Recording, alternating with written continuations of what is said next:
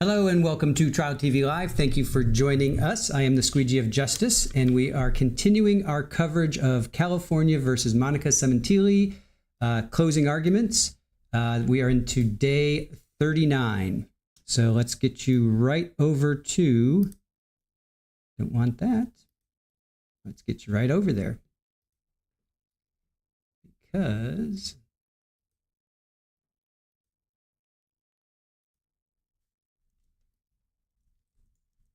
they have started.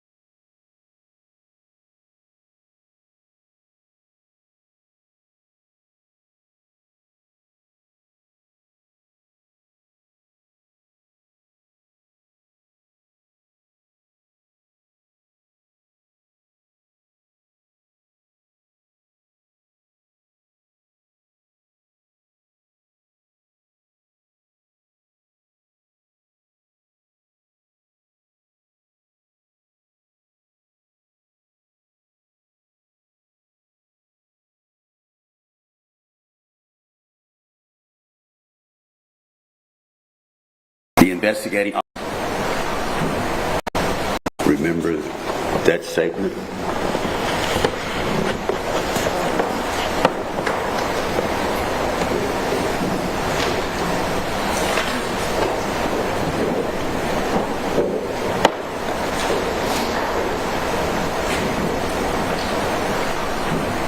It's pretty much what I've already said. No. I didn't ask you this.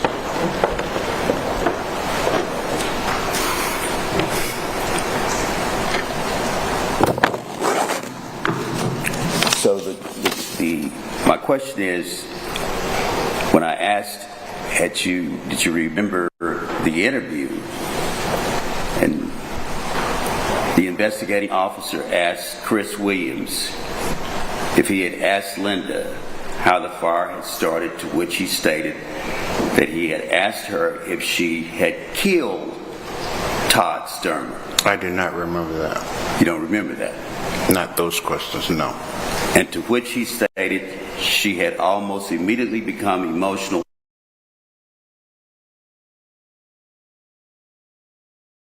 You guys, I have no idea what's going on with the audio. I have no idea. Just hang tight.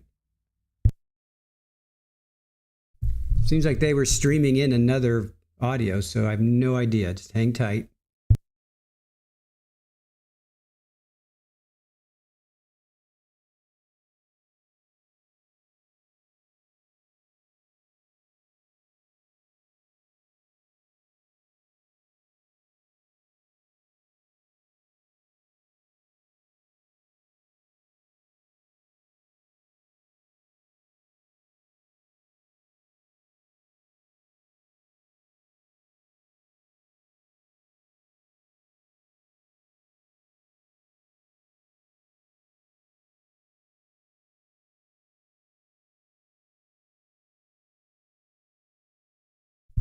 Trying to find another feed, but I don't think there is one, guys. So just hang tight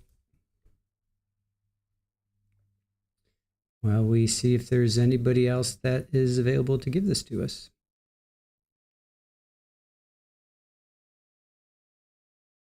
Yeah, they had the wrong feed. Maybe this will. Wow.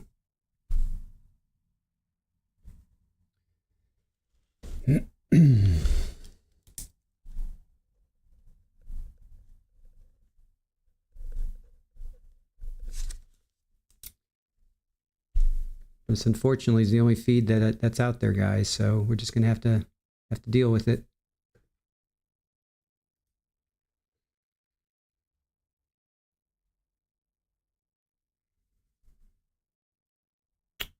This is a shame.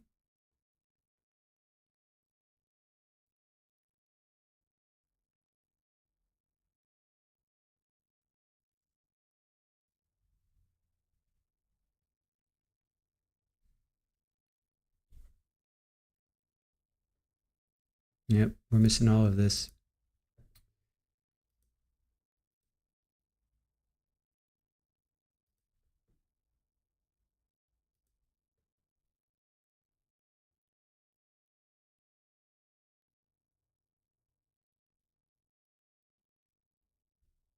This is terrible, you guys. Terrible.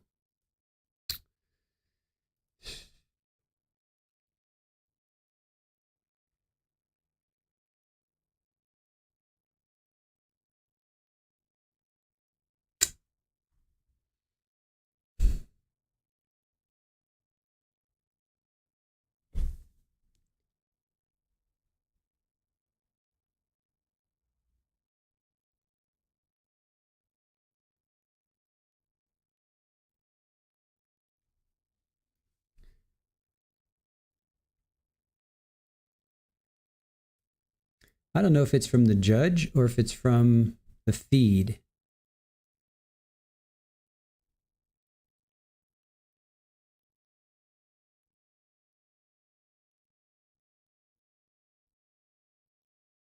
Maybe it's from the courthouse. Is it the courthouse? Somebody needs to tell the judge to turn this up.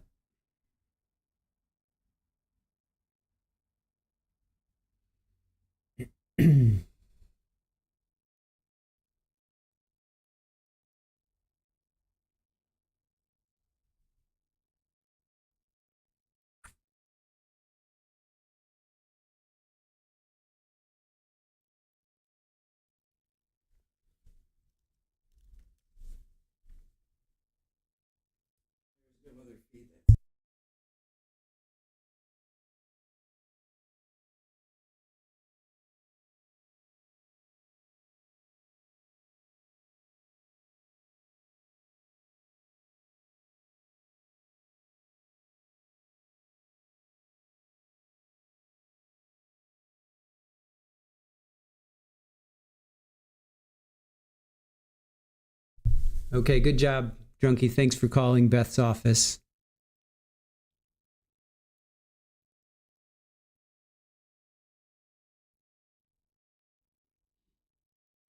Yeah, this is terrible.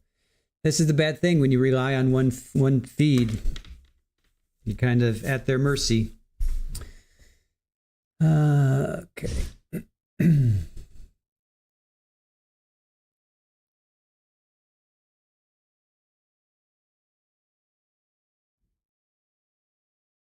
It seems like they know it. They know that there's no sound, but it's coming from the courthouse.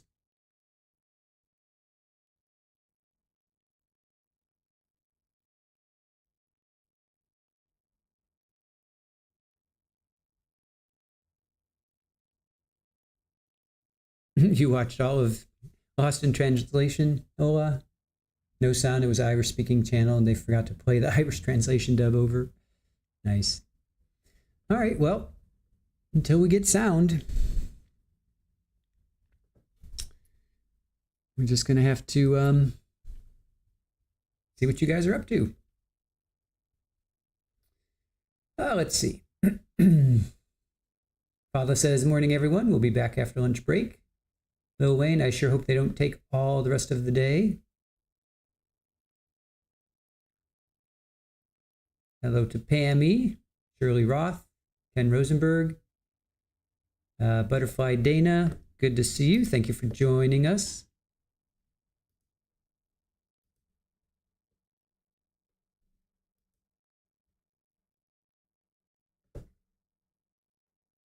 Pam E.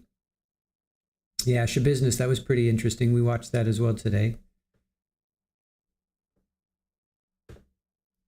Who else is with us? Cajun Bayou Queen, hello to you. I got to hit the like button myself. If you haven't hit the like button, please do so. Appreciate it. For those just coming in, there is no sound from the court, from the feed. So we're just going to be here until they kick it in. Just Shamrock, good morning to you. Hello, Susan, here for it. Irish Amy, hello to you. Super Ball is right here, chilling, like she does. Only Fan, Justice Obsessed, Eli. Hello, hello, hola. Nice.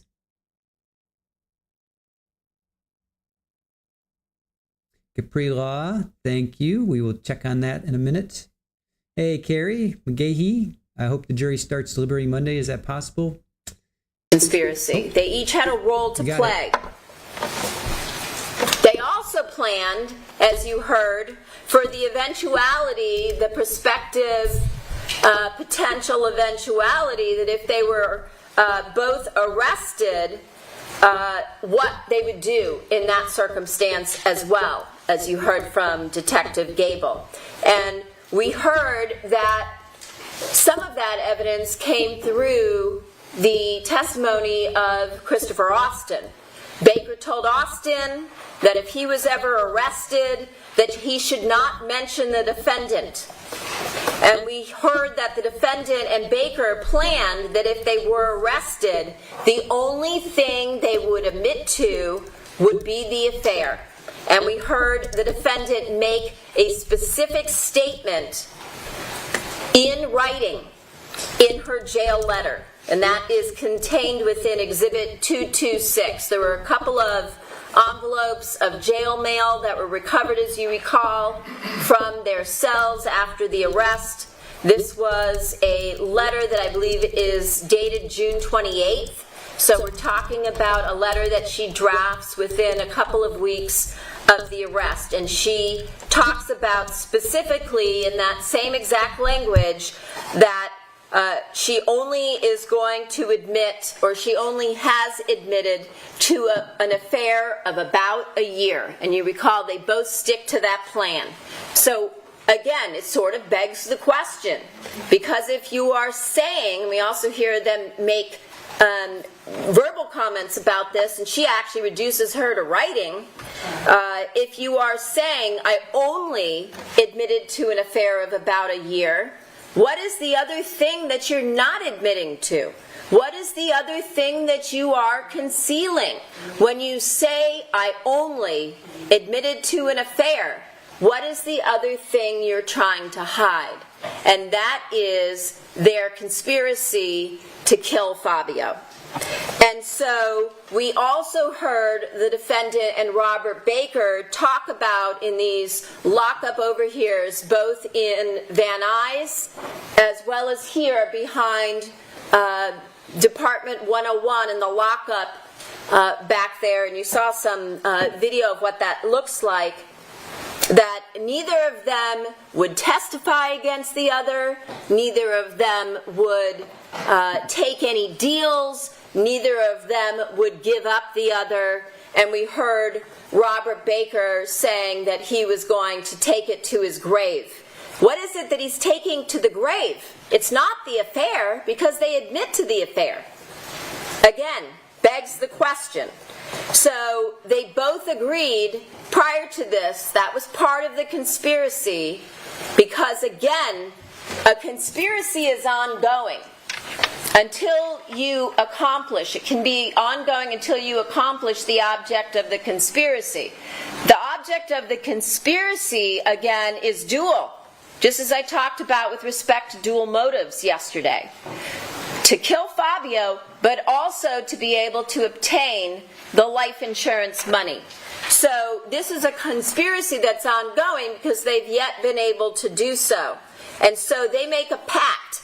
They make a pact to maintain their silence because, again, if either of them talked or testified, both of them would go down. And that's why we hear in the lockup those recordings. If you didn't understand what they were talking about, hopefully it's become more and more clear, and you're probably going to need to go back and review some of those recordings and transcripts. But there are statements about the fact that they're not going to say anything, that they're going to maintain their silence, that they're sticking to protocol, or the one the defense played for you on their last day of their case, which was now 2 days ago, where he said, stick to the program, and she says she is.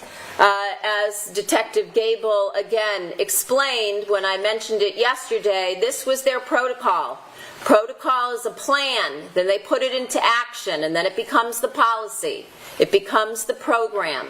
And you heard me talk about protocols with all the different lab personnel, from the LAPD's crime lab, Randy Zepeda, from Leslie Thompson, from the sheriff's lab, who did the testing on the toothpaste tube that Baker was passing to the defendant containing his semen. There are standards, protocols, policies, practices that are put into play that they follow in order, again, to ensure that the outcome can be verified. And in this case, that's what they're doing. They've put their own program or policy into place because he's a military guy, believe it or not. So again, you need to ask yourselves the question, would Baker really have killed Fabio without the defendant's knowledge, participation, and agreement, without her intent that the murder take place, without her intent to kill, without her intent to agree to this conspiracy? Would he have done that on his own? Because wouldn't that run the very obvious risk that that would backfire and that she would no longer be able to live here in the United States, that she would have to go back to Canada?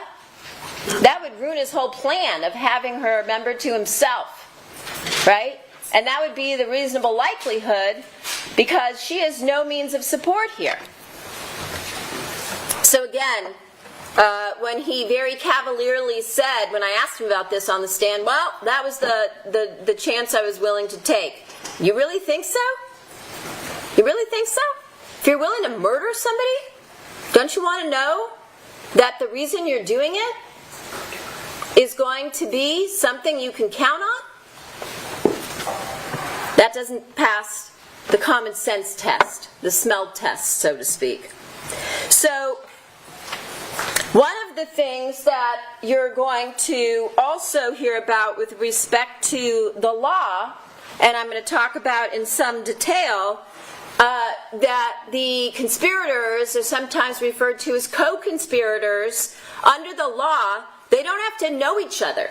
And remember, we talked about this, I believe, during jury selection. You're going to hear about it again as I go through the law today, and you're going to hear about it again next week from the Honorable Judge Cohen when he reads you the law, that co-conspirators don't have to know each other, because you can, in your head, probably come up with plenty of circumstances. If you talked about, let's say, organized crime, right?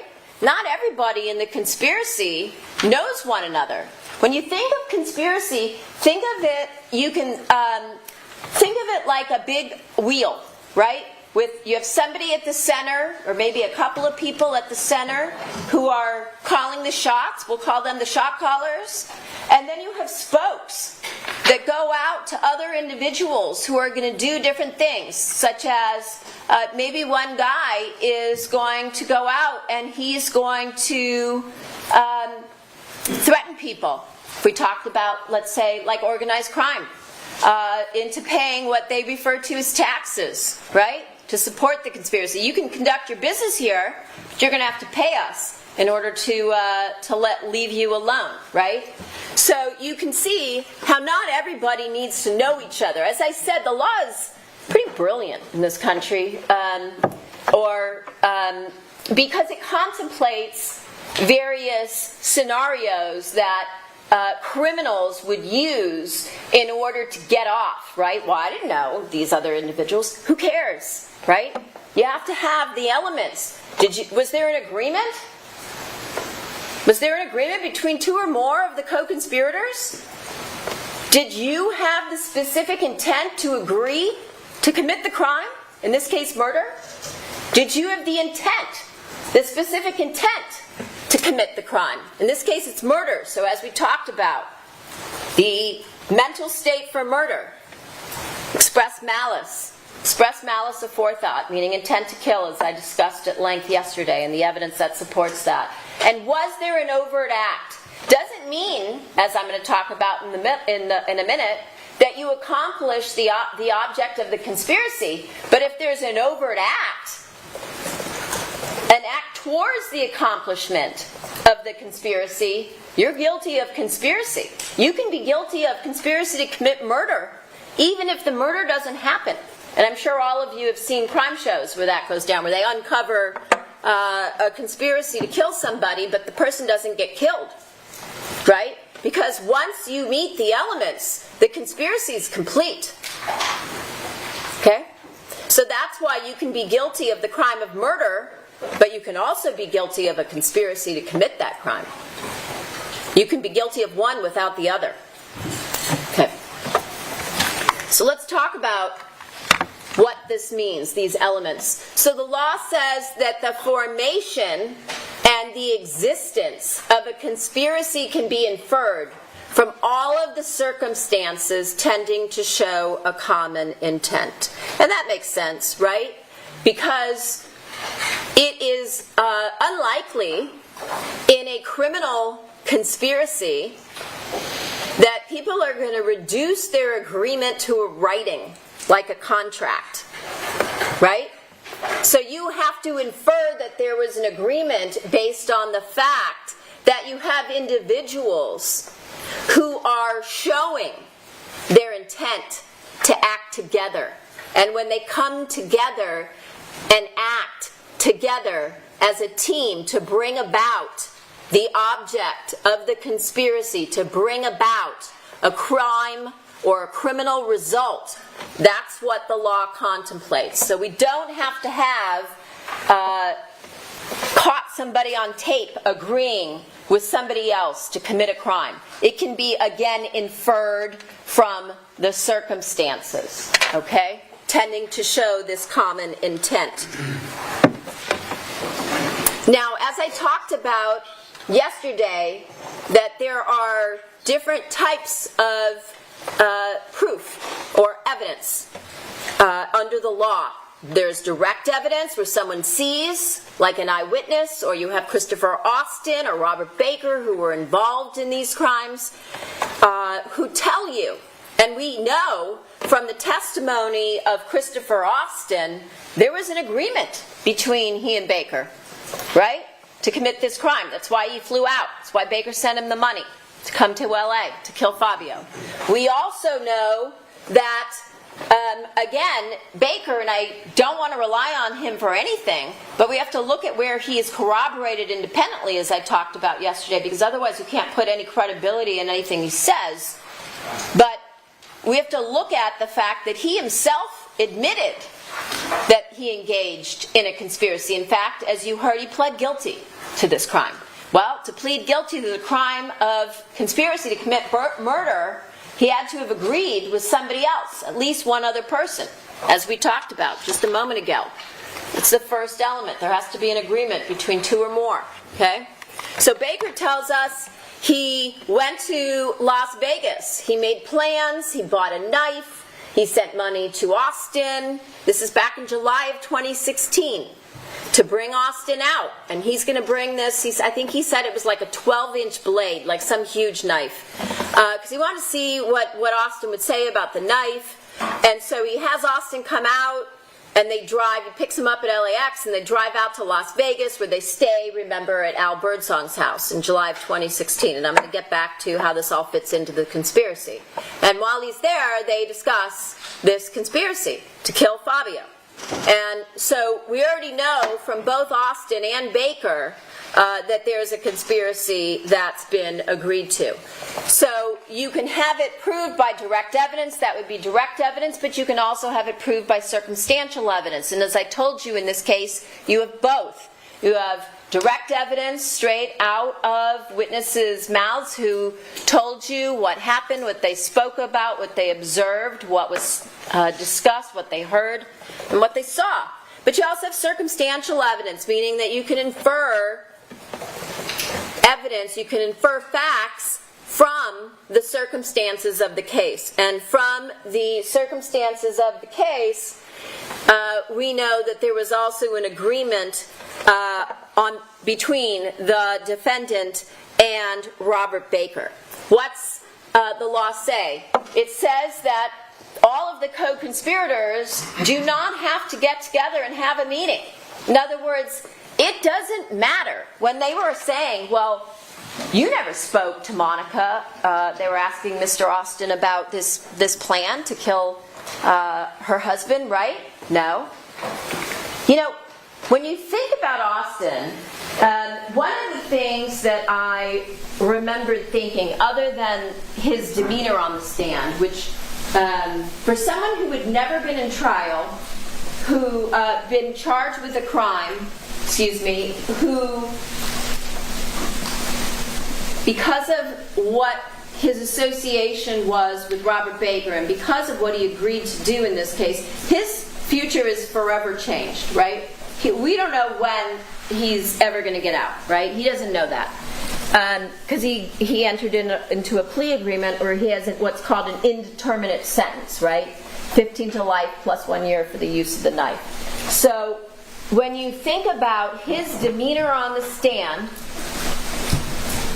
given what has happened to him over the course of the last few months, it was striking to me, and again, I told you that the judge is going to read you instructions that give you various factors that you can take into account in judging the credibility of witnesses, such as bias, interest, motive to lie, of course. The things that, again, are based on common sense, but you can also look at things like a witness's demeanor on the stand, their attitude toward giving testimony, whether they've ever been convicted of a felony, whether they've ever admitted to lying like Baker, whether they've ever admitted to perjury, things of that nature that you know should be something you would be able to take into account, right? Those things weigh heavily on who you put your faith behind, right? So also things like, were they in a position to perceive what they said that they saw? Were they consistent or inconsistent? Were they able to recall sufficient details that tends to indicate the reliability or confirm the reliability of what they said? Is there independent evidence of what they said, right? All those kinds of things, plus more. Anything based on your common sense. You're the judges of the facts. Judge Cohen makes the decisions on the law, but you are here to judge the facts. And you have taken this so seriously over the last few months, right? This is your job. We're deadly serious, right? Because someone lost their life here. But when Austin got on the stand, even under cross-examination, he behaved better than their experts, who threw little temper tantrums on the stand. Or Baker, who said, I'm out of here, I'm done answering this silly question. No, sit down. Right? Shocking. He's not a professional. These other individuals, the divorce lawyer, the guy who's managing the estate assets, who came up with 1,000,001 reasons on why he almost missed the date to exercise the options, which means P&G had to send him letters saying, hey, buddy. Objection, Your Honor, that was not the divorce. Overruled. You're getting ready. I'm not talking about the divorce lawyer. I think I was clear. I'm talking about the guy that's managing the estate, Mr. Rubin, that came back and said, oh, he's now going to build the estate maybe if he can. He's going to figure that out so he can take some more money. Because he was so great on the stand that he should be able to build the estate for his time. Who seemed offended by the fact that he had to answer questions on cross-examination. Right? Who talked over Miss Stagel. And we saw that actually happen with both men. I'm not going to call them gentlemen, because they certainly treated the prosecutor, who just happens to be female, differently than they treated the male who asked them questions. Right? Their demeanor drastically changed. Maybe I'm imagining it. Mr. Austin? He didn't do that. I'm not saying I would invite Mr. Austin over for dinner in my home. But demeanor, their attitude toward giving testimony. Mr. Baker, he treated this with such contempt. He treated you with contempt. He lied to you from moment to moment to moment, and then doubled down on it, even when it made no sense. And I'll get to that. He thinks you're stupid. I'm betting on you. Common sense. So again, the co-conspirators don't all have to meet. No express or formal agreement is necessary. You're going to hear this in the law Judge Cohen is going to read to you.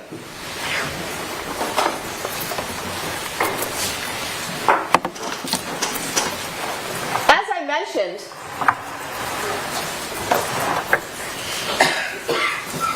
yesterday, as well as when Ms. Stagel and I spoke to you during jury selection,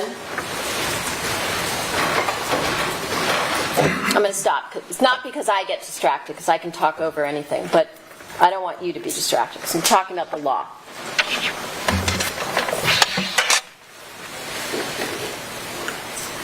We welcome the burden of proof. We don't shy away from it. We know we had the goods when we walked into this courtroom. That's why you're here. We've been waiting 8 years for you people. But under the law, there are certain things we don't have to prove. And you're going to hear this as well in the instructions. We do not have to prove, as I said, that the co-conspirators met or know each other. And again, going back to Austin, he could have lied, right? He could have said, hey, I was just the lookout. We wouldn't know any different.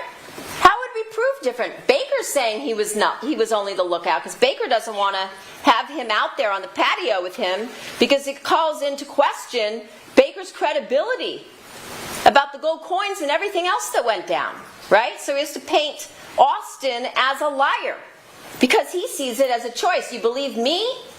She gets out. She gets the money. She can support me from the outside. You heard them talk about that. Baby, you got to go home if you can go home. You've got support out there. And what does she tell him? Wait for me. As long as it takes. Wait for me. They're in this for the long haul.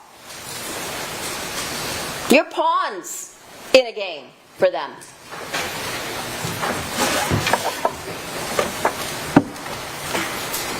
Austin could have lied. He would have maybe gotten a different sentence, different plea agreement. He also could have embellished. He could have said, I absolutely talked to her.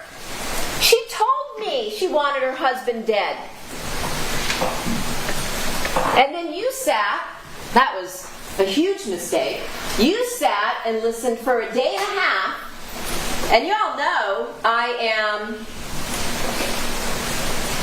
I'll use the word meticulous because it sounds better, to a fault. Right? And I questioned him till I was done. Like them. Till I have every answer I want. Right? Because this isn't a game to me. Or them. Or her. I questioned him for a day and a half. Miss Stagel questioned him. Miss Stagel flew up to Vancouver, Washington, to be there, to have eyes on what happened when they took Austin down at the end of last year, to make sure everything was done by the book, to be there to support if there was any legal questions that came up. He could have said, oh yeah, I talked to her, right? Because if they're claiming he's making stuff up to get a deal, and they made this big deal out of the fact that, oh, the evidence has to have value, so he's going to add to his story. Well, if that's true, why didn't he do that? Why didn't he say, oh yeah, I talked to her, this is what she told me? Wouldn't that make his story more valuable? Maybe be willing to give him more? He didn't do that. He didn't minimize, but he didn't embellish either. So again, you're looking at details, right, that support credibility when you're making these decisions. He could have said, you know what, I do remember in Vegas.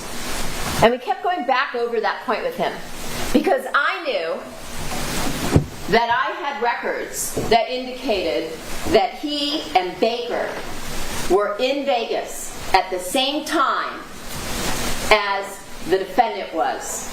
When again, she's sneaking around behind Fabio's back while he's working this event there that he's emceeing, that he's in charge of, right? Where thousands of people are going to these events. She's sneaking around and meeting up with Baker. Well, I'll talk about that. He doesn't say that. He doesn't say, you know what, I totally do remember meeting with her. And this is what she told us. He doesn't say that. He says, I know we went to Vegas, and then we have to show him documents. Like, do you remember this at the Aria?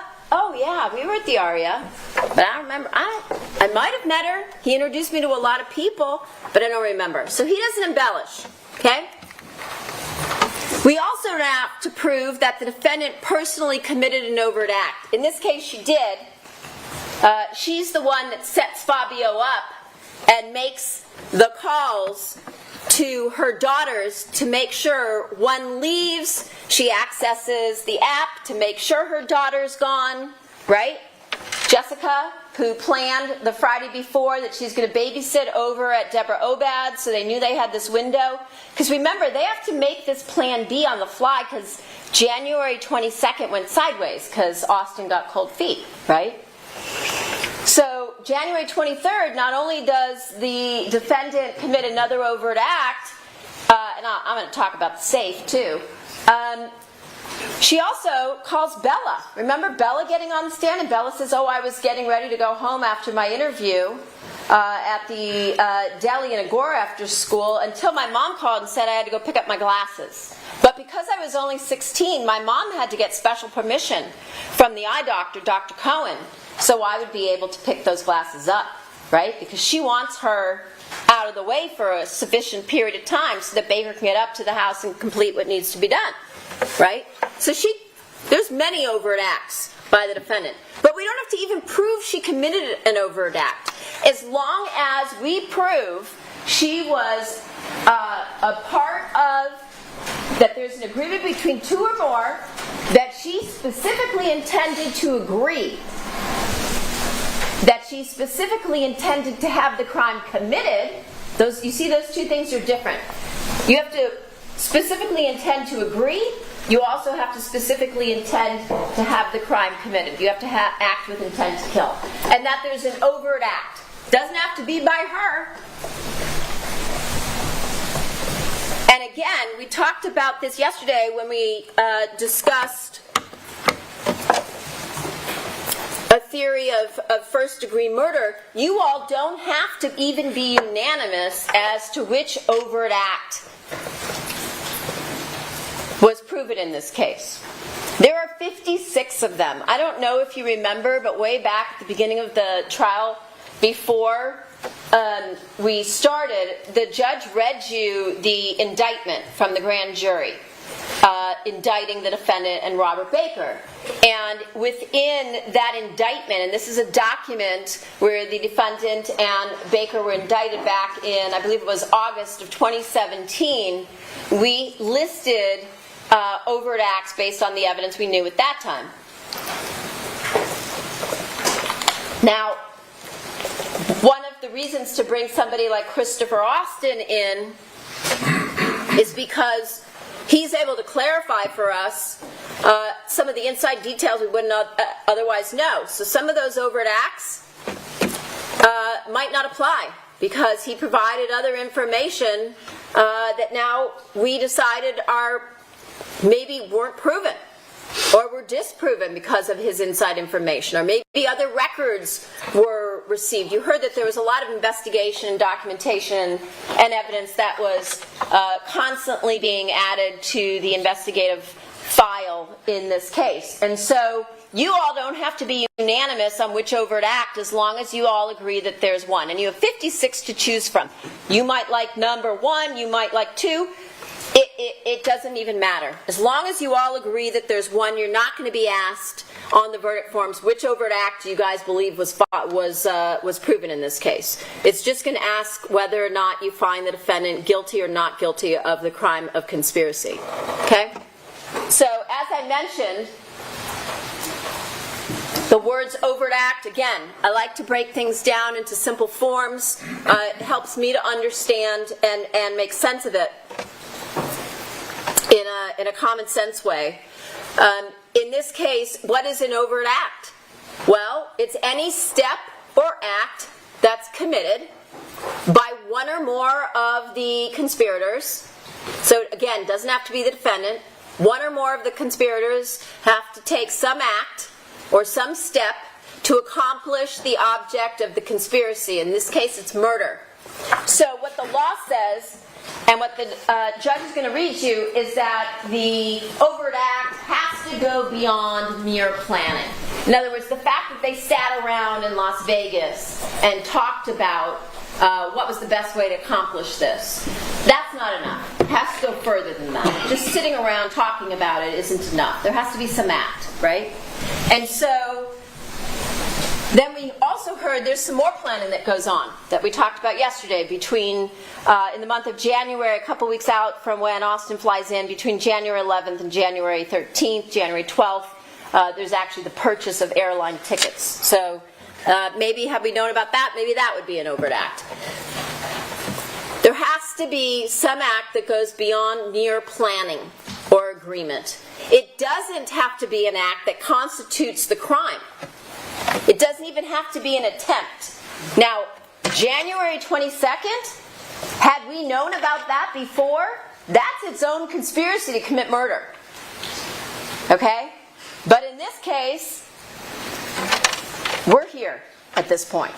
So it's evidence that you can use to show, like I said yesterday, very unlikely that Baker and Austin get so lucky that they get Fabio alone once, let alone 2 days in a row.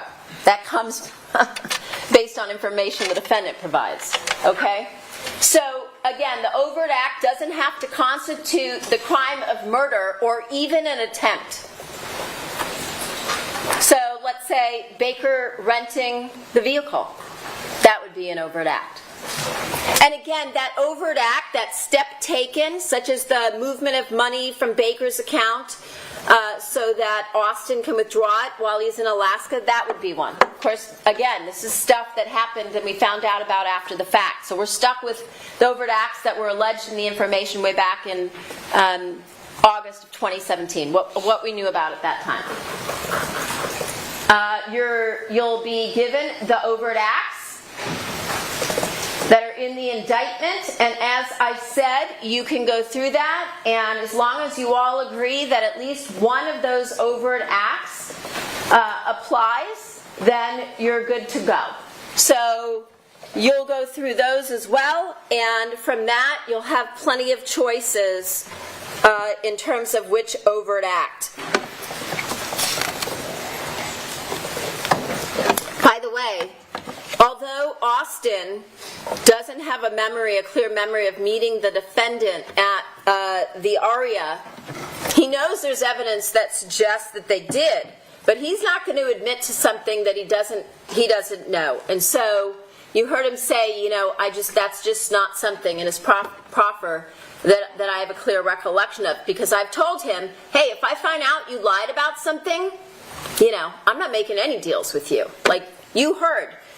There are certain people, the defense kept saying, well, you're a prosecution witness. The prosecution was supposed to call you. Witnesses don't belong to either side. Either side can have a subpoena issued and call whoever they choose.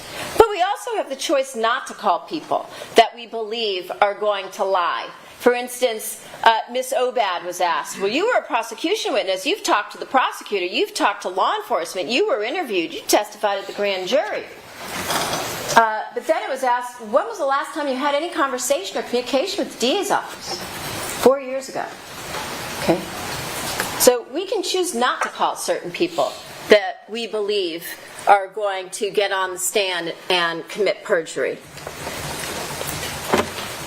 So Austin, who doesn't have a clear memory of meeting the defendant, now you need to go back and ask yourself, when Baker got on the stand and he went out of his way to say, oh, I left him over at this location and then I went over here to meet Monica, he could have left Austin at Al Birdsong's.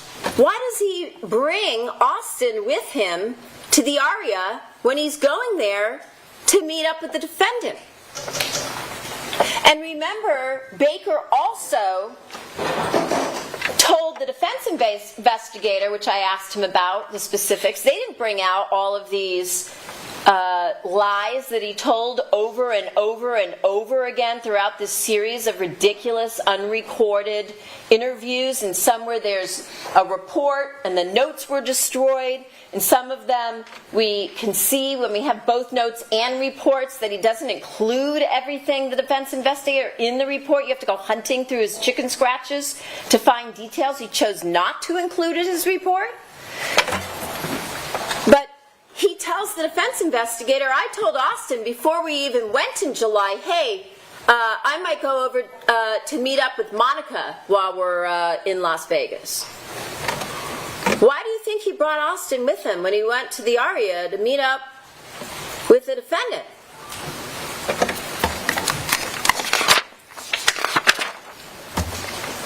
So the point is that we know, based on cell phone records, call detail records, cell tower records, and the testimony of Cy Ray, who's a geolocation expert, that these three are all together at the ARIA at the same time.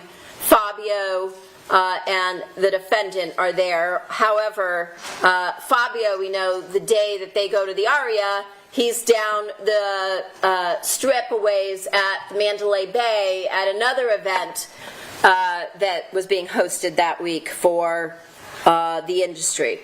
So, again, we know that the defendant and Baker had ample opportunity to plan this crime when they were together, not just based on what's in their volume of communications, but we know that they have face-to-face communication, right? There's pillow talk. There's times when they're together alone where they had the opportunity to plan this, and there isn't going to necessarily be, let's say, a paper trail. They also, as we know, were using an encrypted app to be able to communicate secretly. And the defense brought up over and over again, well, these encrypted apps, they're used by people all over the country. Absolutely, right? A little bit different back in 2017 right? We heard about that from the testimony of Curtis Davis. They weren't being used as much in this country at that time, but people who traveled internationally did, because you could talk to somebody, communicate with them for free through these encrypted applications without paying these data fees. However, keep in mind, we're not looking at what they kept doing throughout the whole trial, and they're going to do again when they get back up here. We're not looking at individual pieces of evidence in a vacuum. We're looking at the evidence in totality, which is what you heard from, again, Detective Gable, Detective Verna, and Detective Roberts. You're looking at all of the circumstances of the behavior together as a whole. When you look at items in a vacuum, they don't tell you anything. They're only significant or important or probative in terms of how they relate to other evidence in the case, right? Then it has some meaning. And when you're talking about, as you heard, criminals who are involved in planning a crime, a conspiracy, or a criminal enterprise, these types of applications are often used by criminals because it allows them to hide their communication. Same reason why individuals who are involved in a criminal conspiracy use a burner phone. Again, does that mean that other people don't go and pick up a cheap phone at T-Mobile or wherever you get those from, the market? You used to be able to get them at the market? No, but you're looking at them again as a part of the evidence in its totality. And if you're using a burner phone and you're using encrypted applications and there's evidence that shows that you're participating in a criminal conspiracy to kill somebody, you're going to want to hide your communications. By using a burner phone, we can't get those types of pieces of information as we did, let's say, from the defendant's iPhone. Number 119 that was seized when she was pulled over, along with her burner phone, the ZTE flip phone, if you remember. 119 is her Apple iPhone, 120 is the ZTE flip phone. Both of them are in her purse inside the Mustang at the time that she's arrested on June 14th. And I'll talk more about that burner phone a little bit later. So, again, when you're talking about all of these different types of secret methods or modes of communication where you don't have to leave your name, you don't have to leave your address, you can make up addresses, which we heard Baker did on January 29th when he goes up to, I think it was Victorville, to purchase all these burner phones, 3 different burner phones. It allows you to hide your communications. So again, think about that when you're asked to look at things in a vacuum. The law specifically says that when you come to your decisions, you have to base your decisions on the evidence, and you have to look at all of the evidence in light of the other pieces of evidence and the circumstances of the crimes. So again, we know that we heard in this case evidence where the defendant is discussing with Baker in the court lockup recordings that she was afraid that law enforcement would be able to get into her phone. And remember, she makes those comments about, I'm afraid they're going to crack my phone. If they get into the phone, I'm fucked. Right? She says that one day. And another recording, she says, if they're able to get into Viber. And he goes, what? And she goes, Viber. Right? She's whispering because she doesn't want to be caught, because we also heard that they know they're being recorded. Right? They say that from minute 1 in the back of the black and white police vehicle. Keep in mind the circumstances. They're not being put into the back of a black and white police vehicle with all of Robbery Homicide Division and SIS surveillance unit and taken down with a police operations van because they're having an affair? Are you kidding me? Who's going to believe that? That's not what's happening. They know they're being arrested for murder. So when the defense says, oh no, the only thing they were worried about, and the only reason they're using all of these different things like burner phones and encrypted applications and whispering is because they're covering up for an affair. Really?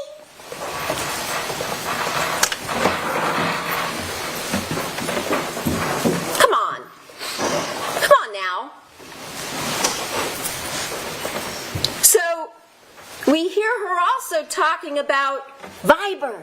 Viber! What if they find out about Viber? Because again, if the police are able to get into the phone, we did, but you're only able to recover certain things because what do? They delete Viber. How do you know they're acting together? They both deleted on January 23rd, the day of the murder. Coincidence? I mean, at what point are there too many coincidences to be able to call them coincidences? Right? Like if you have like a button, like that commercial from one of those stores where it's like, hit the button every time, that doesn't make sense. Tell me when I get to that point. When I have too many coincidences, tell me when I get to that point and you'll hit the button. Too many. We're way down that road.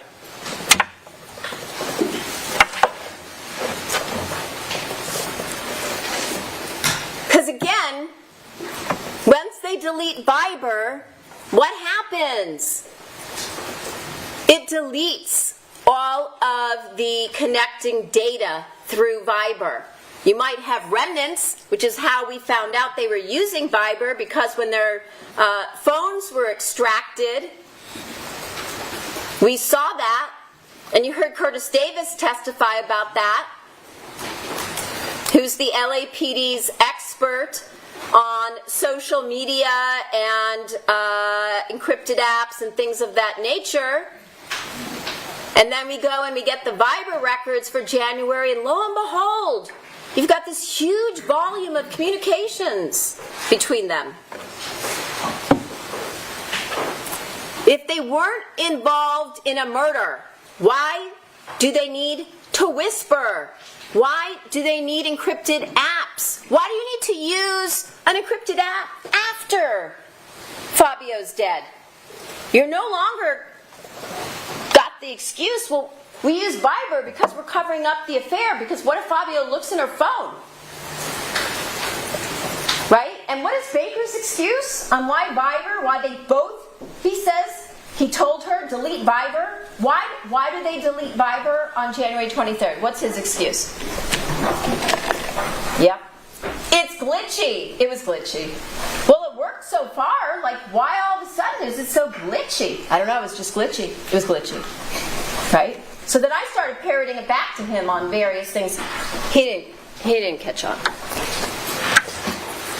But why, after the 23rd, when they both delete Viber, why do they then, again, 3 people who just have to be involved in this conspiracy to kill, Baker, the defendant, Austin, why do they all download the same application, WhatsApp? Coincidence? I'm hitting the button. Common sense. And you might have all been wondering during jury selection, why'd they leave me on this case? Street smarts. Common sense. Doesn't matter how young you are, doesn't matter how old you are, doesn't matter if you wear glasses, doesn't matter the color of your skin, doesn't matter what socioeconomic group you come from. None of it matters. Common sense. It's the only thing that matters. You're experts in that. I have faith. So again, look at the evidence in a common sense way. Break it down. Make it simple. It's not that complicated. They made it super complicated. Why did they do that? They wanted to make it impossible. Impossible for anybody to unravel and figure out all the details. I'm no genius. I did it. So they discuss how it's going to be done. They can do it face to face. They can do it using encrypted apps. They can do it using burner burner phones.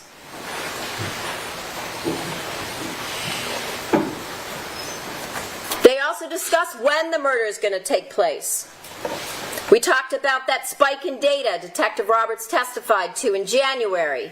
And then we also heard this little piece of evidence, remember, from Austin, which was, again, there's little pieces of gold. And when they played back the proffer over 2 days, and I know, I have a very annoying, I can hear it, a very annoying nasally voice, but I could hear in the questioning where Austin gave details about things that the first time through I didn't necessarily catch. I knew it was there, but I was focused on the answer and how that related to the next question. Because when you, again, are questioning a witness, one of the most important things, which, anyway, not everybody does, is you're too focused on the next question and you forget to listen to what they're saying. And what we heard in those recordings of the proffer was that he was told by Baker that they had to get the murder done. Remember this? Before the end of January, because Fabio was going on a business trip. Lo and behold, Fabio is set to leave for Boston on January 28th. That's Exhibit 261, his travel agenda that was sent to the defendant. As Alicia testified, she always sent Fabio's agendas to the defendant so that she would know his itinerary, where he was staying, where he was going, when he was coming back, things of that nature. So obviously Baker gets that little tidbit from Monica. She tells him about that. That's why they have to get this done.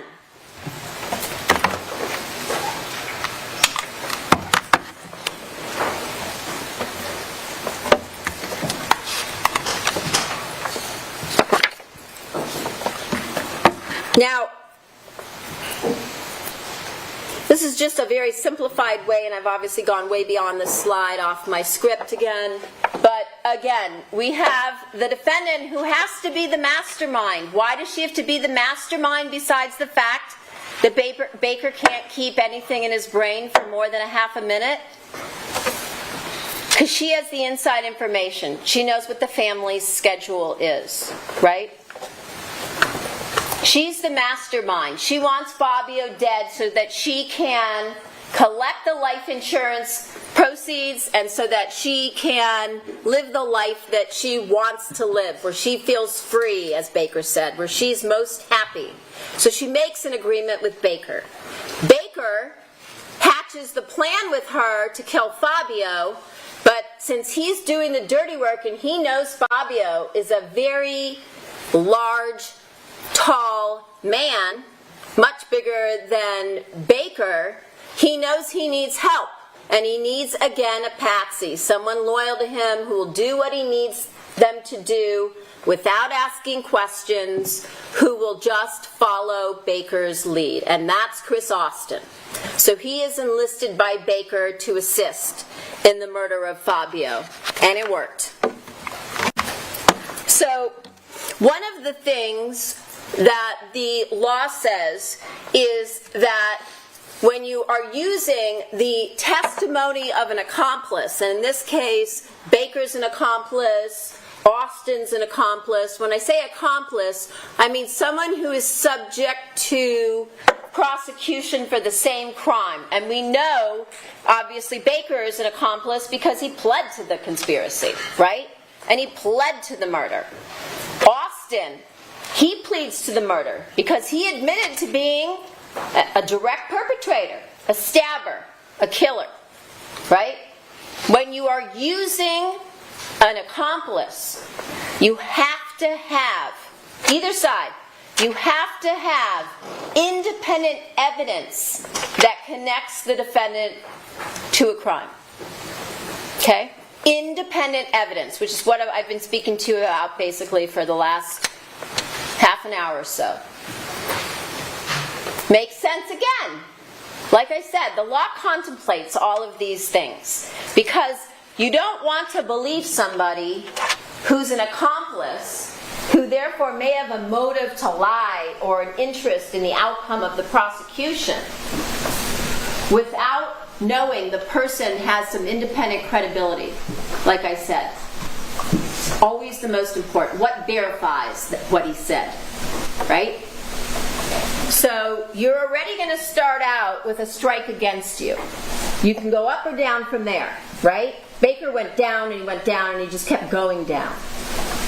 But Austin, we had to look for independent evidence. And even though the law says that the corroboration you're looking for is separate evidence than what the accomplice testified to that connects the defendant to the crime, I'm telling you, in addition to that, make sure that before you believe one of the two accomplices in this case, that you have independent evidence that verifies, like I said in the proffer agreement, that verifies, that corroborates, that proves independently that what they're telling you is true.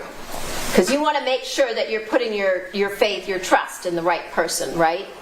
And so the law says just that you have to have independent evidence tending to connect the defendant to the crime of murder. And there is a ton of that, which I've talked about. So what you do is you go back a step. You go back to before November of last year, when finally there was sufficient evidence to go up and take Mr. Austin into custody, regardless of whether or not he gave up anything. He was coming to LA. He was going to be prosecuted. So take him out of the case. Take out his testimony. It's easy to do. He didn't come till very late in the people's case. Take him out of the case and look at what's left. What do you have? Well, independently from records, we can put from the cell phone and cell tower records and Cyray's testimony, we can put Baker at that strip mall the same time as Fabio on January 22nd, right? We have cell tower records. We have cell tower records that show that Baker goes to LAX to pick up Austin on the morning of January 22nd. We have cell tower records that show that Baker took Austin to the area of the flyaway on the 23rd. We have now a ticket, we don't need Austin to tell us, we have a ticket putting Austin in the rental car, and we have cell tower records, cell data, showing that Baker, when the defendant calls him later in the morning on January 23rd, putting him at the location of the Enterprise rental car, where he gets his friend Paula to rent him a car, because now his cars are glitchy. We know that Baker, again, from these independent records, isn't just at the strip mall when Fabio shows up there in the evening on January 22nd, that Sunday, but also cell tower records that put Baker waiting at that location for a couple of hours before Fabio even shows up there. Again, as I talked about yesterday, coincidence?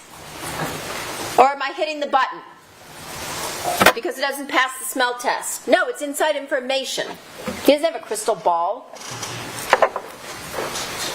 We have the text string between the defendant and Fabio on January 22nd regarding picking up faux or faux near me. We have the defendant's Google search where she's looking for faux places near me. And then she specifically Googles this location off Ventura Boulevard, faux California or faux CA. I believe CA stands for California. So the defendant is already figuring out where she's sending Fabio. And then we have more. We have then the defendant to cover it up and make it look like this is just innocent. I'm sending my husband out on Sunday night to pick up I pick up Fa. She texts Bella. Do you want fried rice? More. And again, this is not exhaustive because you can see I could be up here for probably weeks and I won't run out. Mrs. Baker, she writes that on the mirror. She signs her letters that way, before and after the murder. As I talked about, the use of these encrypted apps and then the deletion of the encrypted apps. The destruction of evidence. Remember, we heard the defendant and Baker again in the overhears. Again, these individuals know they're being recorded. They know it. But at some point, they forget. Even as they're telling each other, we're so smart. We're smarter. We're unique. We're special, baby. No, they do the same thing all the other morons do back there. They eventually forget they're being recorded and they talk. And she says, they're going to look at your computer. My what? Your computer. Gone. What? Gone. Gone? Yeah, can you believe it? It broke the day before. No good. Got rid of it. Remember that? And then there was that whole ridiculous, now it's coming back to me, line of questions where I asked him about that, and he said, oh, his computer had been stolen out of his car. Remember that whole thing? Anyway. The testimony of Cyree, that's independent. The level of communications between them. Cyree told you these are extreme. I don't think you needed him to tell you that. Thousands. And what about when they get put into, as I said earlier, the back of the patrol vehicle? Again, you think deny everything? When the defendant said that to Baker, deny everything. You think she's talking about an affair? You think they think they're being put in the back of a patrol car for an affair? Because these guys, they don't got enough to do? More. What about, and I'm going to get into this, what about all of her lies? Her lies to law enforcement, where they kept pounding on this same topic over and over and over again. Wasn't she calling you? Didn't she want to know about the investigation? She wanted to know, what were you doing to solve her husband's murder? No, that's not why she was calling. She wanted to know what the investigative information was so they could prepare for it. She asked specifically, what about the DNA? Over and over and over. And Detective Parshall and Detective Verna did exactly what they were supposed to do. They're not going to give up info. They're going to play that close to the vest. Well, nothing came back. It all came back to Fabio. So that puts her at ease. Because, again, they know. She knows Baker cut himself at the scene. And so they're worried whether or not his DNA is going to come back in any of these crime scene samples. And so, again, this ridiculous racquetball story. The problem is with the racquetball story, and I'm sure you've probably already put this together, there's numerous problems that we'll talk about. Matt Nurse saw them there that morning, never saw them play racquetball. Jessica, at the time this is fresh in her mind, is interviewed by law enforcement. She goes to the gym with mom, they work out, they go on the treadmill, no racquetball. The defendant is interviewed over and over and over again about the details of what she did on January 23rd. Never mentions racquetball. Never mentions any injury. Delia's there that day. So we know she doesn't come home dripping blood from some towel or whatever you want to believe she would have had to have bring home in order to get blood all over the house and smeared onto objects in her bedroom that are rifled through and left in the sink. Delia's cleaned that place up. None of that stuff was there. Why would Delia lie? She didn't. And there's no blood on the racket. Either racket. So that story fails. And then we hear them in the back of in the lockup talking about the racquetball story. Well, maybe it wasn't that day. Maybe it was another day, because Jessica said we didn't play that day, but we did play that day. Oh, did you tell them? Did you tell them that you cracked me in the hand with the racket? Right? And then there's no records of it at LA Fitness, as Matt says. And then Sheila gets up on the stand and says, we were there that night. We didn't see Baker that night. The first time I saw him, he had somebody take over the league. Was later on that week, and I noticed that night, I think it was Thursday, that he had an open cut on his finger. The next time I saw it, it was bandaged. He told us about the murder. We didn't even know about the murder. But there was he wasn't at the gym that night. Baker said, oh no, I went there to make an alibi. Remember that? And I asked him, well, how is it an alibi? It's not for the time period during the murder. It's not proof of anything. So again, it's this big messed up story that they're trying to use to explain away the DNA evidence of the crime scene. And again, as I said, you probably have already figured this out, but the one piece of evidence then that they can't explain away is then, if that's the explanation on why you think the DNA or Baker's DNA is there because of suddenly this racquetball accident on the day when you're arrested, and you volunteer this statement to Detective Gable when he tells you about Baker's DNA, how does it explain away Baker's DNA in the Porsche?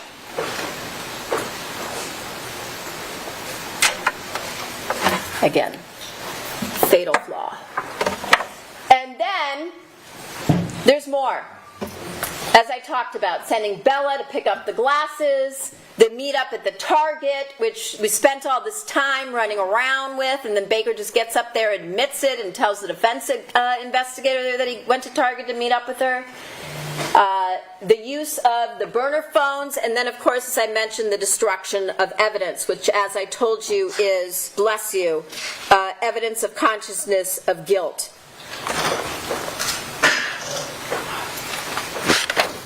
And again, it goes on. Post-murder conduct, leaving the daughters alone. Who in their right mind would do that? We even heard about that, bless you, from Deborah Obad. She's talking to Parshall. She's telling him how he should investigate this case because she's Nancy Drew. And so they start calling her Nancy Drew because she keeps referring to herself that way, and she thinks she's part of the investigation, and they must need her help because she's brilliant. Just ask her. And they tell her, yeah, I wouldn't leave my daughters at home in that house. And she says, yeah, me neither, right? But she's a good friend. She's not going to confront the defendant. She's a good friend because as she's doing all this, calling Parshall 50 times, and she was offended. Remember when Ms. Stagel asked her, well, did you know you were being recorded? No, I did not. Okay, but their transcripts are wrong. Well, transcripts are made from a recording. Well, the defense investigator's reports are wrong. Okay, that one I'll believe. Lack of concern for the daughters. Now, here's something I want to bring up. And it relates back to the FA pickup and all those messages and Google searches. If you're just sending your husband out on a Sunday night to pick up dinner, and I don't care if we're talking about Chinese food, if we're talking about Mexican food, if we're talking about Vietnamese pho, why do you need to delete your Google searches? She does that because she doesn't think Fabio's coming back, right? And so there's going to be an investigation. The same, what was the word? I can't remember now the word, I'll think of it, that Deborah used. The same suspicious behavior, the same behavior that shows consciousness of guilt that she does on the 23rd. Remember on the 23rd when she goes into Ralph's? What did Cyree say that she does in the 10 minutes she's in Ralph's? She deletes Lifestyle Lounge and a bunch of other things from her phone. Right? Council, let me interrupt you at this time. Let's take our morning recess for 15 minutes. The admonition applies. I'll see you here in 15.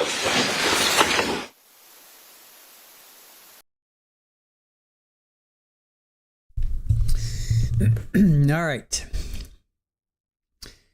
So Miss Silverman is bringing the fire today. I like it. I like it. She's definitely getting snarky. She's way more snarky today than she was yesterday. And she was pretty snarky yesterday too.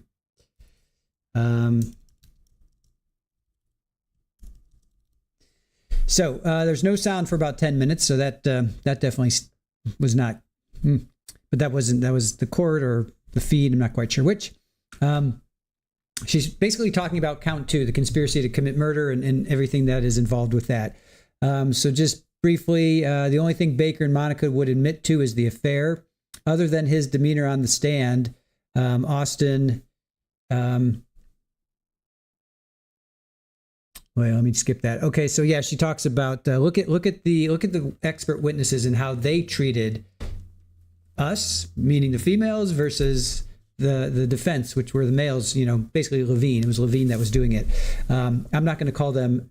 She said the men. I'm not going to call them gentlemen. They treated the females much differently than the men. They talked over Miss Stagel. They had contempt for being on the stand, and that was specifically Baker and.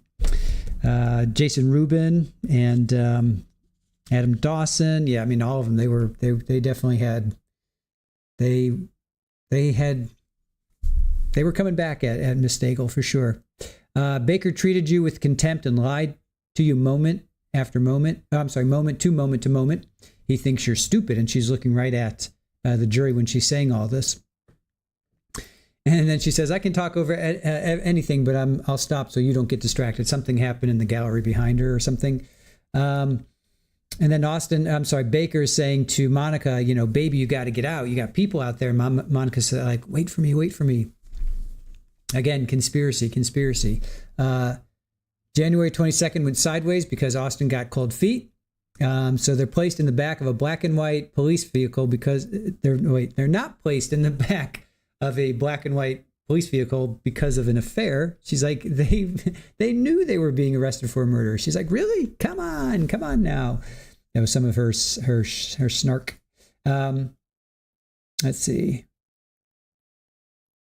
Oh yeah, then she does the whole hit the button, you know, for common sense. Every time, you know, common sense comes up, hit the button.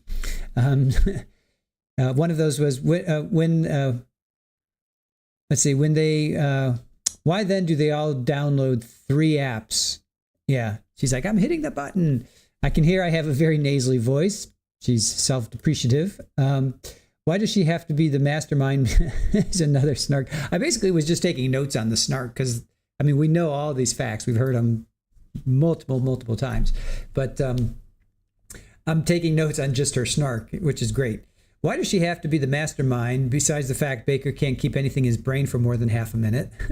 This is not exhaustive. You can see I can probably be up here for weeks and not run out, meaning the evidence, just mountains and mountains and mountains of evidence. It's not like they have and it looks like her binder, she's only halfway done.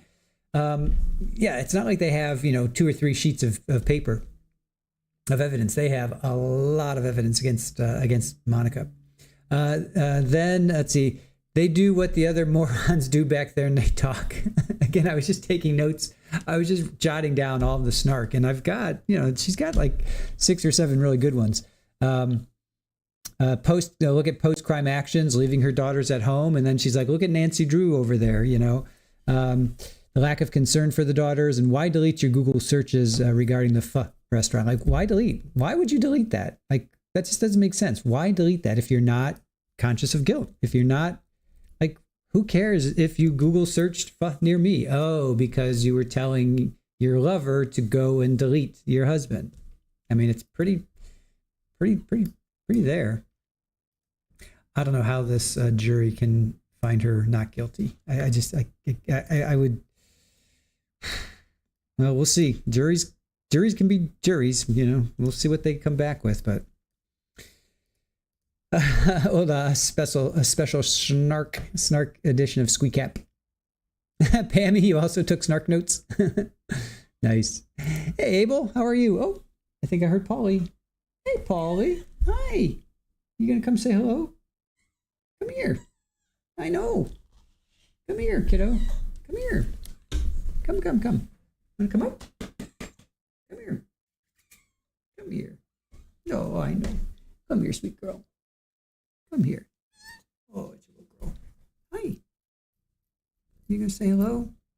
That's a good girl. Can you hear her purring? That's a good girl. Kitty. That's a good girl. Floofy tail.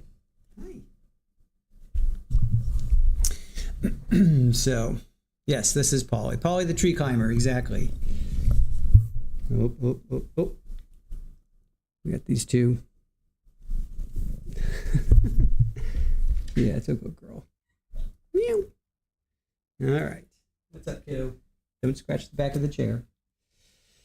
All right, Snark Notes. That's a publication worth getting. Oh, is that, let's see. A little mew. Yeah, run with scissors. Runs with scissors. She has a cute little mew. Mew. Pammy Polly. I hate it when she means Baker, but not Fabio.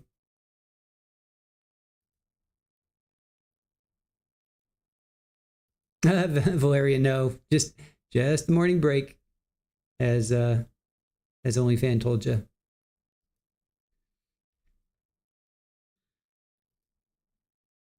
Thank you, Ken. Cute little meow, MEG. Meow. She is cute. Widespread panic and Super Ball. My life is now complete. Super Ball's like, get off of my desk. Polly tries to be cool with Super Ball, and Super Ball smacks her and does her thing. Here, I'll come big screen so you guys can kind of see what they're doing. Polly's there. Super Ball's cleaning herself. Oh, there's her scratcher. Polly, hi. Yeah, I guess you can't quite see her. Yeah. My paralegal. Super Ball's my paralegal.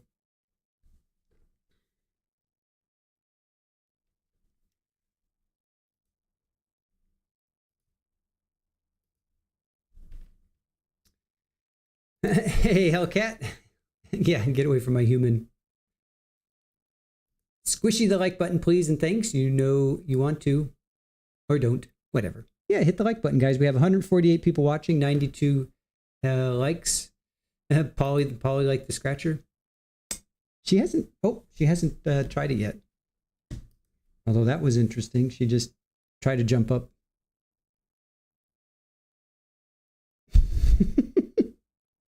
Hi. Well, hi.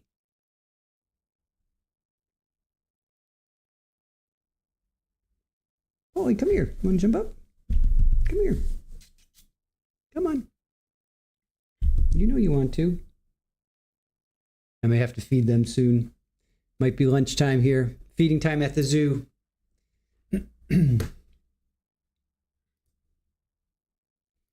right, I'm going to go feed them. I'll be back in a minute. Your cat is in love with the Roomba. You hear her, right? We're thinking about getting a Roomba too and see what they do with it. I know Pammy. She's a cute little kitty. I'm not. Well, she started at 12:10, and here we are at 1:38. So it's been an hour and a half. And yeah, she's well over. Well, yeah, she was at 5 hours and 50 minutes. So she's at. I'm sorry, she was at 4 hours and 50 minutes. So she's at 5 hours and 50. She's like at 6 hours. She's at 6 hours. Butterfly Dana. Yeah, we call her Floof. She's the Floof. All right, I'm gonna go feed them. I'll be back. I'll be back in a minute. Trials just go, and I'll have it. I'll just have it playing. All right, I'll be back in a minute.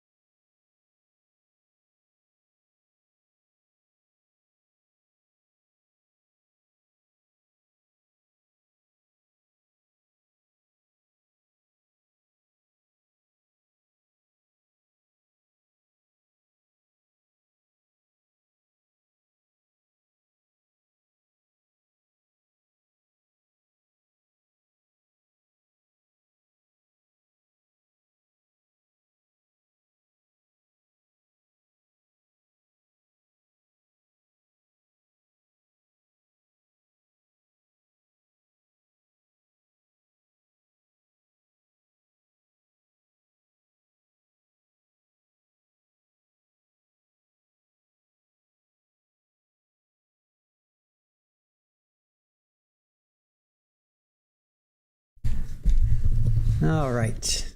Kitties are fed. Superball is protesting. She didn't want to be fed. She didn't leave her little zone here. But the kitties are fed. The babies are fed.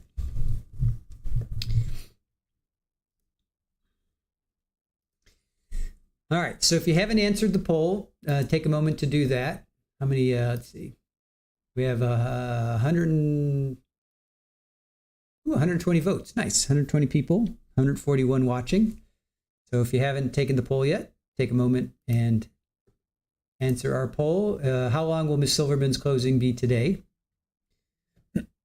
Yes. Kitties are fed.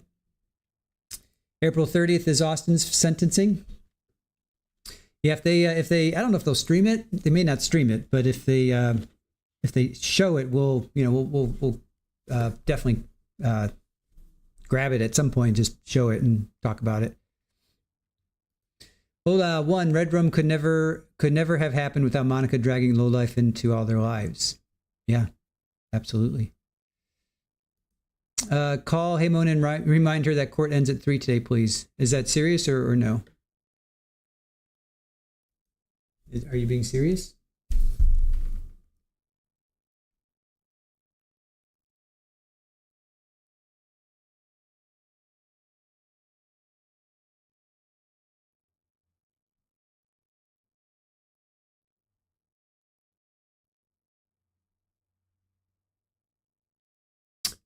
Tell me if you're being serious or not. I haven't gotten a text or anything.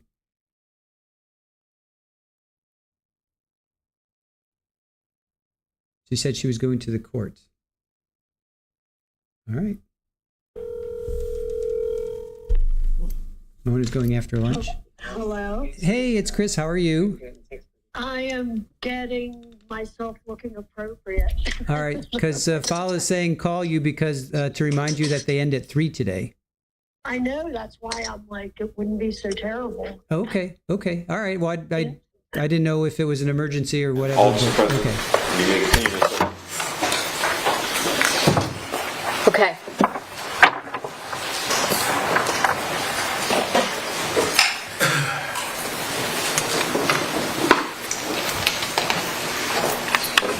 So one of the things I did want to bring up, and it's going to come up again when I talk about the timeline a little bit on the 23rd, but again, independent evidence that connects the defendant to the crime of murder and the conspiracy.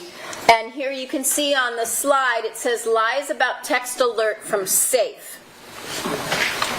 So, again, just pulling out little pieces to try to put them in context. Remember when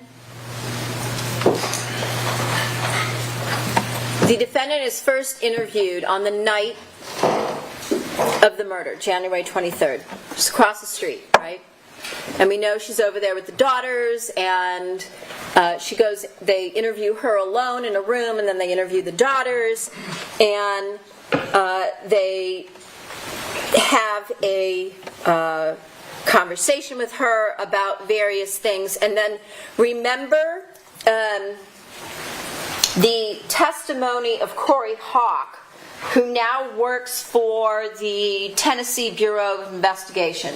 And at the time of the murder, Corey Hawk was working for LAPD's crime lab. And she was working in the field investigation unit. And she was called out to the crime scene to process the scene with her partner, Matt Salcedo. And Detective Verna flew in and testified about how that works, how crime scenes like a homicide scene get processed, and how it's a collaborative effort so that they understand, what they're looking for and what might be relevant and what not. And one of the things that I mentioned yesterday was that the crime scene was obviously staged, and I talked about the reasons that support that. And that there was blood evidence on items in the master bedroom, which is the only room that's ransacked, which also is part of that support for that proposition. But the blood evidence on those items indicates murder happens first, right? Which means it's not Nobody's breaking into burglarized. Targeted hit. So Corey Hawk said that when she went into the master bedroom, it appeared to her that the master bedroom walk-in closet was untouched. It was undisturbed. And they were told by the defendant, remember she does a walkthrough the next morning, I think it's with Detective Gutierrez, Efren Gutierrez, and Bucknell, and on their way out they're showing her, like, we processed this, and there's fingerprint powder here, and this was swabbed, and we took certain items, and so on and so forth. And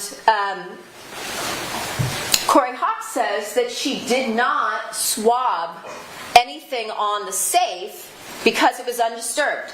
So she was going to leave that. She thought the surface material of the safe was better left for latents, right?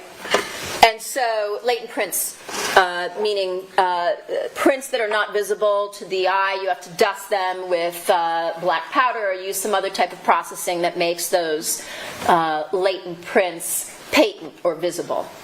And so the defendant also is interviewed January 23rd, and then remember there's a phone call, and we played you her recorded calls, and you can go back through all the transcripts and the recordings. But they keep going back to the 20th and the 21st because the crime scene doesn't make sense because it's a staged scene and the Rolex is on the wrist. And so she says, again, on May 18th, and remember this is the date that detectives Parshall and Berna bring in robbery homicide detectives Chris Gable and his partner at that time Barry Tellis, and they are working together, but the ruse that they are using is that these are detectives that are working on a knock-knock burglar task force, remember? Because the minute you bring up, oh, these guys are from robbery homicide division, it has a different, it sits different, right? And they don't want to blow what they know is now going on because now they've accessed records and things like that. And robbery homicide is moving in to take over. And so they go through the scene with the defendant. They come to the house, May 18th, 2017. They walk through the house, and you can hear the recording is in Detective Gable's pocket, his jacket pocket. And so you can sometimes hear it's muffled, but you hear them all talking, and we played it through him, and he testified about it. And they go into the closet, and they're talking about, before they're in the closet, they're in the master bedroom, and they're talking about the slider and whether it was locked or unlocked and things of that nature, which obviously either the front door, as I said, is either unlocked or the slider door is left unlocked. Because remember, Baker says, oh, I was going to go around the back because I know it's always unlocked. And my question to him was, well, you've said to us before that you've only been there twice. The night that you were so drunk that she had to bring you home because you were puking all over the place, and you slept in her bed, which we know is a BS story because Fabio's out of town, and so Jessica tells Deborah Obad, as Obad says, blabbermouth Jessica told her Monica didn't come home till 1 or 2 in the morning that night, and Monica, the defendant, tells Jessica that Sheila and Rob both slept over because she wants to make it sound innocuous, but Sheila left earlier. And then we know, of course, Sheila's never been there until that Thursday after the murder when she comes over with Rob Baker to pay a condolence call. But they go into the master bedroom walk-in closet, and the defendant shows them the safe. And remember, I asked Baker about this because it's hidden. We're going to get to a slide that shows it, but I want to bring it up now because I see it here on my slide. There is a mirror, a long mirror that is behind the master bedroom closet, walk-in closet door. So it's hidden. Not only is it behind the door, but it's also hidden behind a mirror. And the defendant tells the detectives that every time the mirror opens, there's a sensor attached to the mirror. Whenever the mirror is opened, she gets a text to her phone, right? And she says that that alerts her that someone has opened the mirror because behind the mirror is the safe, right? And she says, but I didn't get one that day. I didn't get one on the 23rd of January. I did not get a text, meaning no one opened the mirror or the safe on January 23rd, right? Well, then you heard that and saw, again, putting together pieces that might not have made sense at the time, there is a text that does come to her phone on January 23rd. And it comes at 2:03. And where is the defendant? At 2:03 on January 23rd. She's home. Who opens the safe? The defendant does. Fabio's working from home. He's not fiddling around with the safe. And what does she tell the detectives is kept in the safe? There's no reason for Fabio to be opening the safe.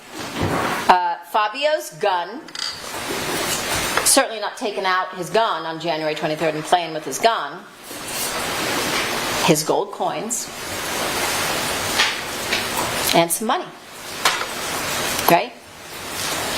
And then Baker gets on the stand, and Baker says, well, there were gold coins. They were sitting out on the patio. Remember that ridiculous story? And there was paperwork from the gold coins. And so I took all of that. How, again, coincidental is that he knows he needs to pay Austin, and Austin knows that, as he testified, Fabio is a collector of things such as gold coins. And lo and behold, Fabio's got the gold coins just sitting next to him out there on the patio while Fabio is working, because maybe Fabio just wants to, I don't know, sit out there and admire them or read through paperwork about gold coins. And in his rush to get out the door, because now they're in this short time frame window that I've talked about, this slim window that has to be shoehorned, manufactured, manipulated by the defendant to make it work. Austin and Baker commit the murder. They have to lie in wait for a time when they, as Baker said, when they're going to decide to rush out through the door from the kitchen onto the patio to take Fabio by surprise, lying in wait. And once they do that, they both, Austin says he turns around, like he barely has time to open his eyes, and Baker's already in the house and gone, because again, they've got a short time frame, and Baker's off because he's got to now stage the crime. He's cut himself, he's taken the bleach out from underneath the sink, he's trying to clean up his own blood so as not to leave any DNA behind, which doesn't work. And he runs into the back bedroom to strew things, objects about to make it look like something, but he's bleeding and because of the knife wound, and he's leaving his own blood and transferring Fabio's blood because of plunging the knife into Fabio. And so he's leaving his own blood and Fabio's blood on various objects, as you heard about from the DNA expert. So at 2:03, before the defendant leaves for Target, she opens the safe, right? Oh, one more thing. Baker, after this story that he tells on the stand about the gold coins and the paperwork just happened to be sitting out on the patio with Fabio at that time, and lo and behold, oh my God, I got to pay Chris Austin. I'll just scoop those up, put them in my pocket. He tells the defense, remember he said, oh, that guy's lying, I didn't say that, or he didn't write it down right, or whatever. On a prior occasion, he said the gold coins were in the house. And he's like, well, they were in the house because they were in my pocket. And so therefore I said it was in the house because they... Anyway, it just got worse and worse, and he kept doubling down, and it just got worse and worse. But anyway, 2:03, the defendant opens the safe, right? And we know those are the only things in there because that's what she tells law enforcement. So why would Fabio be opening the safe? We know why Monica is opening the safe, because she's going to, after the murder, as we heard from Detective Verna, she's going to report the $11,000 or so in cash, which can never be traced, and costume jewelry that has no value, and gold coins as the objects that were taken during the course of this burglary that somehow turned into a murder, right? except the murder comes first, so the story doesn't work. So she goes in, she takes the gold coins out, and then what does she do? She does the same thing that we saw her do every time she did anything that pointed to her complicity in this crime. She deletes the text from the phone, right? You heard about that. So in the deletions column on her Celebrate extraction report, the safe opening does not come up when we dump her phone. So when we extract the data from her cell phone for January 23rd, it doesn't show anything that would indicate that her phone received a text from the mirror safe, right? So how do we find out about that? Well, we subpoena from AT&T these records that are called mobility records. Remember when I talked about the mobility records in this case? And lo and behold, when we get the mobility records, and when I say from AT&T, because remember, she's got her iPhone records. These are separate records. These go to AT&T, as she tells Detective Gable. It's called Digital Life, and it's some service that they signed up for so that when the mirror sensor is triggered and opened, so that you know someone's accessing the safe, the text goes to her phone, and lo and behold, the mobility records show that at 2:03 on January 23rd, a text went to her phone. So she then deletes it, right? Because she's got to cover up why she'd be going into the safe earlier on the day when her husband just happens to get murdered. All right. Then on top of all the other evidence, as I mentioned, we heard numerous admissions, statements by Baker, where he says in the recorded jailhouse courthouse lockup, that he's going to take the blame, he's going to take the fall for the defendant. So when I talk about accomplice corroboration, just going back for a couple so you can see, I mean, I've got numerous slides of it. I'm sure you can come up with additional items, so you can kick that around back there, but that's one of the requirements under the law, is that there has to be independent evidence that tends to connect the defendant to the commission of the crime. So, now I want to talk a little bit more about Christopher Austin. As you heard, he's got no prior record. He pled guilty in this case based on what he admitted to the second-degree murder, along with the use of a knife. I talked yesterday about the fact that his plea negotiations are dependent on his truthful and complete testimony at trial. Who makes that call? Not me. And that he provided information about January 22nd, the first attempted hit on Fabio that we never ever heard about from Baker. And he's interviewed numerous times. It's not until they go in there and they say to Baker, hey, they now have Austin, and he's telling them that you guys went out to this strip mall and tried to kill Fabio the night before he was killed. Oh. And by the way, they have forensic evidence that puts you there.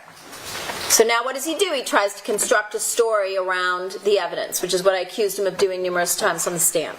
So you know how that went down. And so when you think about Christopher Austin, and I expect you'll spend some time back there talking about various witnesses, including Christopher Austin, and you should, because he is an accomplice, and you need to make sure that you believe his testimony. Same thing you have to do with Baker. And you might think a lot of things about Christopher Austin, and you might also be divided on what y'all think. I mean, maybe you think he's a horrible person who should obviously have refused to help Baker commit a murder. Maybe you think he's just as guilty as Baker, and so therefore he deserves the same sentence, that he should spend the rest of his life in prison, life without parole, like Baker. Maybe you think we gave him too light of a deal. Maybe you think the indeterminate sentence of 16 to life, meaning he might not get out for decades because it's indeterminate, was too heavy. Maybe you think we were too harsh. Maybe you feel bad for him. Maybe you think he did what he did out of some misplaced sense of loyalty to Baker. Maybe you think he's an idiot. Maybe you think he came across as contrite and that he's likely going to live with the guilt of what he did for the rest of his life. And those are all things that are interesting to ponder and food for probably ample conversation back there. But whether you like him or not is irrelevant. The question is, do you believe him? Does what he said, what he testified to, what he stated in his proffer over 2 different dates make sense? Is it consistent? Is it supported by other evidence? And I just spent some time today talking about accomplice corroboration. Does his demeanor tell you that it's likely he's telling the truth? Or maybe you came away thinking he's a habitual liar just like Baker, not to be trusted. It's fine. You can come to the same conclusion on this case that we had before we had Austin. Looking at all the evidence that I just talked about with you, all the independent evidence, when you take Austin out of the case and look at what's left. But what we did learn about from Austin is this small window of time that he learned from Baker. And we know that the defendant and Baker had to come up with an alternate plan after January 22nd didn't go down as they had planned. And so they are now looking to try and find another window, as Baker said, another window of opportunity where they're ready to go on a moment's notice when he gets information from the defendant. And so we know that Monday might not have been an ideal time because we heard that Fabio was supposed to have some sort of a colonoscopy appointment that day. That's why he was working from home. We also heard that Delia, Miss Rivera, is there that day cleaning, so we've got to wait for her to clean. The defendant has to get Jessica out of the house to the Obad's home to babysit. And we know that Baker and Austin are going to have to complete the murder and get out of there before Isabella returns from school. And so they also have the opportunity to delay her a little longer by sending her to pick up the eyeglasses from the eye doctor. We also know, obviously, from looking at the job that Baker did, that he had to rush, just as he said, the staging of the crime scene, because we heard about, and we'll talk about, the defendant sending that last message to him via Viber at 4:46, right? And so how else would Baker know when that specific window would be? Because I just went through a litany of various individuals that you're going to have to work around in order to make that opportune time fit. You're talking about a time period of a little less or a little more maybe than a half an hour. We know they're turning from Oakdale onto Queen Victoria at 4:18, and they still have to get up to the house. They still got to figure out which door they're going to go in, which obviously Baker has to know about ahead of time. As Austin said, they knew that the defendant was leaving the door open for them. And then they also have to sneak through the house to be careful about where Fabio might be, because he might, bless you, not still be out on the back patio. And so, again, all of this requires an incredible amount of timing and manipulation of the time period. And then you also have to think not just about how Baker and Austin, because Baker has to go back, pick up Austin, they've got to get the rental car, Austin in the rental car, they've got to drive over to the location, which is, you heard from the detectives from the SIS surveillance crew, is a few miles away, and they have to park that car and then jog up from there to the house.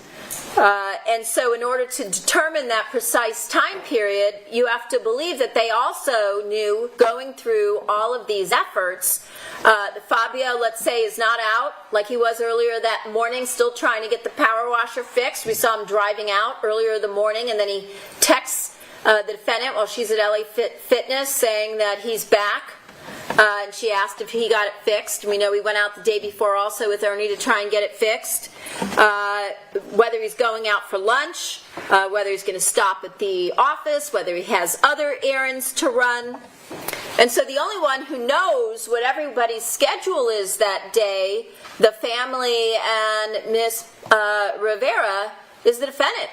That information, that specific time window, time frame, specific, precise, short period during that day where Baker knows he has to be ready to go, has to be provided by the defendant.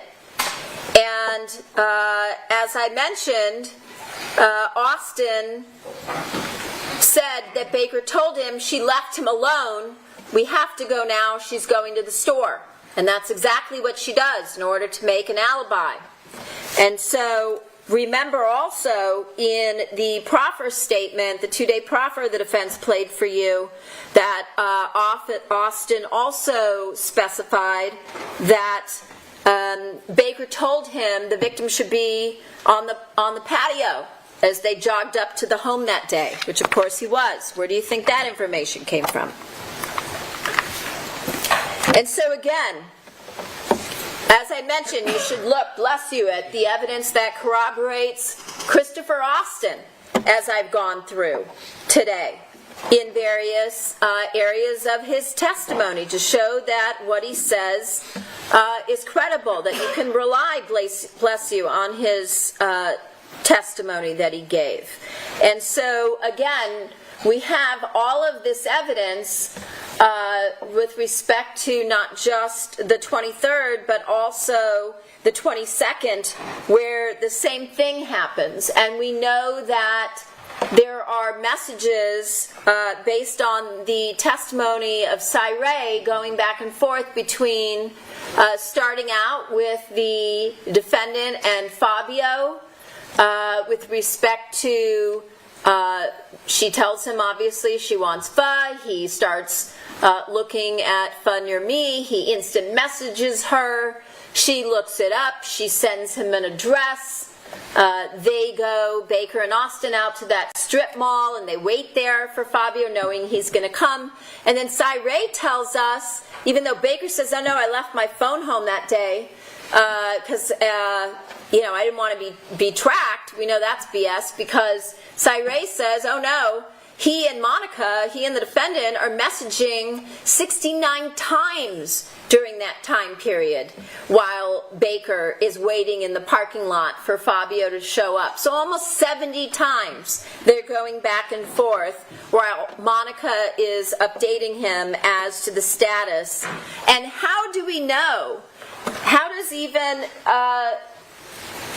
anybody know that maybe Fabio is going to say, you know what, I don't feel like Vietnamese tonight.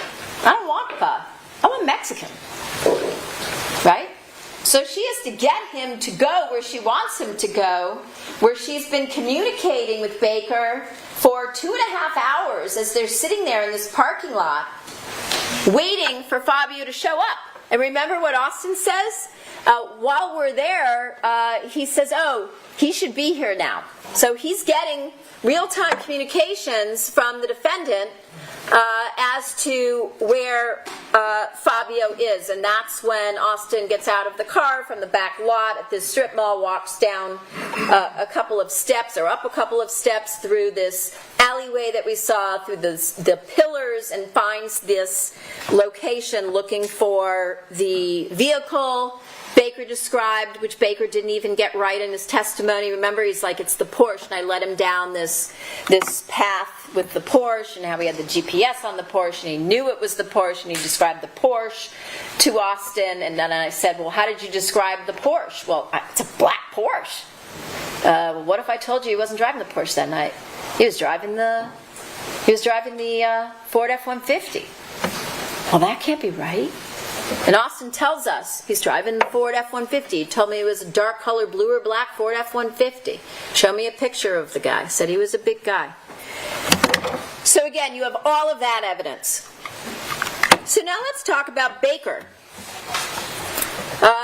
We talked about the fact that he's a convicted sex offender.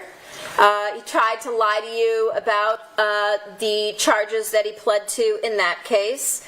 We know that he tried to lie to you and claim he didn't know what he was convicted of in this case.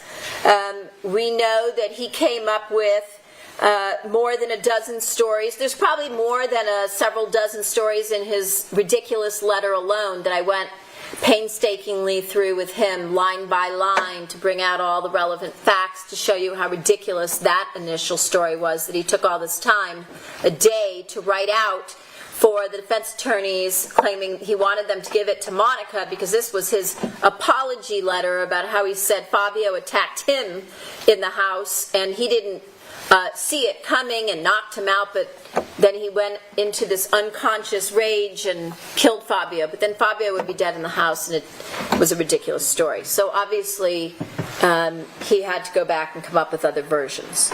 So we heard about that, but no matter how many versions he told, he still never got to the truth. And of course, the other problem we have is instead of getting a court order to bring in a laptop to show him things, they didn't get a court order. Maybe they just didn't want to get a court order to show him, not just to show him things on the laptop, but to record him.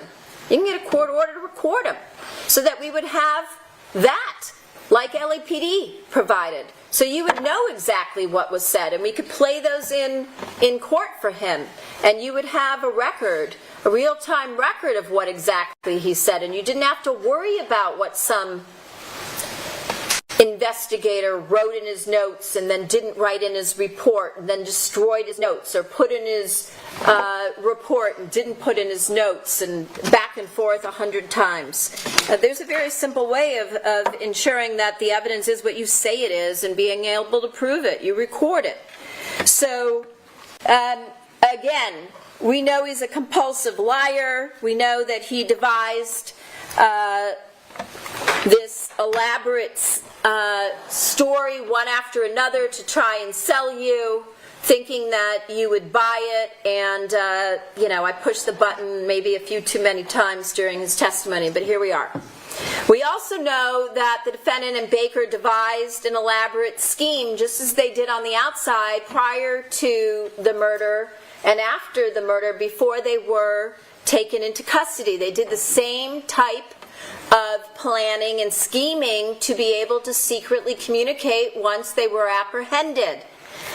You heard about that in detail, excruciating detail, from Detective Mitzi Roberts. They used other inmates' PIN numbers, just like they used encrypted apps, so they could communicate secretly by sending jail letters to each other through other inmates' names, by using other inmates' PIN numbers to make what they referred to as clean calls, so the calls wouldn't be traced back to them. They called through third parties. They figured out times by sending letters to one another that they would either destroy, as we heard them talking about, or that they would hide in other inmates' bunks. And you heard about, in one recording, the defendant claiming that the other inmates in her cell area, the room that she was housed in, they were all angry at her because everybody's bunks kept being tossed because she was hiding jail letters from Baker in other people's places to prevent them from being found and traced back to her. You also heard about the fact that Robert Baker has been sentenced to life without parole.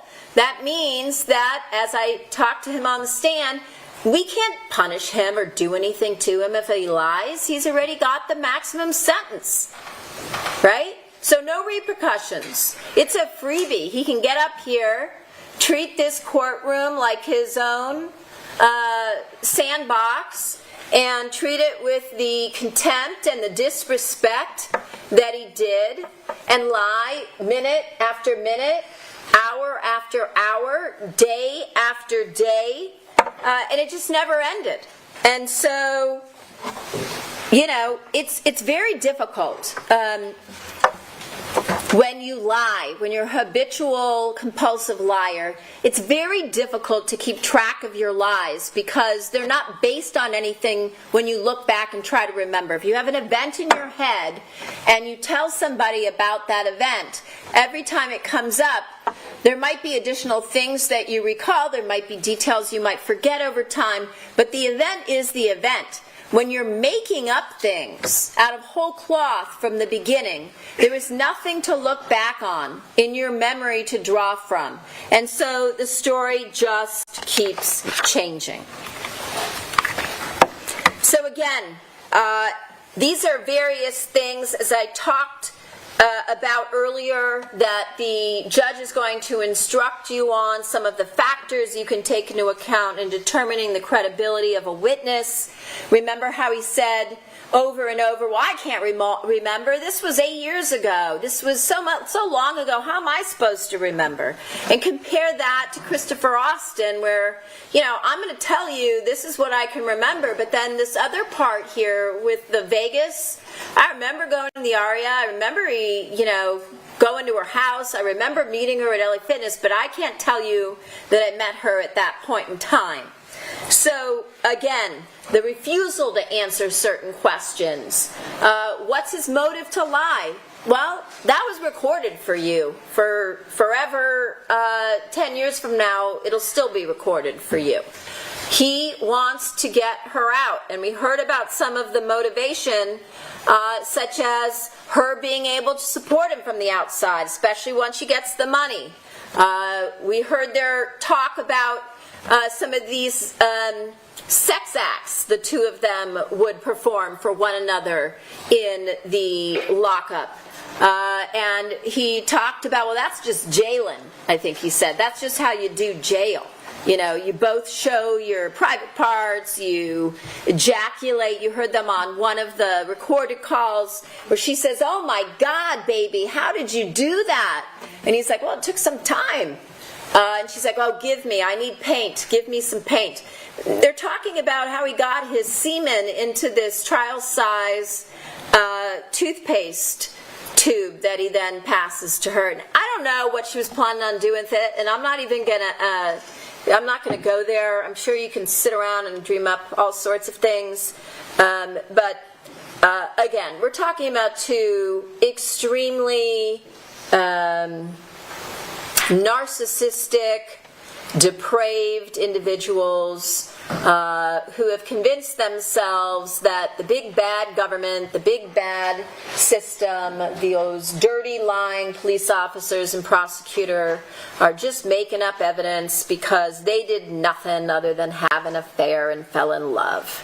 And so you hear them saying that nice and loudly for the recording devices over and over and over. And I think y'all know by now, we all got better things to do.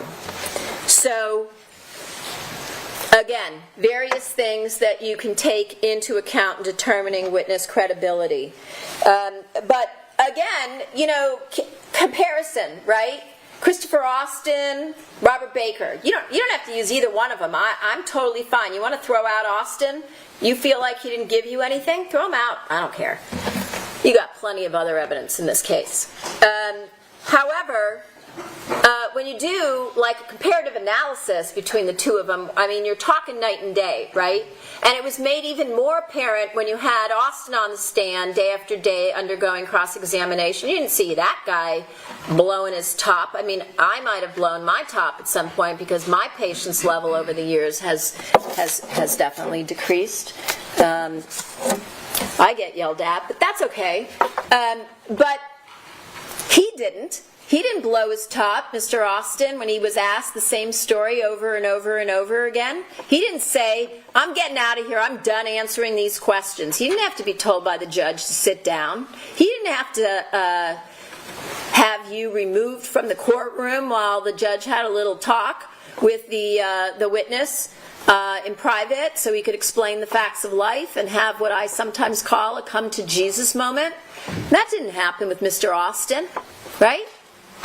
So, you know, you can do that. You can do that little comparative analysis. You had Austin on the stand, then, you know, a little while later you had Baker on the stand, and then lo and behold, you get the gift of getting Austin back on the stand again, and then that comparative analysis became even more clear after listening to Mr. Baker for a few days.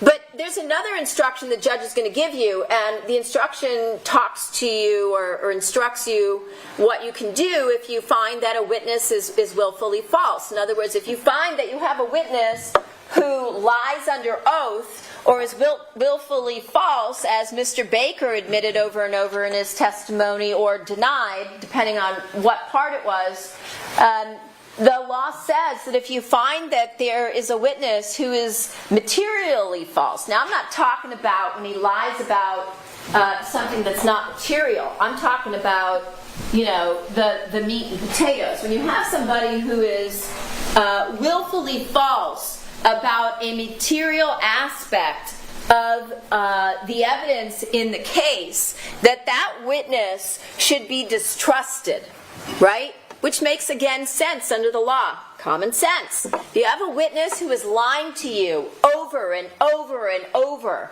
I mean, at some point, you might be able to find some little kernels in there that you can rely on because they're corroborated independently by other evidence. But what the law says is that if you find that there's a witness who is willfully false in a material part of their testimony, they should be distrusted in other parts of their testimony. And then the law goes further.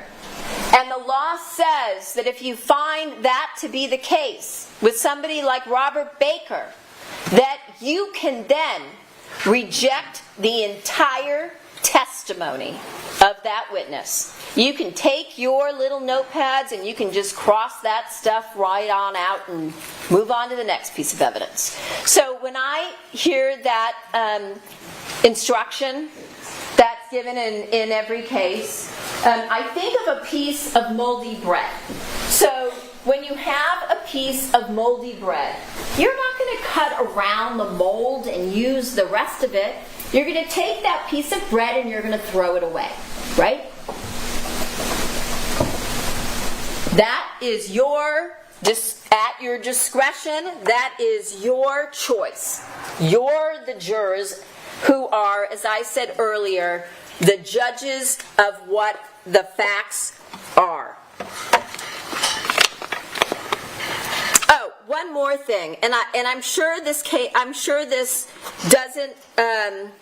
didn't escape you, but also recall one of the tactics Mr. Baker thought was useful was to claim and make a distinction between when he spoke to the defense investigators and, as Mr. Levine said, asked him or told him over and over, we're not going to call you unless you tell the truth, and then he would lie. And then they'd come back and they'd say, we're not going to call you unless you tell the truth, and then he'd lie.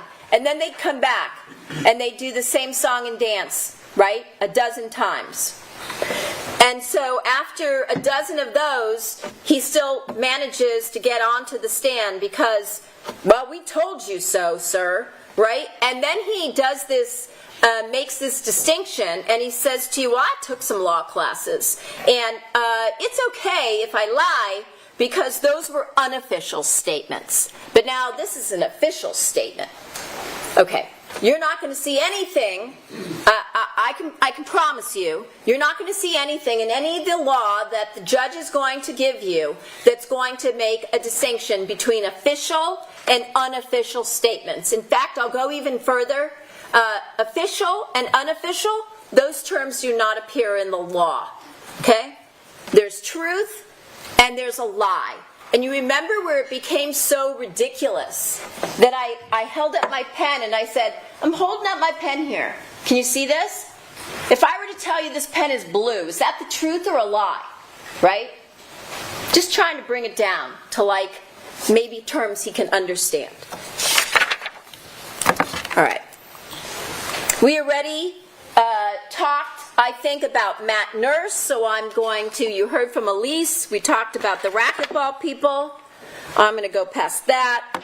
We heard that the defendant and Baker went on numerous double dates. You can see them here with Sheila Salehian and Ricardo Cabrera. You remember Sheila testified about the fact that the defendant and Robert Baker, prior to the murder, were very affectionate with one another.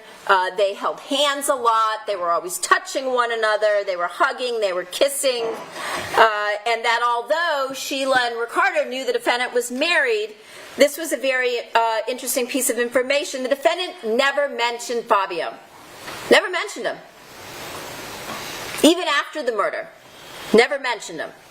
And remember, when Sheila says she goes over with Baker, when they first saw him at the gym that week after the murder, which would have been Thursday the 26th, they follow Baker and Matt Nurse over to the Sementilli home.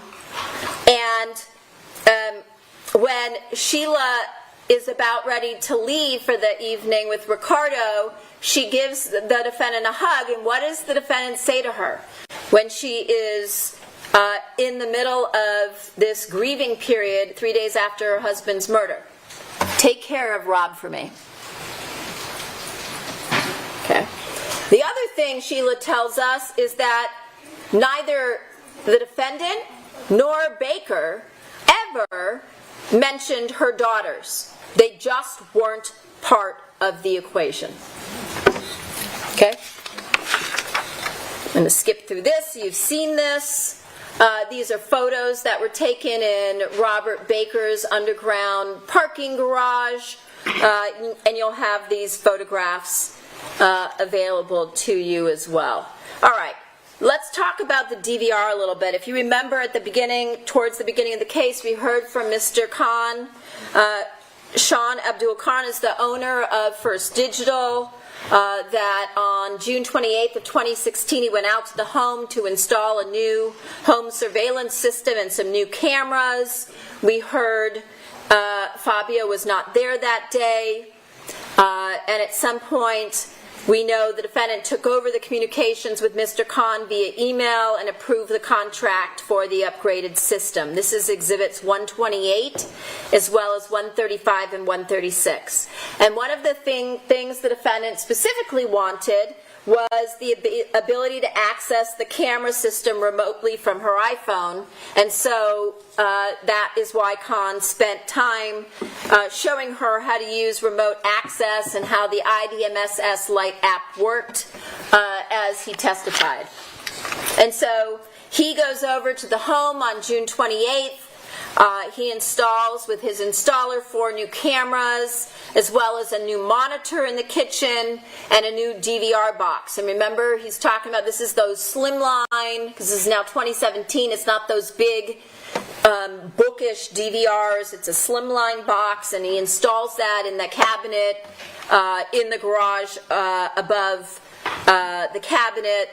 And so there's 5 cameras in total. He doesn't replace, there's a camera, an old camera at the intercom near the gate, and he hooks that camera up as the 5th camera to the system and the DVR box as well, so that they can see it on the monitor. Those are Exhibits 129 through 134. And this gives you the idea of the angle of each of those cameras that the defendant would be able to view from her remote access as she was at Target a little bit later that day, on the day of the murder. This is June 28th. And so as I mentioned,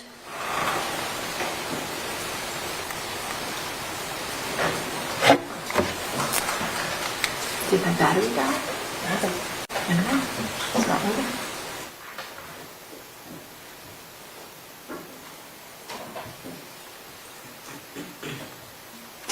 Just when I was picking up speed.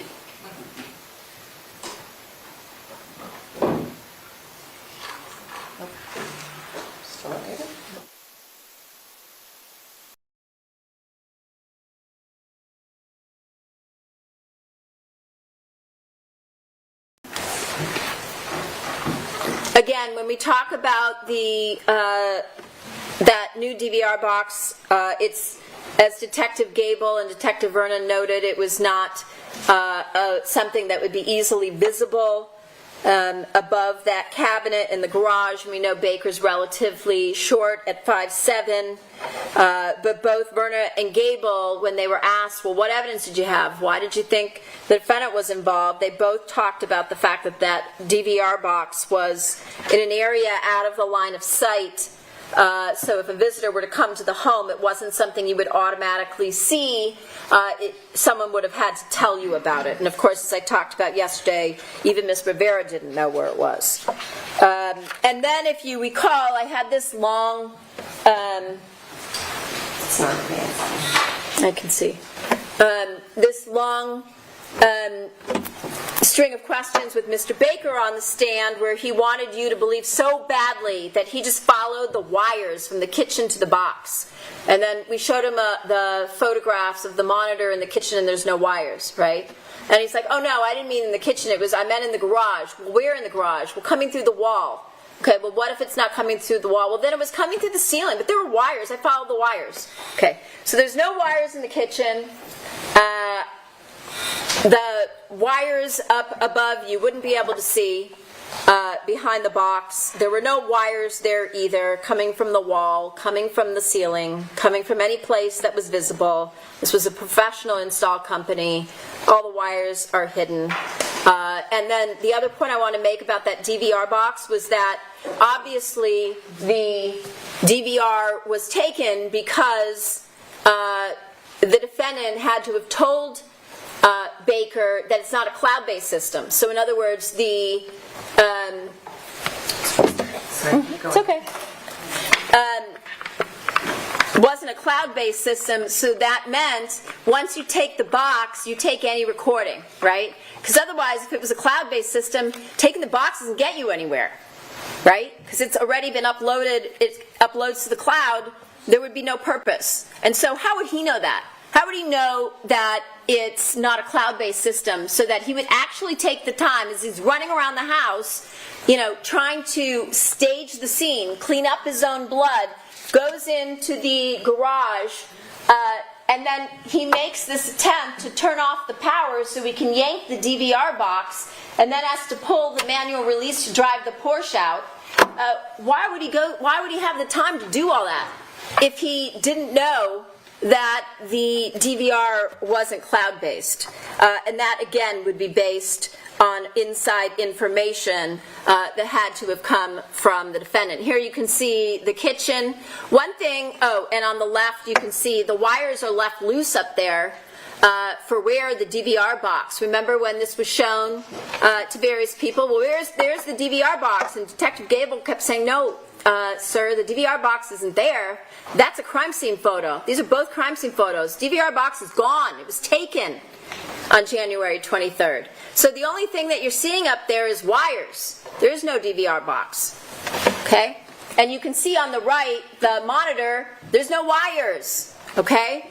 Now, one thing I do want to bring up while we're on this slide, because I don't know that we're going to show it again, but remember placard number 12, and remember the purpose from Corey Hawk with respect to the placards?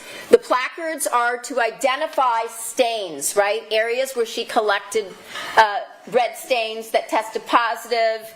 We talked about presumptive tests that they can use for blood, and there's a stain on the drawer there that dripped down that was placed there by Robert Baker, and what we heard was that Fabio, even though Baker said, oh no, the keys were on the counter, obviously the reason Baker's blood is on, or Fabio, I don't remember if it's Fabio now, or Baker's blood is on that drawer there near the monitor, is because that's the drawer where Fabio kept his keys, which again, how does Baker know in his haste to stage the crime scene now, remove the DVR box, and also get the car keys?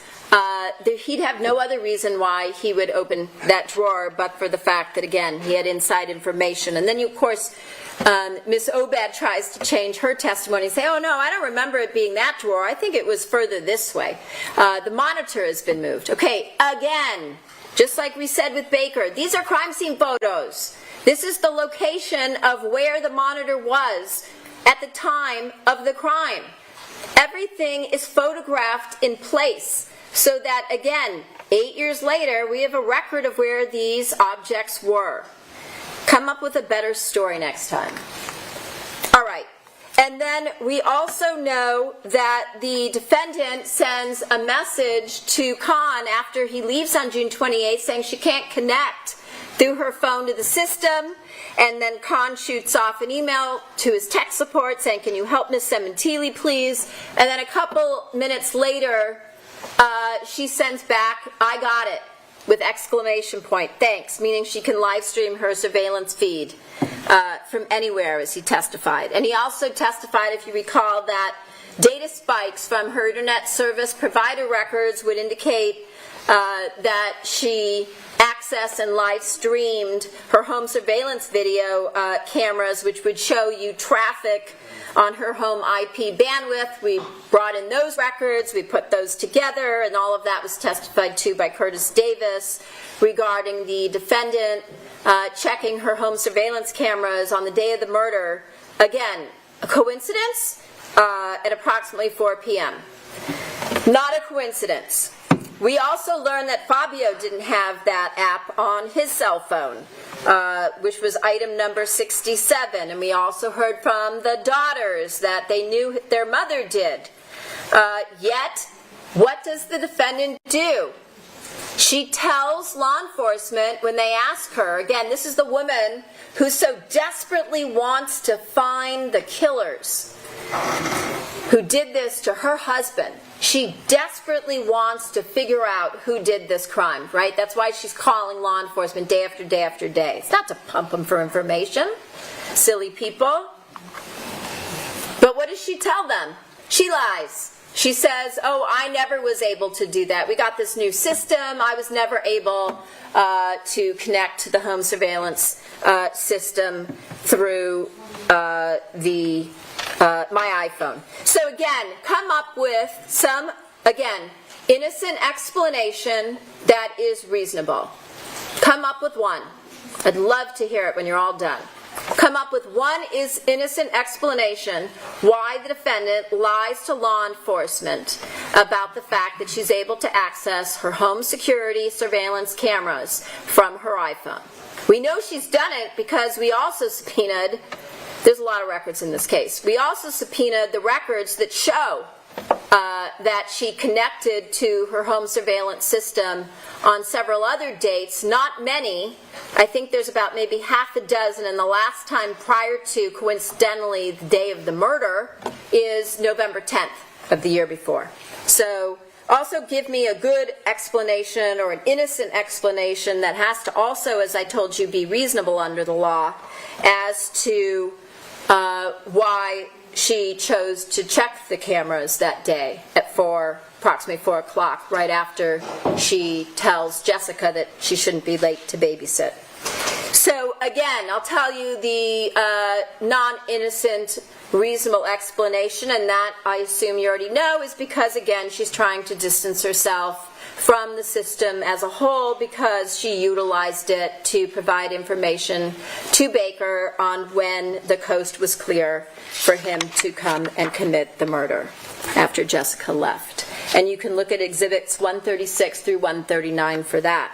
Now, the same day that the defendant received the email from Khan, and 2 minutes after getting access on her phone that I just showed you, I got it, thanks. 2 minutes later, she logs on and onto her computer, and she forwards the logon instructions, as you heard, her password, her user ID, the Sementilli Wi-Fi address. She emails all of that to Robert Baker.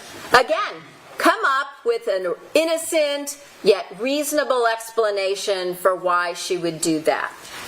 And then, also, you're going to have to explain this one away too. Then she does something, again, that I told you she does over and over. What does she do? She deletes the email to Baker. Because again, by deleting the information, she can claim, I never did such a thing, right? And so she deletes the email from her sent email box, her Hotmail box. Of course, then I subpoena the Hotmail records, and we get records that you heard Officer Curtis Davis went through, and he recovers the deleted email. And you heard that out of the thousands of files in her email system, the only item she deleted from her Hotmail account was this email that she sent to Baker and Fabio's itineraries for business trips. Okay? 4 of them in total out of thousands. Coincidence? Or do I hit the button? Okay, no takers. And then, of course, we get Baker on the stand, and he acknowledges that... I'm going to object to no takers and describes the That was improper. jury can respond. That was improper. And then, I was being sarcastic, and then Baker acknowledged that he had access to her security cameras from his phone and computers, meaning that he, in fact, was able to download the application from the App Store. There's, as you heard, IDMSS Lite is the app that for your Apple phone. There's also an Android version that Officer Davis talked about. And Baker's explanation, his innocent explanation is, well, that was just so that, you know, we could wave to each other from the cameras, right? So, given the overwhelming evidence of a murder conspiracy in this case between the defendant and Robert Baker and Mr. Austin, again, there is no reasonable explanation for why she sends this to Baker. And remember, this is June 28th of 2016. And then deletes it from her phone. Again, more information, more evidence showing you that she's an active participant in the plan to kill her husband. And here's that information which you can see in various exhibits. Now, you also heard that on that same date of the install, June 28th of 2016, Baker's Samsung S4 connects to the Sementilli's Wi-Fi, which means he's either at the location or near the location so that he connects and he inputs the Sementilli Wi-Fi, probably because he's there to ensure that the information she just sent him works, and he's able to connect after that to the Sementilli home Wi-Fi. Now, we know later on that same night as the install, June 28th of 2016, Sam Pulera's in town, and he was in town on business, and he went to the Sementilli home that night to see the defendant and to see Fabio, and Fabio had just come home from an OPI event that day to find the new security system, the new DVR in place, and this is Exhibit 198. And you heard that Fabio was joking around with Sam, and he says to Sam, I came home to this.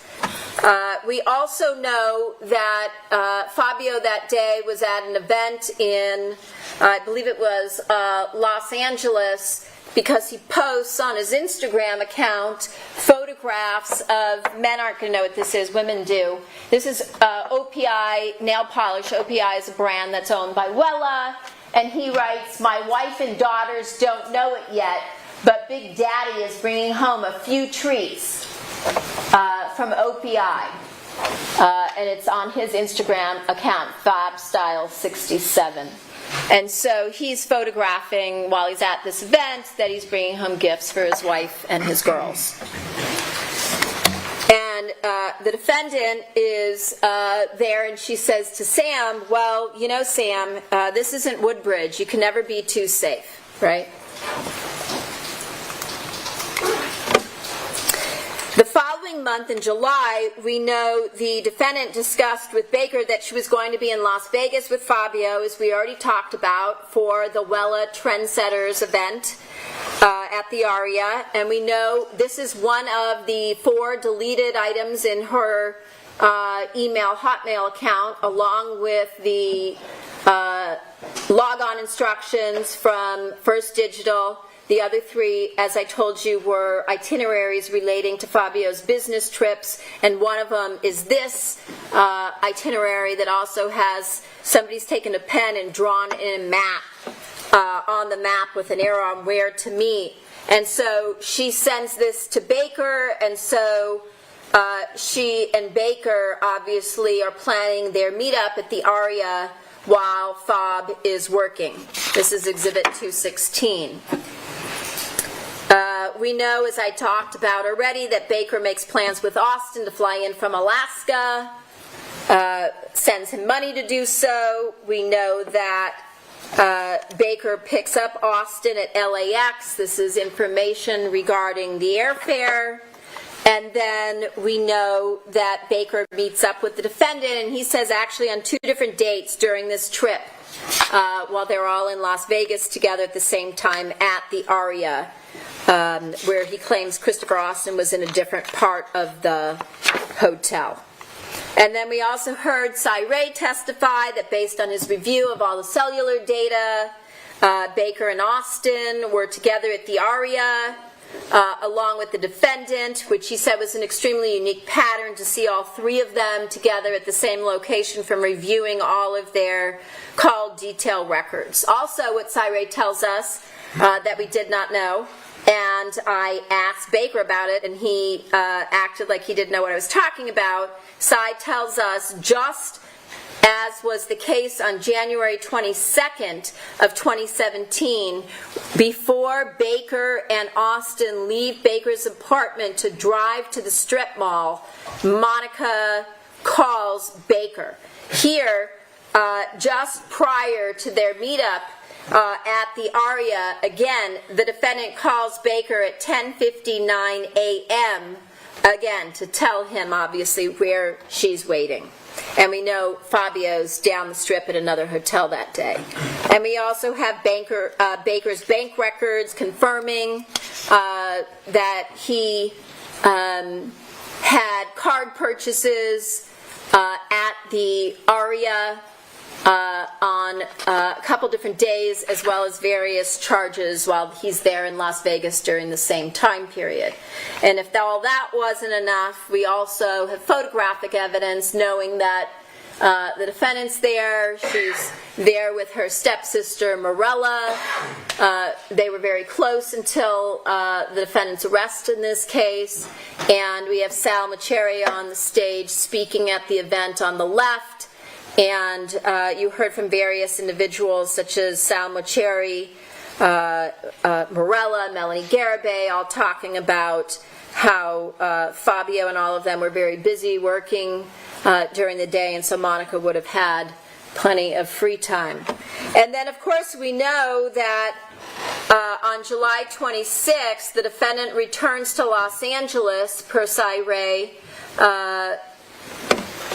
before Fabio does, and Austin testified, and the records show that Baker and Austin go over to the defendant's home that night. The defendant shows him the patio where Fabio spent a lot of time, and we know he watches television there, and he falls asleep while Monica and Baker go into the master bedroom. We also know that as I talked about earlier, November 3rd of 2016, Baker messages Michael Spence, and notice here, again, in the messages where, as Sheila said, the girls never came up, he's basically saying that the daughters are going off to school, so they, meaning he and the defendant, will be free and clear of them. Again, they're not part of the future equation that Monica and Baker are building. The photograph that I've talked about several times from November of 2016, where she's writing Mrs. Baker on the mirror, which is evidence of her future intent. We've already talked about the text messages between Ron Ray and Baker, and we've also talked about Cy and his testimony regarding the volume of communications between the defendant and Baker, and Cy charts of the communications, that's Exhibit 255. Again, looking at this particular exhibit, we know that while Baker wants you to believe that they both coincidentally decided to together stop using the Viber app on January 23rd because it became glitchy, they managed to send approximately 280 messages via Viber between the two dates of January 22nd, where they attempted to kill Fabio, and January 23rd, when they were finally successful. A couple weeks prior to Fabio's murder, we heard about the spike in communications when the defendant and Baker start to nail down the date of when this murder is going to happen, and that the defendant wants it done. And there's the communications back and forth between them and between Baker and Austin, and also at some point Al Birdsong is on the records, and this is the communications timeline from January 11th to the January 13th of 2017, and between that time period there's 445 communications on Viber, including texts and calls, and this is Exhibit 243. Here, Exhibit 261, this corroborates Austin's testimony. As I was talking about, the defendant wanted Fabio dead before he left for a business trip the end of January, which again, information had to come from the defendant, and you need to ask yourself again, what's the innocent explanation on why the defendant needs to send itineraries for Fabio's schedule to Baker, along with the password and DVR instructions. We know that on January 12th and 13th, Austin purchases his airline tickets to fly to LA, subsequent to their conversations about nailing down the dates. And we know that something very important came up while Austin was still up in Vancouver, Washington, long before any type of negotiations were made with his lawyer, or there was any serious conversation and documentation with respect to anything. While he's still up, the day he's arrested in Vancouver, Washington, he tells his cellmate, he's the first one in this case, Baker's never said it until he said at some point later to the defense investigators he knew that Monica was trying to get the insurance money, but this time Austin, for the first time again, just like he mentioned January 22nd of 2017, which we never knew about, he tells the undercover officer in his cell on October 2nd that before he flew into Los Angeles for the purpose of killing Fabio, that the entire purpose of the murder was so that Baker's girlfriend could collect on the victim's life insurance policy. And that... Sorry, I need to interrupt you. Sorry, can I finish that one sentence? Please. And that he goes on to confirm that later in his proffer in November when he's brought down to Los Angeles in 2024. Thank you, Your Honor. Let's take our recess until 1:30. As always, the admonition applies. Have a good lunch. All right. That is lunchtime.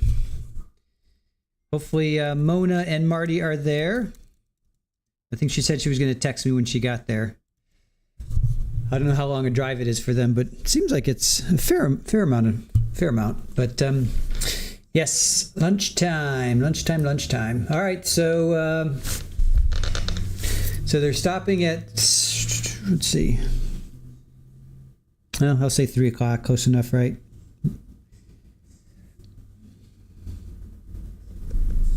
Well, we'll say 3 o'clock. I'm going to round it a little bit. What's a minute or two when it's already been going for 6 hours?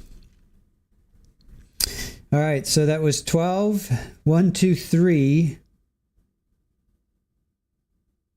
3 hours and 20 minutes she went today. Now, to be fair, she had 30 minutes, basically 15 minutes off yesterday for breaks, right? And then say another 15-minute break. So to be fair, she'll have like an hour without breaks, right? So to be fair, but she's been going for she's been going for 7 hours. Oh my God. She's been going for more than 7 hours. 7 hours. And she's been going for 8 hours. Hold on a sec. Because that's 40 and that's 30. So that's another 10 minutes. That's another hour. So it's 8 hours and 10 minutes she's been going. 8 hours. Man. Wow. Miss Silverman is just unbelievable. I love the snark though. The snark today is strong with this one. All right. So she comes out on after the break. What is your prize, please, Julie? Did you pick 4 plus? 33% of you picked 4 hours plus. I said today. How long will she be going today? How long will Miss Silverman's closing be today? So, and again, I missed the 3 to 4 hour thing. Oh, well. Anyway. All right. The crime scene is staged. Who opens the safe? She goes on and on about that for a long time. Fabio had a gun. I didn't know that. That's the first time I heard that. Fabio's gun. The gold coins, and the gold coins were missing in the money. The gun's there, but they took the gold coins and the money. Then she's like, let's talk about Baker. Convicted offender, pled guilty to murder and conspiracy, compulsive liar. And she's like, yeah, Baker's just like, yeah, it's just Jalen. Show your private parts, ejaculate, give me some paint. What can you possibly do? Just please tell me, what can you do with a tube? I just don't get it. I just don't get that. Put it in your hair? Rub it on your skin? I mean, I just don't understand that. That's just wrong.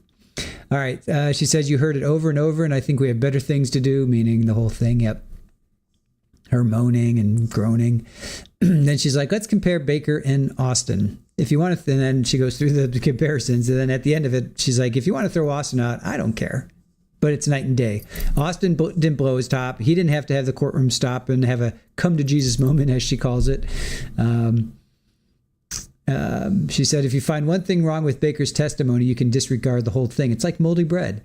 You're not going to cut around it and use the rest of it. You're going to throw the whole piece away. And then Baker was talking about, that's an unofficial statement. I said that even though it was under oath, I wasn't in a courtroom. So now that I'm in a courtroom, it's the official statement. She's like, there's nothing. Official and unofficial statements are not part of the law. There's truth and there's lies. How would Baker know the surveillance system is not a cloud-based system? Great point.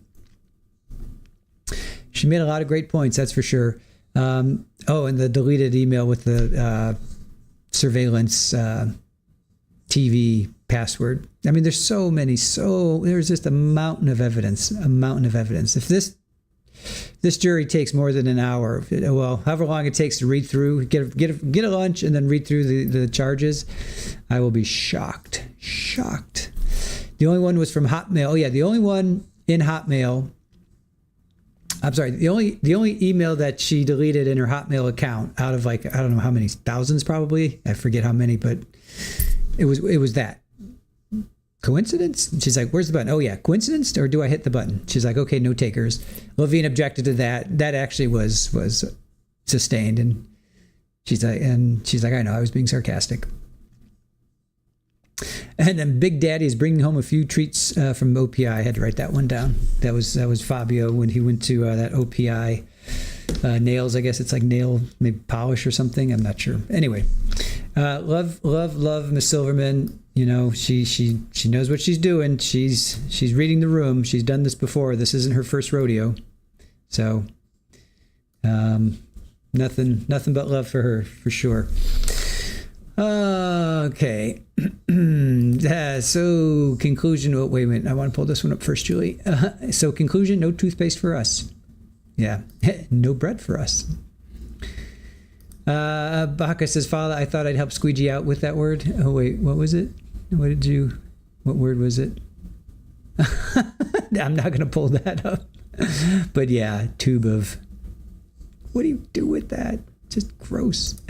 Justice Obsessed, OPI's nail polish brand. Nail polish brand. Thank you. I figured it was, but yeah. They're looking for an open window. You heard it here. Jury is 2 hours. All right, Julie. We'll hold you to that. And what in that profile picture is that you getting married to Mickey Mouse? Did you get married to Mickey Mouse? Oh. Like Miss Silverman, don't miss a beat. Bless you. No toothpaste on bread. Lesson learned. Nice.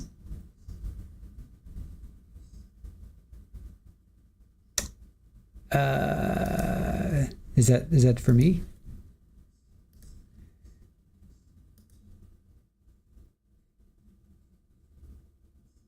All right.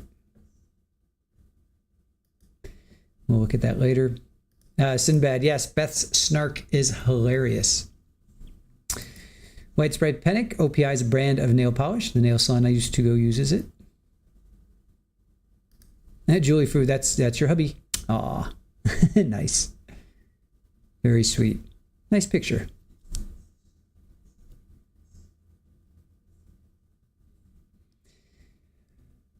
Oh, lordy. Widespread Panic. Yeah, this trial is making me glad the toothpaste I use is blue. We actually have, it's called Bite, B-I-T-E, and this is not an endorsement, but it's these little nuggets, I guess. So we don't even have toothpaste. We have these little nuggets. So I don't even, when I brush my teeth, I'm not even thinking about it because we don't have toothpaste. Mel Stoller, anti-wrinkle cream? Possibly. That's at the Grand Floridian. Oh, okay, I gotcha. So that's, what's that, Disney World, not Disneyland? Lily Wayne, how many more hours of Silverman do you think? Oh, that's a great question. Every time I think, what more can she go over? What more can she go over, you know? Trying to think what else she can go over at this point. She's probably got at least another hour, I would think. Mickey Mouse is better than your actual husband was. Dope. Irish Amy, wait. Hold your mule, squeegee. Nuggets? Yes. Again, this is not an endorsement. I'm not endorsing it at all, but it's called Bite. It's Bite Toothpaste, BiteToothpasteBits.com if you want to go check it out. They're literally like these little nuggets. Like these little nuggets. At zero waste personal care products, good for you, good for the planet, no harsh preservatives or chemicals, blah, blah, blah, blah, blah, vegan friendly, paraben free, cruelty free, sulfate free. Yeah, Aaron found them. Aaron finds everything. I just follow along. Yeah, it's called Bite.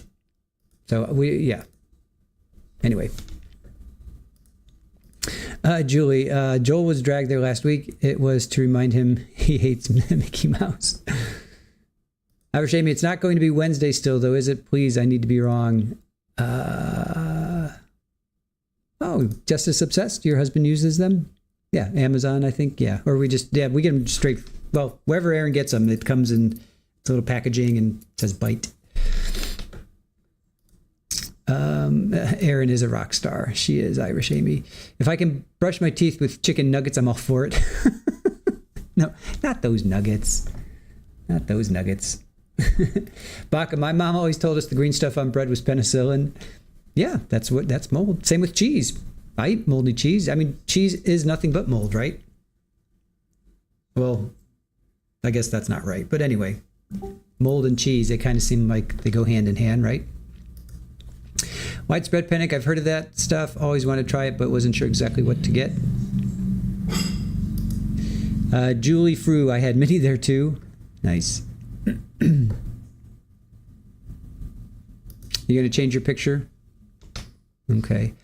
Widespread panic. Yeah, maybe we'll talk about it in mod chat, I guess. Oh, okay. Again, this is not an endorsement. Oh, this is pretty beat up. It's pretty beat up. It's not an endorsement. Let's see, is that? We've had it for probably 5 years now. All right. Not an endorsement, but. Yeah, the point is that you don't have the toothpaste tube to waste. Right. It's literally these little bites. It's like those. And they're minty. Are you going to swallow that? Yeah. You can swallow it. When I was at Sarah Boone, I lived on these things.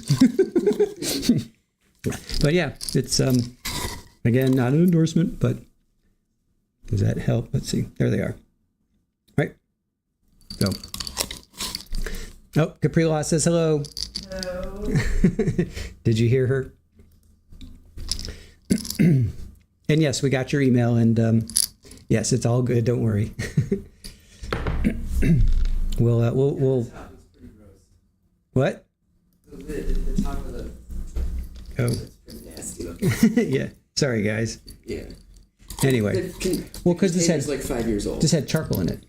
Yeah. They had charcoal. Yeah. So they do a charcoal version. That's why it looks gross. That's not like. That's just from charcoal, because they do a charcoal version. So this had charcoal in it. So it's not like we're gross. It's just, this is actually charcoal, but we should probably get a new, we'll get a new one. Yeah. All natural, sulfate free, cruelty free. Yeah. So anyway, check them out. Again, not an endorsement, but not an endorsement. We are not sponsored by Bite in any way, shape, or form. No, Nan, you still need to brush your teeth. Yeah, it's like a mint. To me, that was like when I was at Sarah Boone, I didn't really have the ability to brush my teeth, to be quite honest. During the day, at night, of course, in the morning. Yeah, they're just kind of like a mint to me. So I would after I ate, I would just eat 2 or 3. Julie, what is the composite of your wedding ring? I think it's just silver. Yeah, I think it's just silver. Yeah, silver band. Hey Mona, all the jurors and both sides look happy and fresh. Awesome, awesome, awesome. Baking soda works perfectly in a pinch. Yep. We used to make we used to make our own. Well, Aaron made it. So it was toothpaste, coconut oil.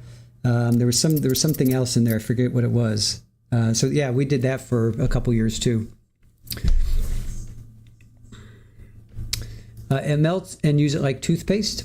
Yeah. Yeah. You just kind of bite it and then brush your teeth and you're good to go.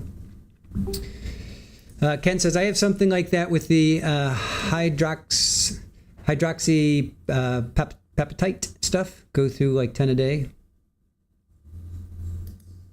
You're welcome, Julie. No problemo. Yes, Ken. Capri Law got a shout out from the producer herself. Only Capri Law can get Aaron to talk. Widespread, that would be so wonderful. Get up, grab a mint, pull my hair back in an internal ponytail and go. Yeah, they were kind of, it's very minty. I mean, I can really feel it. It's, and again, if you don't have a chance, opportunity, and you need to freshen your breath, it's not a bad way to go. Yeah, so check them out. All right, so they're going to be off. Wow, they're not coming back till 5, right? Let me just come back here real quick. Quarters at lunch. Oh, you know what? That's right. We're not a half hour delayed anymore, you guys. So they are coming back at 1:30, which will be 4:30. All right. So yeah, I got to remember that they're not coming back at 5. They're coming back at 4:30. So let me put that down. Court is at lunch until 4:30 Eastern. All right, let me pin that up. Okay. All right. So till 4:30, which is 1:30, then 2:30, then they're only going to go another hour and a half. Now, hydroxide,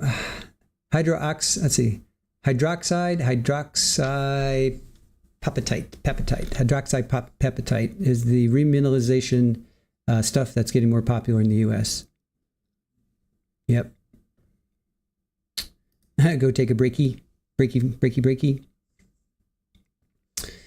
Yeah, Ken, maybe we can talk about that in mod chat, because it was interesting. It was baking soda and some kind of remineralization, some coconut oil. Yeah. Gina says, "Who says you can't get stuff back in the tube?" Right. All right, Pammy, we'll see you in a bit. Yeah, come back. We got about an hour. They take a 90-minute break. So I just wanted you to try reading it again. I see you've been talking to Kristen. And Silverman will go till the end of time. I know. Say what you will about her. I do like her. I think she's a great prosecutor, great attorney. She knows what she's doing. She's been doing it since '94. So I think she knows how to read the room. She's a lot more animated today. I think she's a lot more like making strong points today. So I'm looking forward to hearing the rest of it. That being said, I do hope she ends it soon. But she knows what she'll figure it out. She'll figure it out. All right, guys. Let me pull you back here. I'll put some music on. Give you some music to listen to.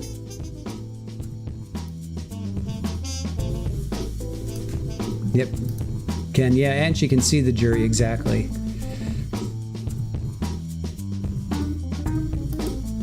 Lily Wayne, Silverman will easily take an hour and a half, and defense will not start with a half hour left. Probably not. Yeah.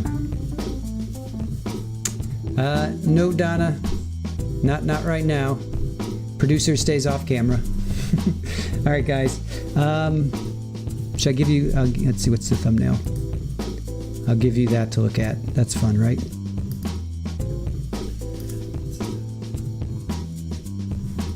All right. I'll see you guys in about an hour. We'll be back in an hour. Oh, wait. That's wrong. I got to change that text. Hold on. 4:30.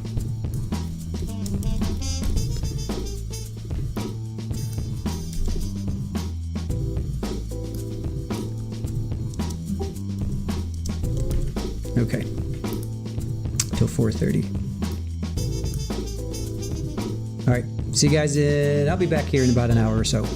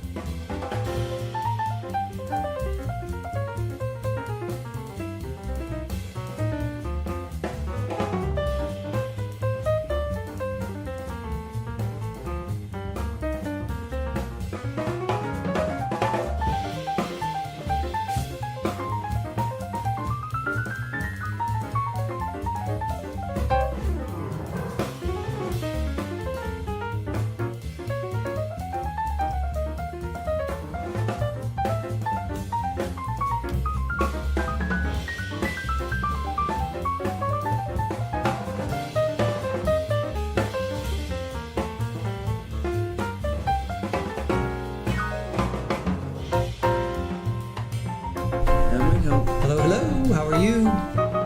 Hey, wait, hold on a sec. I gotta figure out how to do this. Turn off your monitor. No, it's okay. You don't have to. I'm trying to figure out how. You need to shut off the output on the music. Okay. Click, and then advanced. Filters, advanced, And then turn off. music, okay. Just do mute output. No. Monitor off. Monitor. There Okay. you go. Okay. All right. Okay. Hi. Hi, I'm so sorry that I was not there this morning. And I had checked my email like right before, and then I, was doing whatever, and then checked it again, and I was like, no! It's totally fine. It's all right. It's all right. Don't worry. Oh, wait. We're not muted. Hang on.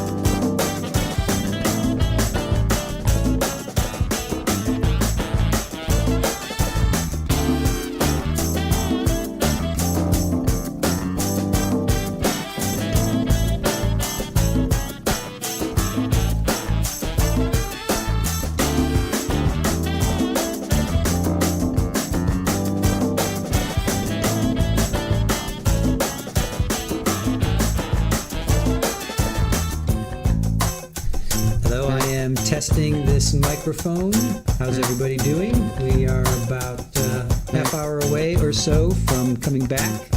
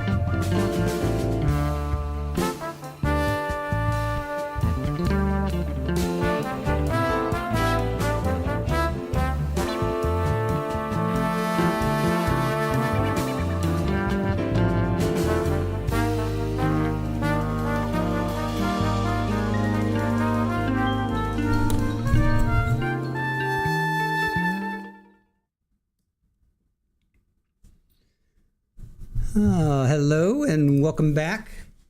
How was everybody's lunch and or break? Okay. And or break. Sorry, just want to check that. Texting from March Levine is pacing. Everyone is waiting in the infamous hall. Boy, okay.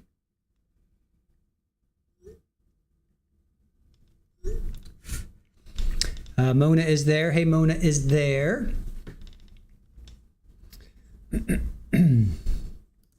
Hey, Krista Limited Edition. Are you dropping jokes from Kale? Am I missing jokes? Oh, there's one. Breaking news. Did you hear about the man who sued American Air after losing his luggage? Sadly, he lost his case. Back to your corner. Aw, thank you, though. Thank you for that. Appreciate it.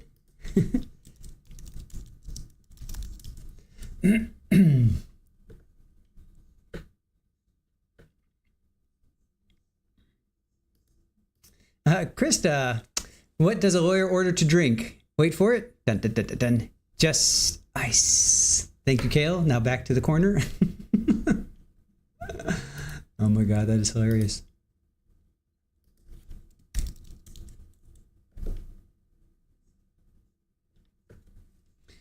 So how was everybody's break?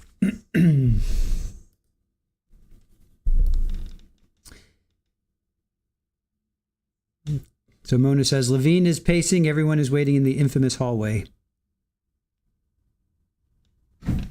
Nope. Yeah, I know Super Bowl. That's just Polly. Don't freak out. Just Polly.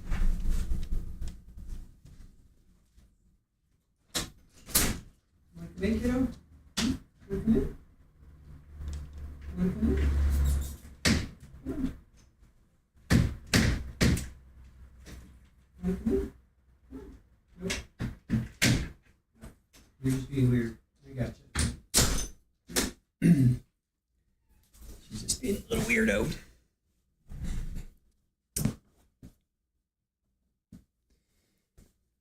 All right.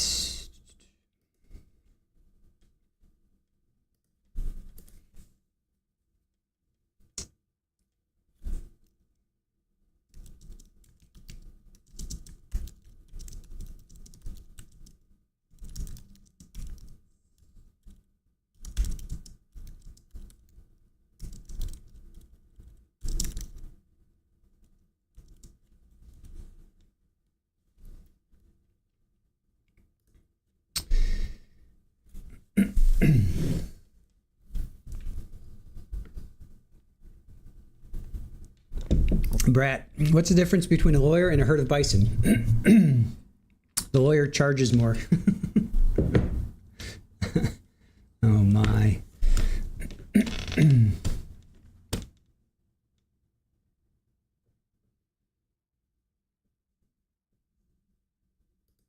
Chickpea salad sounds good.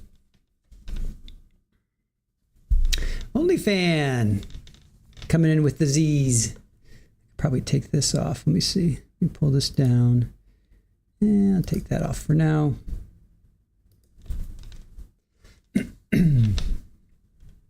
Baca, no, that's smoke cut from the court reporter. The court reporter is typing so furiously and for so long. That's smoke coming from the court reporter's fingers.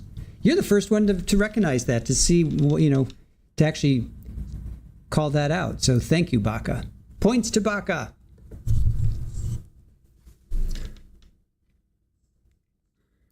Roasted chickpeas are a go-to snack for me. Yeah. Oh, Aaron's got a great, is it fried? I think they're fried or roasted. Yeah, I think they're roasted. Oh, Ken, we'll have to trade recipes. Salty Girl, she has not finished yet. Miss Silverman is still doing her closing. She's at 7, she's at like 8 hours and 10 minutes. That's where she is right now. 8 hours and 10 minutes.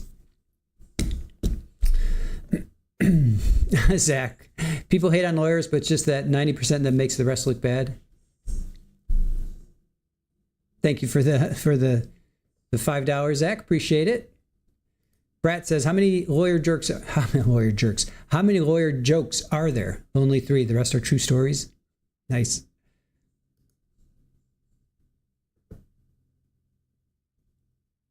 You are the prosecution? Prosecution. Hey, Anja. Thank you for coming back in with us. Appreciate it. Butterfly Dana, love the jokes to lighten things up. Yeah, we have to, right? We have to.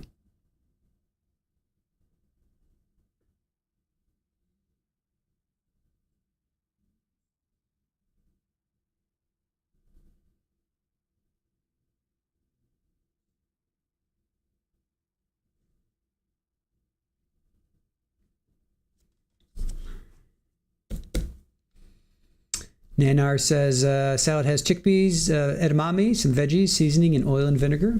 Sounds good. Hey, Elizabeth, how are you? Thank you for joining us on a Friday afternoon. Hope your Friday is going well. They should be coming back any minute. We have Mona. Mona and Marty are there. Mona and Marty are in the courtroom. They are our courtroom insiders.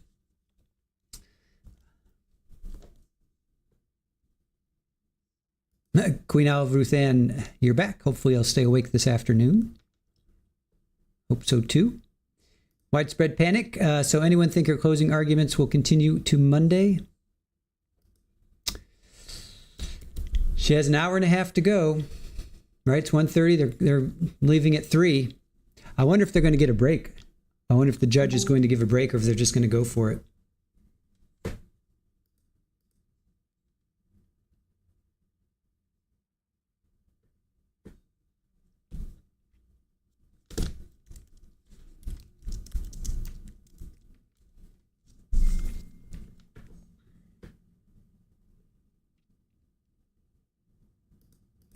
Baka, yay! Hey, Mona and Marty. Ken says, edamame is another one I'm snacking on frequently, particularly the frozen bag. Yeah, I love edamame. Zach's jumping in the lake. Sounds good. Because you're particularly lazy.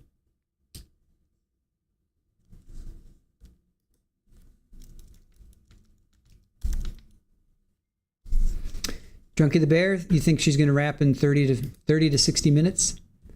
I'm trying to think what else she has to say. What else is there to say?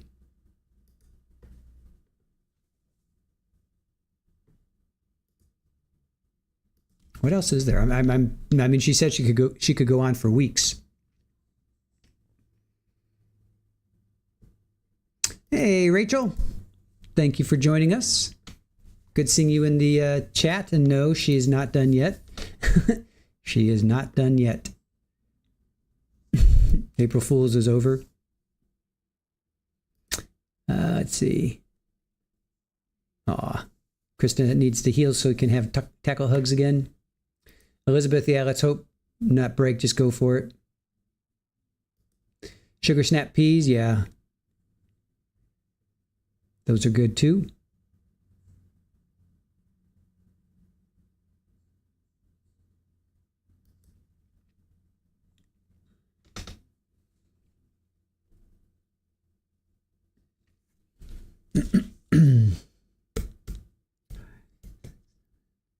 Yeah, she's on 8 hours and 10 minutes unofficially.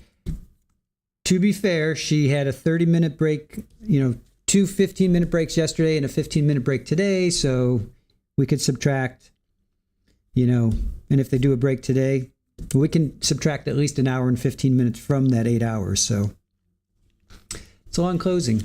I think Aaron looked it up. The longest, or Aaron told me the longest closing is like 8 days. Fala peas, little balls of gross. Really? You don't like peas?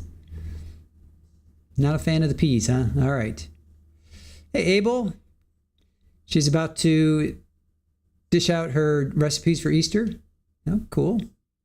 Rachel just ordered some food, going to hunker down for a late working night. Hooray for adulting. Right.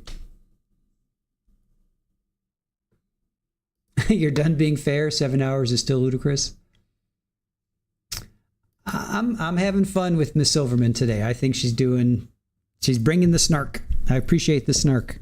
Do you think the snark is well, again, she's reading the room. She's looking at the jury. She's going right up there and talking to them. So do you think the snark is working? Is it too much? Is it not enough? Do you like it?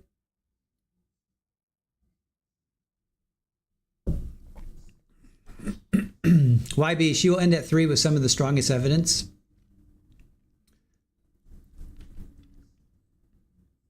Baca, they're definitely not. They definitely should not need a break in an hour and a half. And YB, she will end at 3. Well, she has to crescendo, right? She's got to finish this. I think she looks like a conductor in that, right? She looks like a conductor, so I'm thinking she needs to bring a crescendo. She needs to bring this to the close.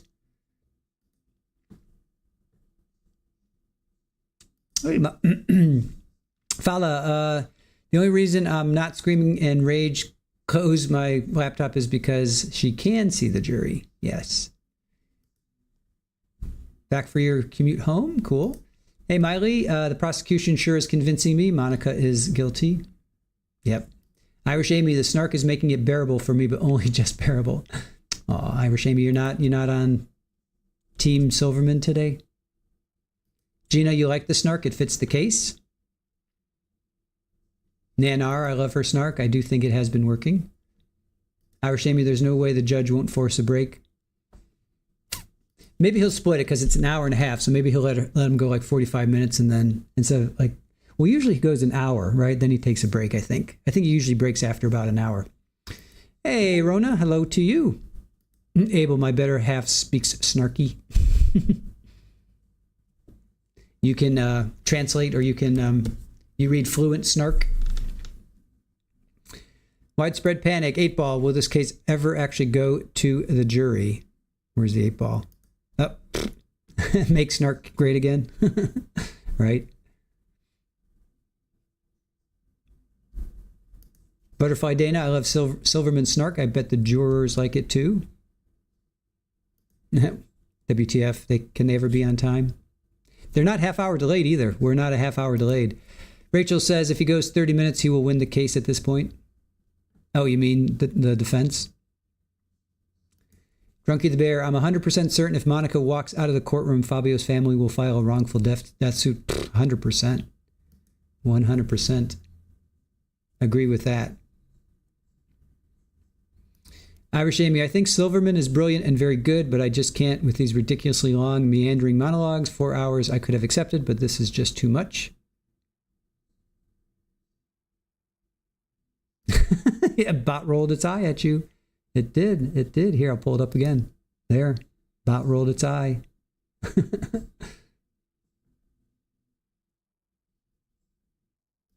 Krista says, I have you on TV and chat on my phone, and my TV was muted until I looked up and saw the squeegee talking. Yes. All right, Zach, enough with the caps, please. Chill with the caps. All right? Thank you.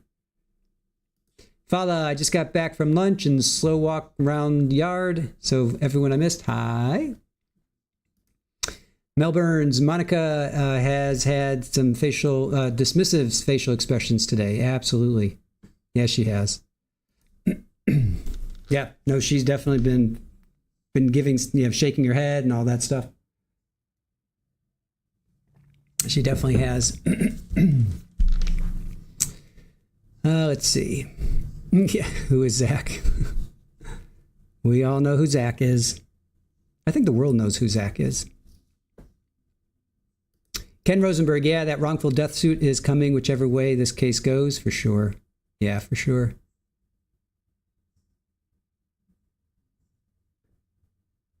Yes, Zach, behave yourself. Don't make me come in there, Zach. Don't make me come in there. Zach, simmer down, man. How many caps are allowed? How dare you? Widespread panic. I have a brother named Chris, also an ex-boyfriend. It felt kind of icky to be kissing a guy named Chris. Rona, sorry, I couldn't watch this morning. Her voice and kind of knew what she was gonna. I'm looking forward to hear what the defense has to say.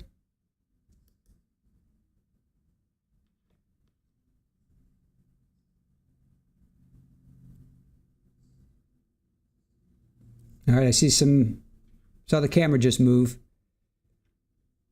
Hey, Billy, good to see you, man. I didn't see you come in, sorry. Good to see you. Let's get this closing done quick. Right on.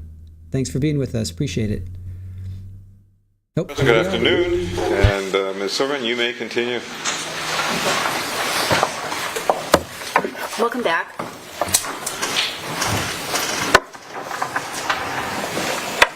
And we're stopping at 3, I believe, today. Yeah. My voice is starting to go. Oh, thank you. So when we left off before lunch, we had just finished talking about the dates between January 11th and January 13th. Now I want to move on to January 22nd, which I've covered already in some detail, so I'm going to not spend, again, a lot of time going through it again, but you remember these photos. This is the pho restaurant that was located off of Ventura Boulevard, and what you heard was, and I mentioned yesterday and today, that Mr. Austin was the first person to bring up the attempted hit on Fabio during his proffer on November 18th. And as you also know, that was despite the fact that Mr. Baker had already been interviewed numerous times and never brought up. And so the first time we heard about that was from Mr. Austin. Now, as you know, after Mr. Austin brought up this attempted hit on January 22nd, and started describing the location, we went back between, you heard there were 2 dates for this proffer, and the 18th and the 20th, and between those 2 dates we went back, we looked up opened up the defendant's cell extraction, Fabio's cell phone extractions for the January 22nd date, and we saw that the defendant had Googled a pho restaurant, or a pho restaurant. And so we looked up the location of that pho restaurant that she had Googled on a computer, and when we did so, it matched the description that we had obtained from Austin during his proffer session on November 18th with respect to the pillars, the UPS store, the nail shop. He described it as a Chinese restaurant. And so it also had the parking lot behind, and that was Exhibit 249. And so when Austin came back, the detectives brought him out from jail a couple days later so we could continue. We presented the photos here to Mr. Austin, who then recognized the location, identified it as the same location that he went to with Baker in order to kill Fabio. And if you look at the photograph on the right, it's a little bit hard to see, but you can see there's some red circle around a location where a car is parked in the lot, and that was his writing where he identified the location where Fabio Sementilli had parked his Ford F-150 on the night of January 22nd. So then, of course, after that, we pulled additional photos. We were able to see that there was a parking area behind the strip mall, just as Mr. Austin had described. And we called Cyrey to have him go back and look at Baker's and the defendant's and Fabio's cell phone data in terms of the cell data, the CDRs, call detail records that you've learned so much about, and the cell tower information for those particular devices. And then you heard the results when Cyrey flew in to testify regarding his analysis of the times and the sequences which corroborated what Austin told us and connected the defendant to the attempted murder to kill Fabio. Now, as you also heard and I mentioned, there were approximately 180 Viber messages between the defendant and Baker on January 22nd, and there's a timeline exhibit of that. That's exhibit 159. What Cyree testified to was that the defendant, who was in the area of his apartment at about 3 p.m., gets a call from the defendant. She calls him, just like we talked about what precipitated the meet in Vegas. They speak for a little bit over 2 minutes, and then he leaves his apartment with Austin and drives to the strip mall. And along the way, he stopped Mr. Baker at a Chase ATM that was next to a Vons, that Austin also recalled there being a supermarket. And about 1.8 miles, it was testified to, a little less than 2 miles from the strip mall, is this Chase ATM where you were also supplied with the records that showed a withdrawal and the photos next to a Vons. And so that Chase ATM next to the Vons is about 1.8 miles, less than 2 miles from this pho restaurant. And then, of course, you heard Cyree testify that the cellular records show that Baker's phone stagnates from 3:24 while he's waiting in the area of the strip mall for approximately 2.5 hours prior to Fabio's arrival. Again, evidence of lying in wait, as we talked about, that also occurred on the following date of January 23rd. And we know during the time that Baker is waiting at this location for Fabio to arrive, that there are 69 Viber messages that are going back and forth between the defendant and Baker.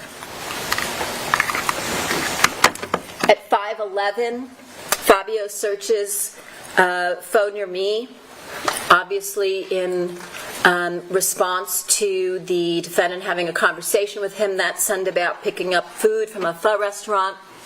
And then he sends that pho near me search to his wife, the defendant, via instant message.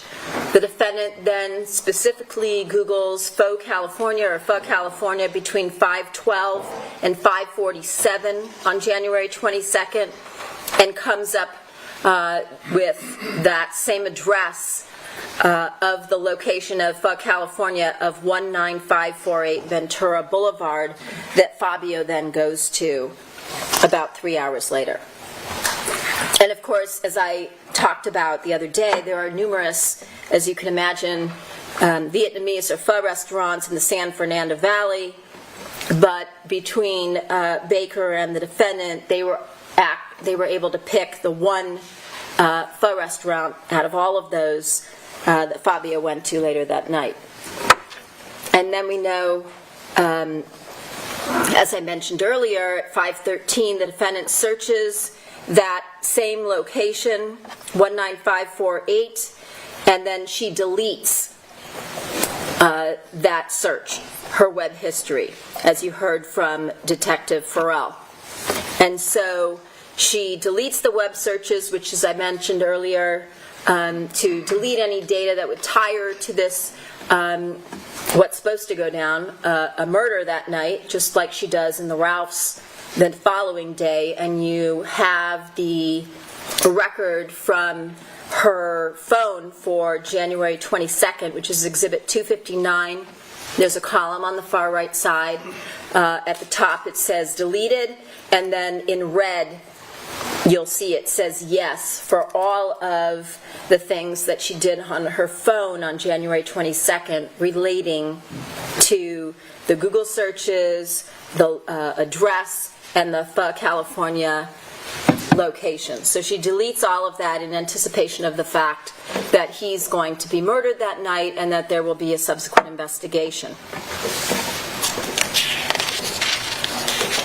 She also deletes all the messages between herself and her husband relating to pho near me and pho California, as well as the message that she sends to her daughter asking her if she wants fried rice. So again, destruction of evidence, and what would be the reason for destroying that evidence, unless, of course, she believed that night that Fabio was going to be murdered, and she is deleting any evidence associated with that in order to distance herself from that crime. Now, what you see here, if you recall, was a mapping that was done by Cyray with respect to the cellular data. What you see here in green that's highlighted, that's Fabio's location. And what you see here in red that's been highlighted is Baker's location. So you can see they lap over and wind up in the same location, which is the 19548 Ventura Boulevard address where the California is. And Fabio gets to that location at 6 p.m. We know from the cell phone data that Baker is still in the area now. And after that, you heard that Austin saw Fabio picking up food from that California restaurant, which he then described to us as a Chinese restaurant. And that's Exhibit 249.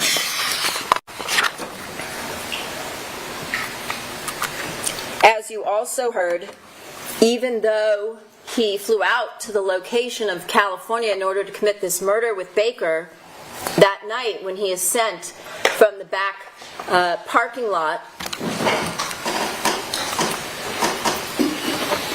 behind the shopping center, and he goes through this alleyway that you can see where the L shape and then the perpendicular building are separated. There's a walkway there, and when he goes through and he sees Fabio, he gets cold feet. He realizes he can't go through with it, and he goes back to Baker, who's still waiting in that back parking lot, and tells Baker that he's unable to carry out the crime.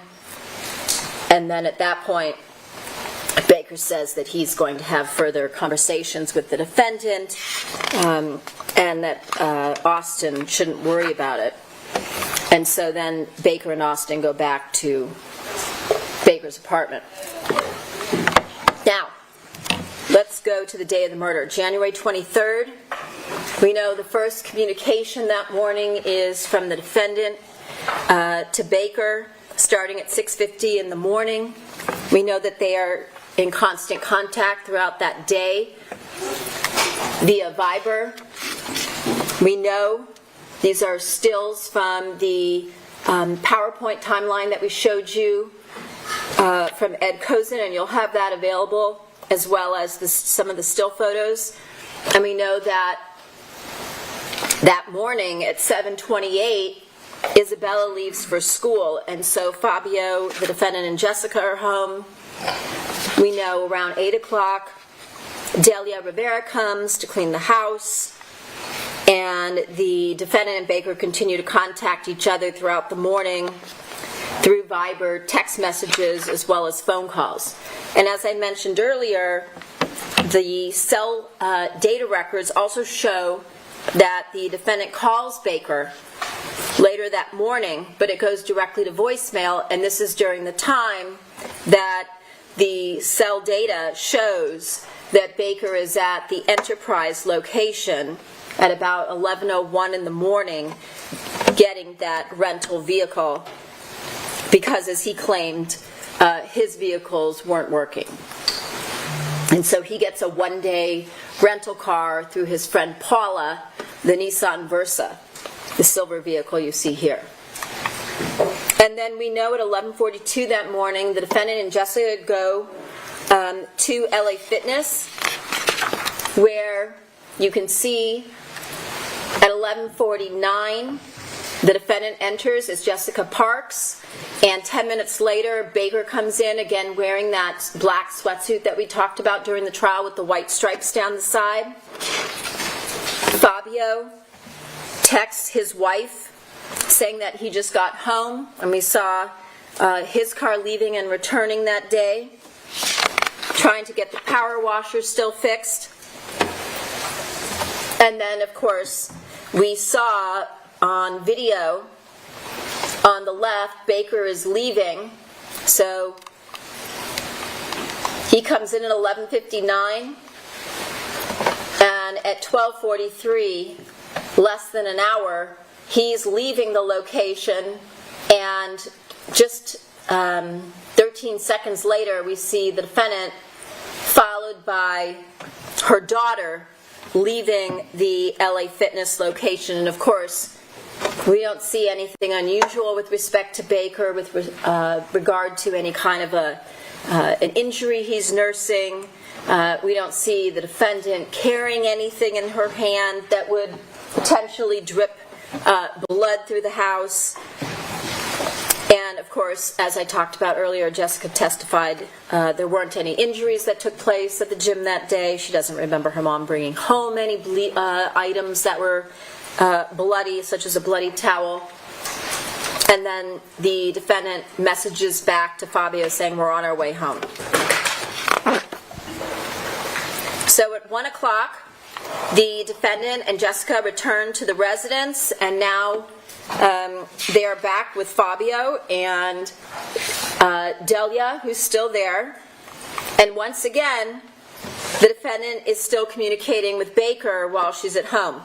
We know that between 1:20 that afternoon and 2:43, there are 30 Viber messages between them where they are putting into place their plan to kill Fabio that day.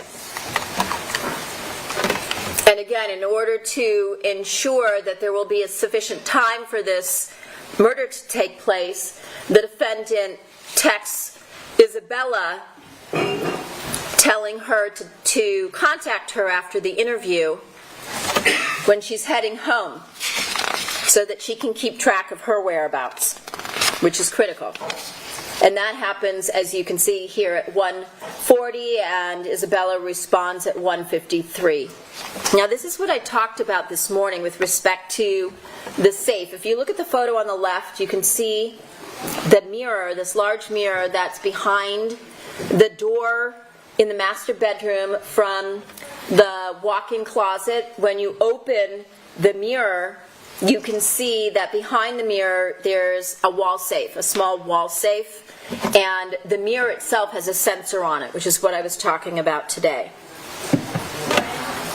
This is, as I told you, at 2:03 at the time that she gets the message, and you can see a cutout from the records, the Digital Life Mobility records from AT&T, that the closet mirror has been opened at 2:03, and again, this is when the defendant is at the home. And so this is when she removes the gold coins from the safe, because she knows those are objects that she's going to claim were taken during the course of this burglary or robbery and murder.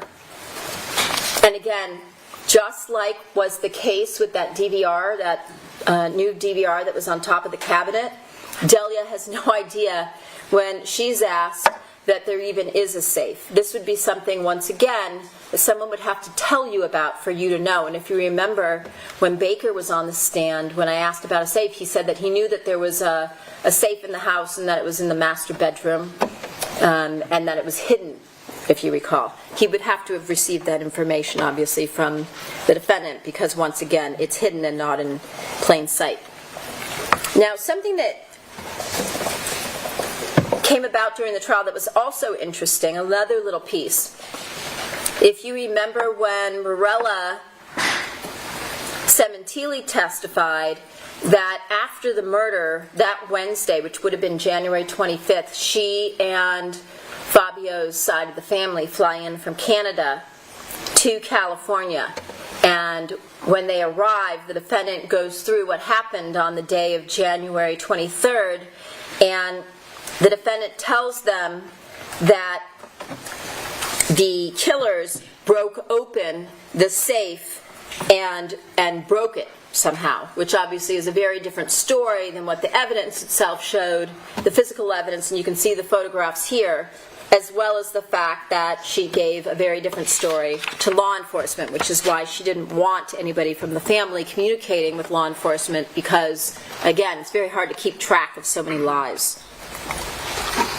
We know that Delia gets picked up 2:15 after she finishes cleaning, and at this point Fabio's home alone with Jessica and the defendant, and once again between 2:48 and 3:13 the defendant and Baker continue to viber as Baker is on his way to the target, and we know that he waits there for the defendant to arrive. Here at 3 o'clock, we see Baker backs the rental car into the spot close to the store. He then enters the store at 3:02, and while he's inside of the store between 3:10 and 3:19, there are more vibers, this time from Baker to the defendant while he's inside of the store.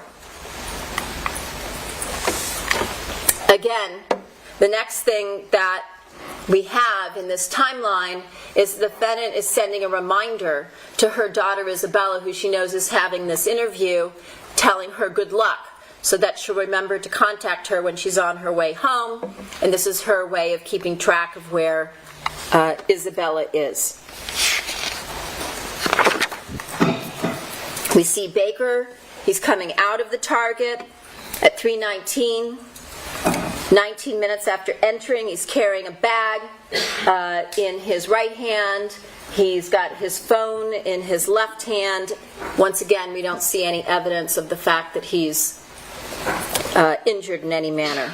And we know that what he does, once he goes to his vehicle, he moves it to the back of the parking lot at 3:24, away from where the security cameras are. Again, not coincidentally, and he waits to meet up with the defendant. He does that at 3:24. At 3:26, 2 minutes later, here's the defendant leaving the home in the Ford F-150 to meet up with Baker at the target. And then the target surveillance cameras pick up the defendant in the Ford F-150 driving down from Ventura Boulevard, turning into the parking lot. And then you can see in the purple circle the shadow of a figure. The defendant pulls up to that location there on the corner, which was a Payless store, and you can see a figure come around the front of the car, appears to come to the right front passenger side, and then when the defendant drives from that location where she stopped in the Ford F-150, that figure is no longer there, as Detective Gable described. So then at 3:56, the defendant then reparks the vehicle.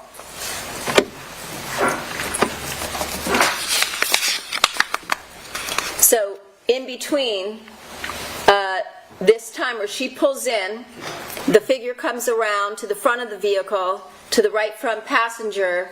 The defendant parks the Ford F-150 towards the rear of the lot, where she sits for several minutes. It's actually 4 minutes, and then again, at that point in time, she, again, just like Baker did, moves her car to the front of the lot at 3:35. He, at this point, goes to his car in the back of the lot, and we notice that during that time period that we just talked about, when she pulls into the lot until when she reparks, when Baker had just previously gotten out and gone to his vehicle, so it would be 3:30 to 3:35, during that same time period, there's a gap. There are no Viber communications between them because, of course, they're together in the parking lot. And this is the point in time where the defendant likely hands off the gold coins to Robert Baker that she is going to later claim have been stolen during the course of this murder. So again, this is a very well planned out, very premeditated, very deliberate murder conspiracy that you see here. You can see here at the back The defendant's vehicle is circled in red where she reparks towards the front of the lot before entering the target. The green at the back is Baker's vehicle where he is exiting the lot at 3:36. He's on his way to go pick up Austin and commit the murder. And the next Viber communication is from Baker as he leaves the target lot. He messages the defendant. At that point in time, at 3:37, the defendant, before she enters target, she messages, she actually calls Jessica at 3:37, but Jessica doesn't answer. So here we are at 3:38, where she enters the Target store in order to create an alibi. And as I said, at 3:37, she calls Jessica. Jessica doesn't answer. And so, as a result, because she has to get a hold of her, she texts Jessica to get her out of the house. Don't be late for babysitting. That's at 3:40, 2 minutes after, to ensure that Jessica leaves because she knows Baker is soon going to be on his way over to the location.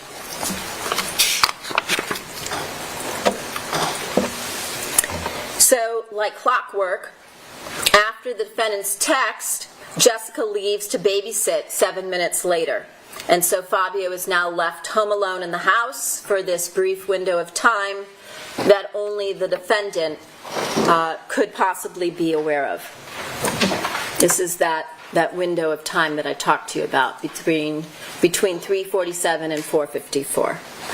We know that the defendant accesses her surveillance cameras to ensure that everyone is gone except Fabio at 3:53. I said it was right before 4. She logs into the IDMSS Lite app to view the surveillance cameras, which was also, as you heard, unusual because the last time she did so was November 10th of 2016.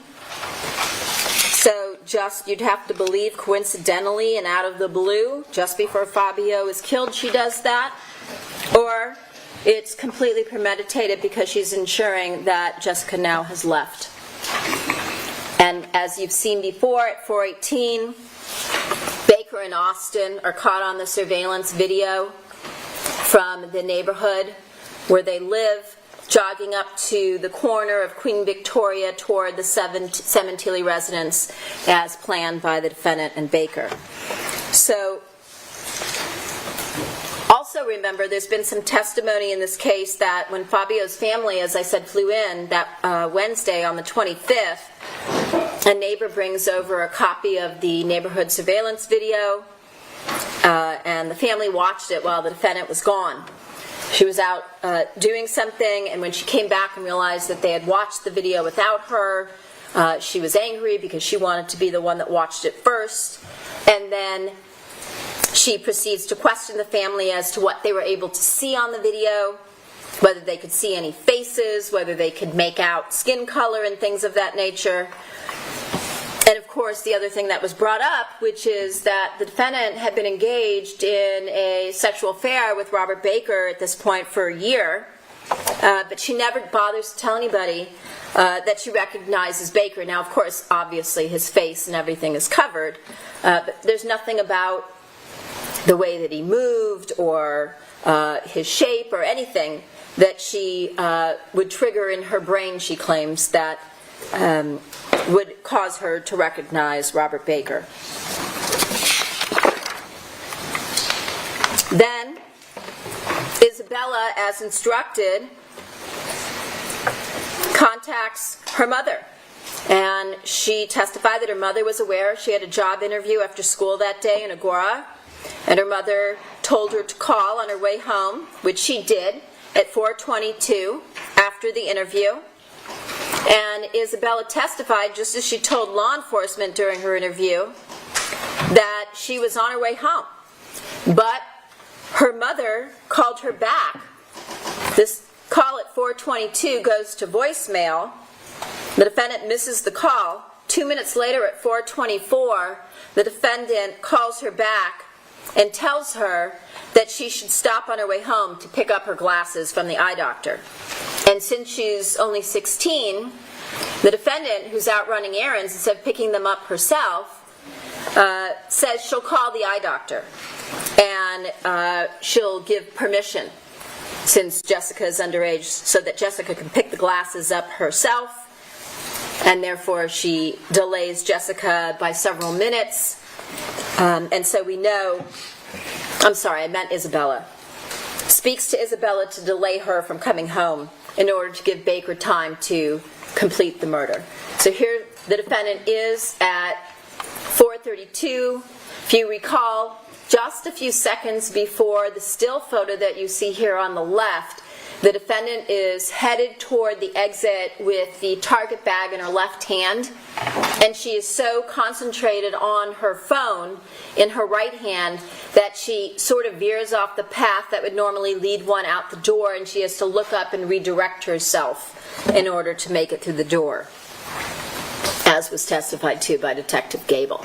And then at 4:38, you can see the Ford F-150 as she leaves the parking lot, and she knows at this point that this is the window during which Fabio should be murdered by Baker and Austin.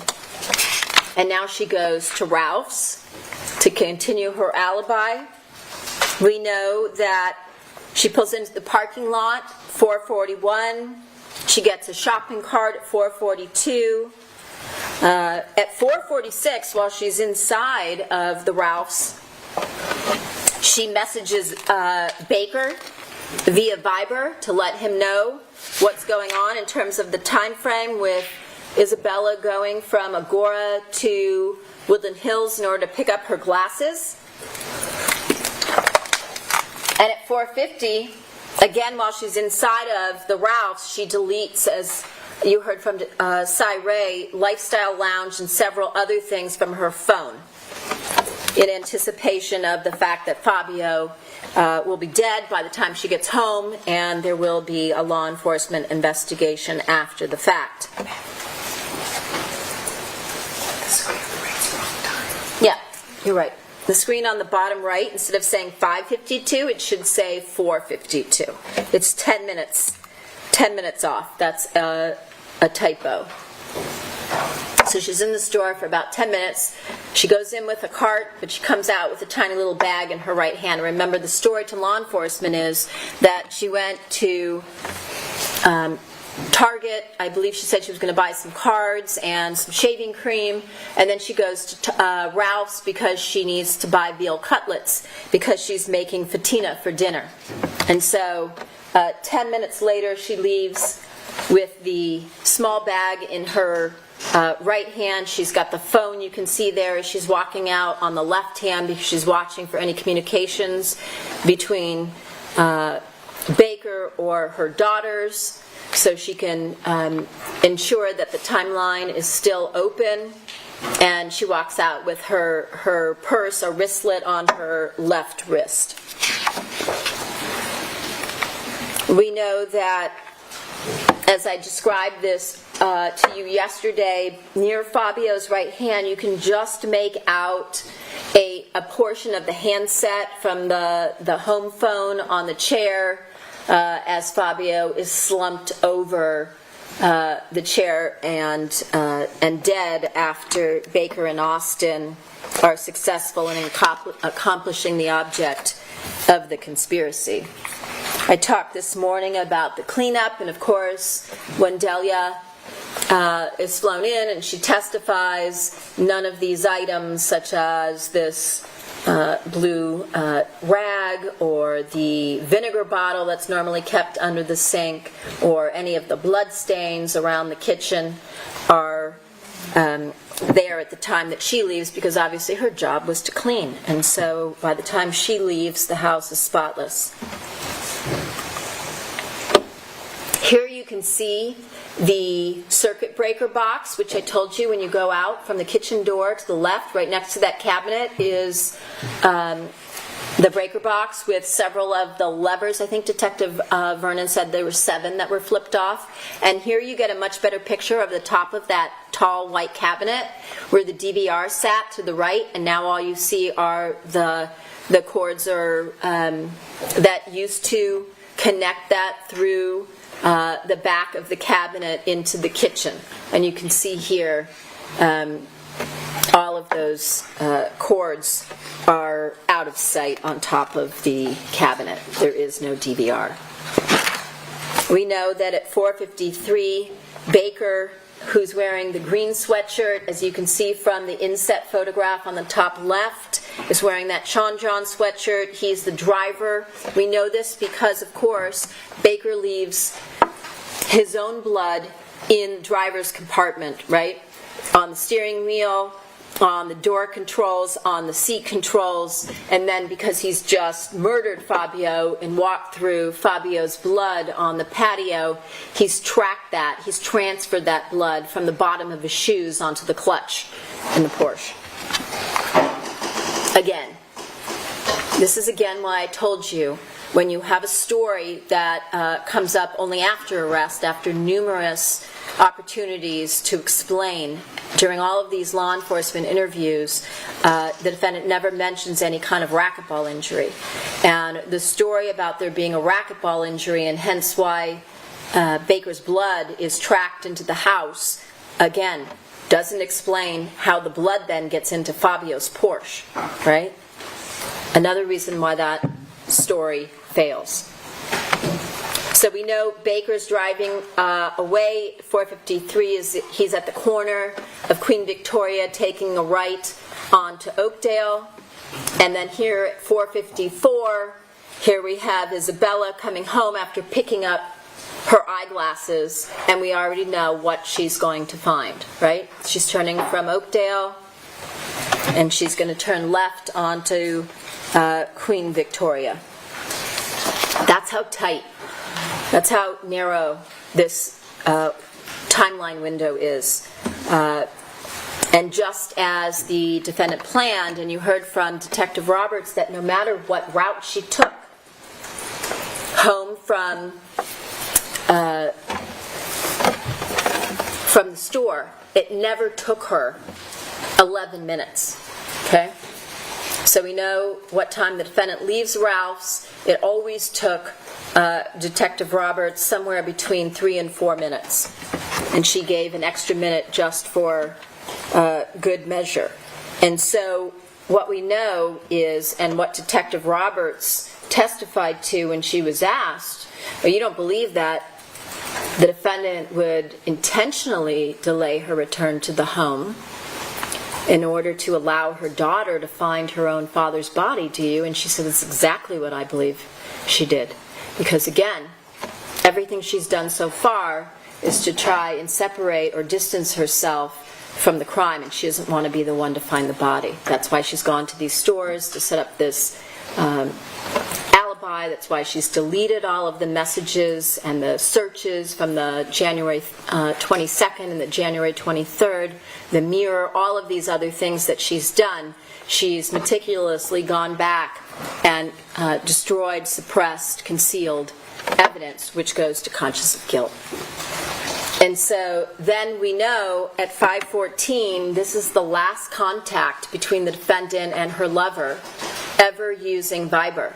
At 5:14, he contacts the defendant via Viber, and after that, they both delete the application, the encrypted application, and the accompanying data. And as you heard, when you use the various software tools that allow you to extract information from a cell phone,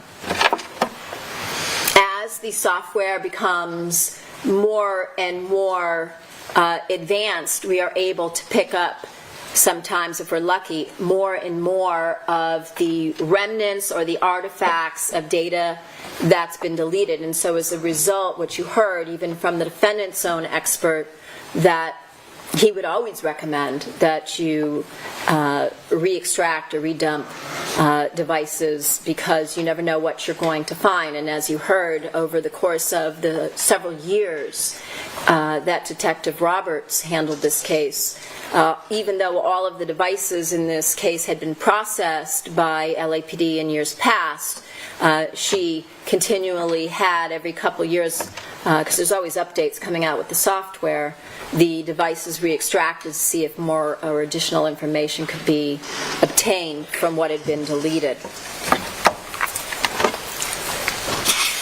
So one more thing I did want to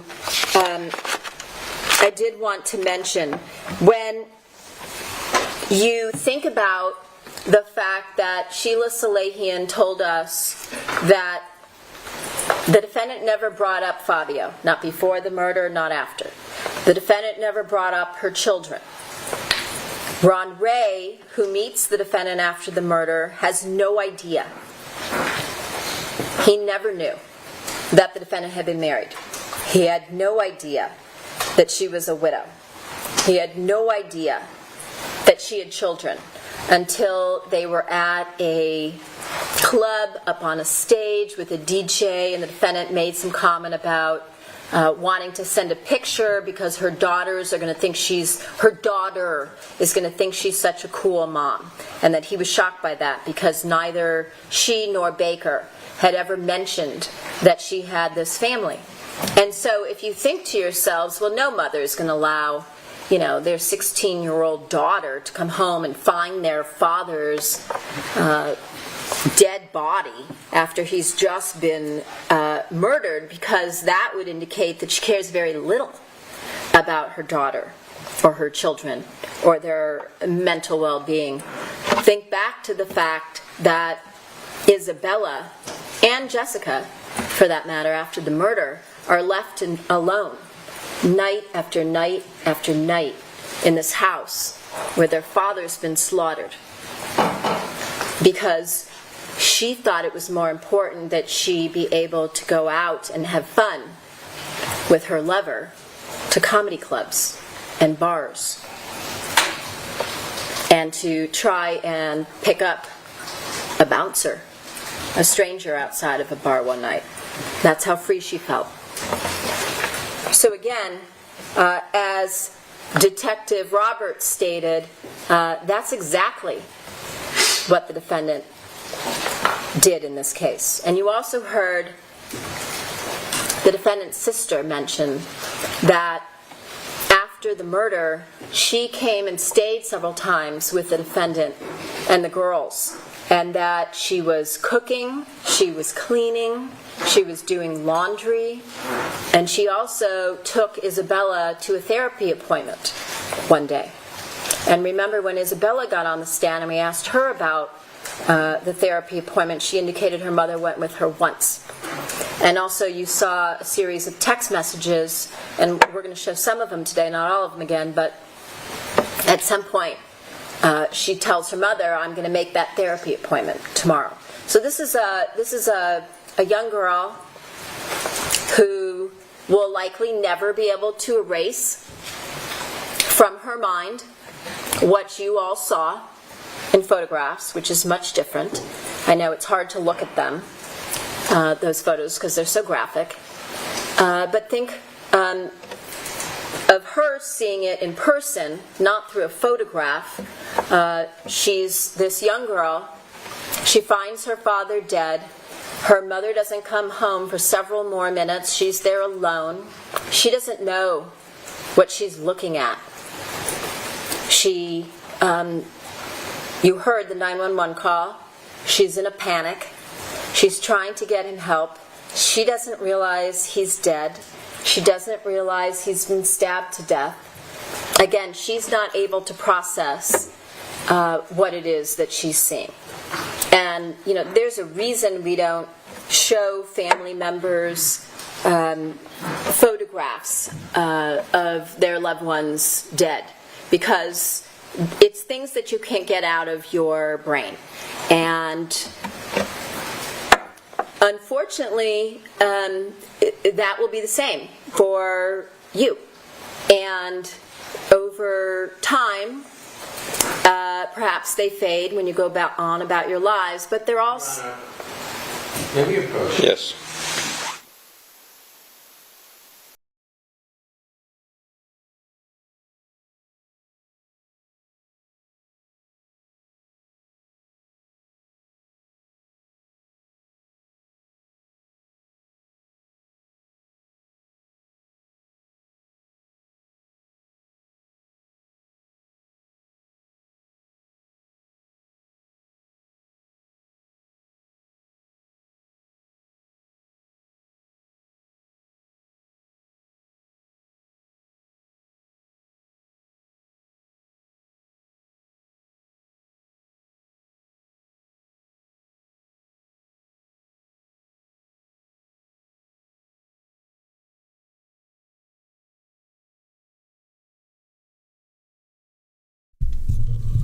Trying to think why Levine wanted to approach. He's talking about images of Fabio.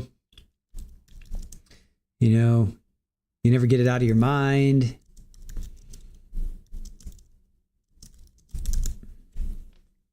But Levine wanted to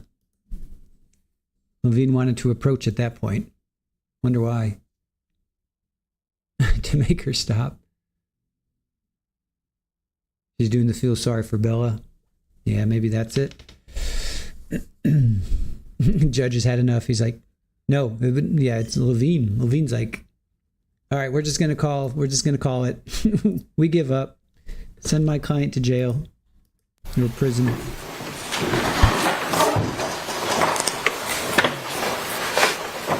And so, as I said, you heard the 911 call where Isabella is trying to get help and is unable to move her father's body. And then several minutes later, her mother comes home. We know that 45 minutes after they flee, Austin gets ticketed driving the rental vehicle near Baker's apartment, as you heard from Cy Ray. Baker then decides that Austin needs to leave town sooner than expected, because recall, he was due to go back the following day on February 24th. Baker then takes Austin to the flyaway so that he can catch the shuttle back to home, take the shuttle to LAX, and Austin pays a fee to change his ticket at the counter. Before Baker drops him off, Baker hands him the gold coins that the defendant had removed from the safe earlier that day, and subsequently the defendant reports those stolen.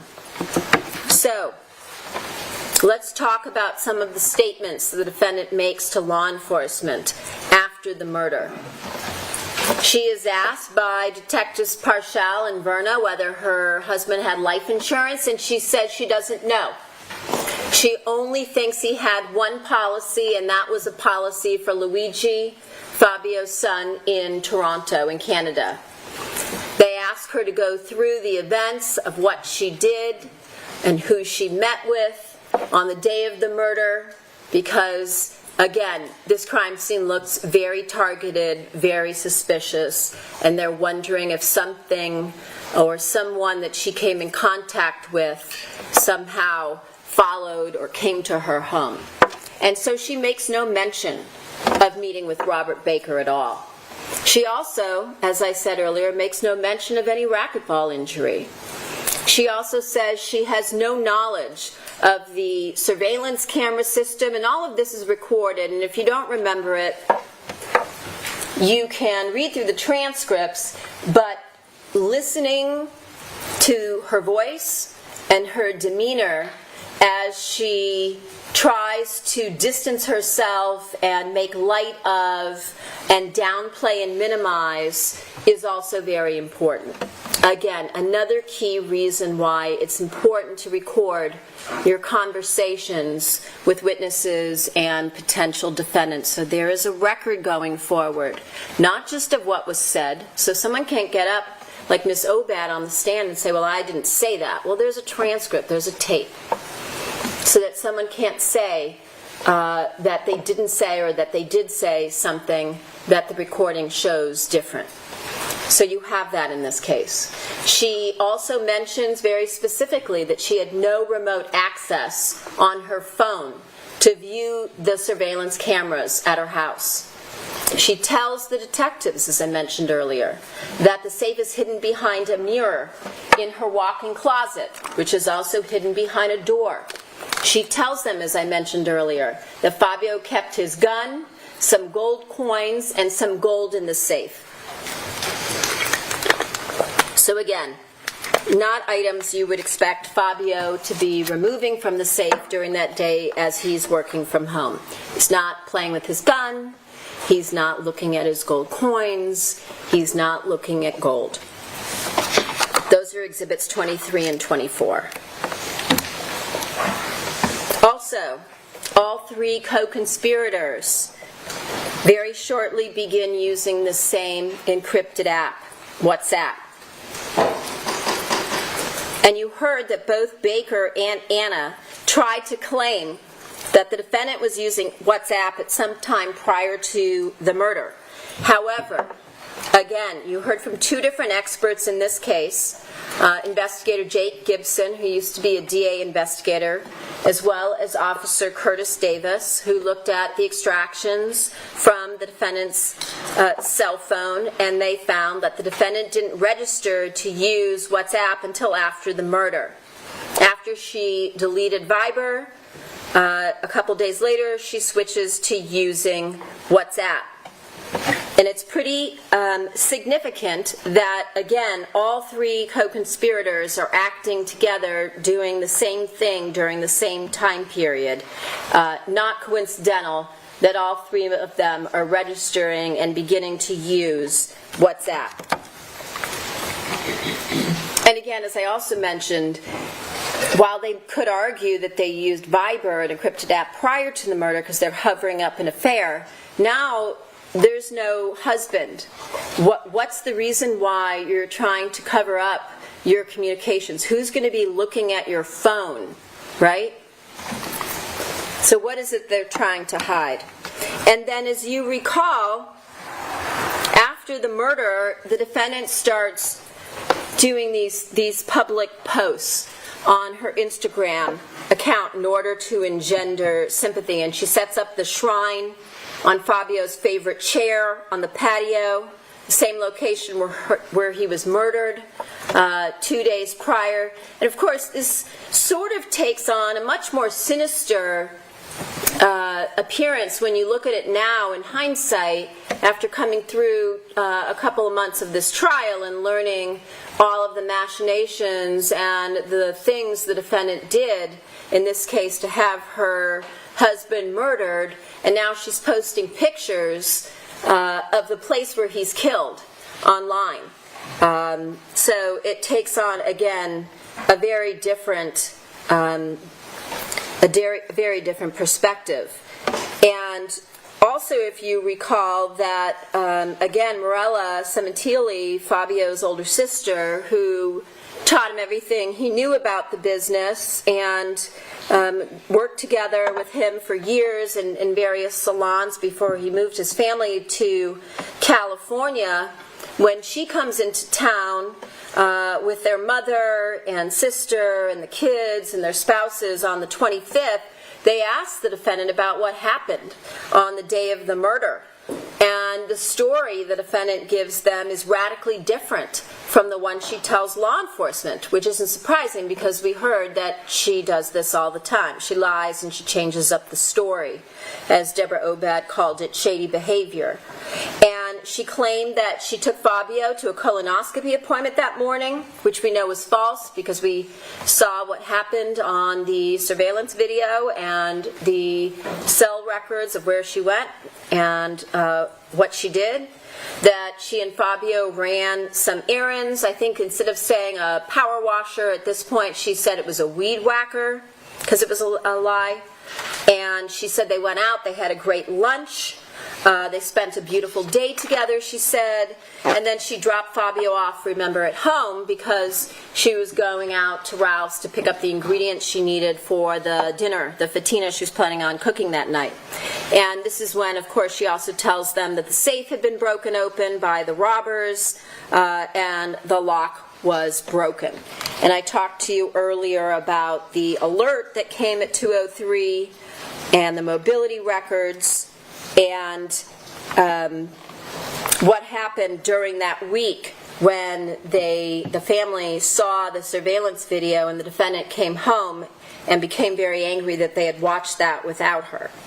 And then you heard that in the weeks following the murder, And the months, the defendant was constantly complaining about the fact that she and her daughters didn't have enough money.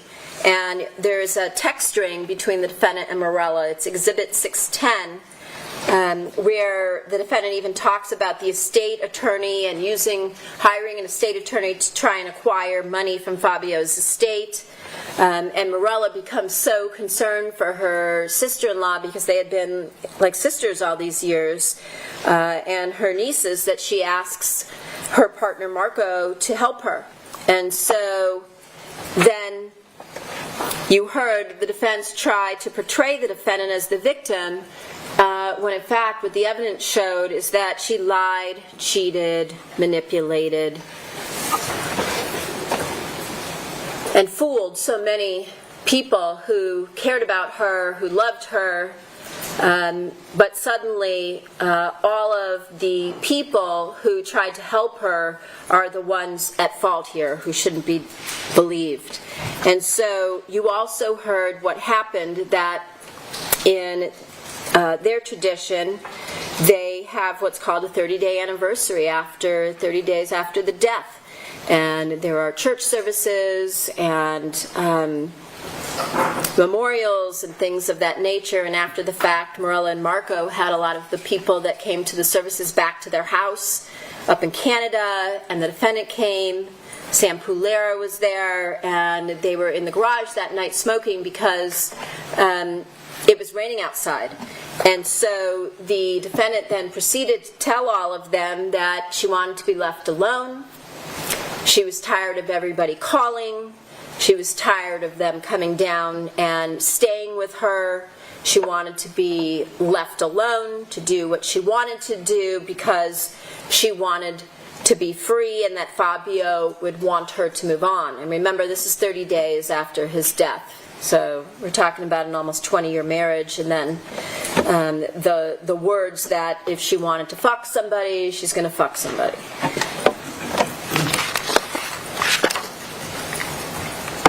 Now, when we talk about the local funeral service in the Valley on January 29th, that following Sunday, and then the wake at the Sementilli home, we know that Robert Baker, who was the only one that wasn't connected to Fabio at this location, was there at the invitation, obviously, of the defendant. Because remember, this is a memorial for the people that want to get together and grieve and celebrate his life and share stories about him and memories. So ask yourselves, if she wasn't involved in a murder conspiracy, who invites their lover to their husband's wake? It's overruled. It's an inference that counsel can make an argument. And this is the one piece of evidence on top of all of the others that I've talked to you about over the last couple days that shows how arrogant these two individuals are, because obviously they didn't think they were going to get caught. And he stood out because he was the one person there, as you heard, that didn't belong.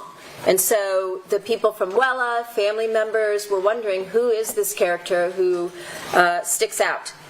And we also know that earlier that day, while the family and friends are at the funeral service in the Valley on January 29th, that Sunday, Baker, recall, on that same day drives up to Victorville, because you have those records from the burner phones that he purchased, recall? And I think they were under the name Daniel something or other. We're going to see it in a sec. And he purchases some burner phones, and remember, he has to get her the burner phone before she leaves, because she's leaving for Canada 2 days later on January 31st, because Wella is repatriating Fabio's body. They're sending his body back to his home country for what they thought at that time was going to be a burial. And so he needs to get her the burner phone so that they can continue communicating. And so he obviously did so that night. Another thing that I wanted to point out, I also mentioned a few moments ago that the posting of Fabio's favorite chair in the shrine that the defendant set up with the cigar that, if you recall, Dave Diaz said he had just brought over to Fabio a couple days before. and some of Fabio's favorite things, and took on a sinister quality when you look at it in hindsight. But also notice where the defendant and Robert Baker are sitting around this fire pit, the same area where Fabio was found slaughtered the week prior by Baker with the assistance of the defendant. And there were numerous people who said they felt very uncomfortable when they went over to the Sementilli home to pay condolence calls during that week because the defendant was going out to that location and showing people this is where he was killed. And everybody felt very uncomfortable because what they knew had happened there. So here are those T-Mobile records. Daniel Jones, you can see from T-Mobile with the same address. That's a fake address for these burner phones. And then, of course, when the defendant goes to Canada, we know she takes the ZTE burner phone with her because, of course, it says on January 31st, welcome to Canada.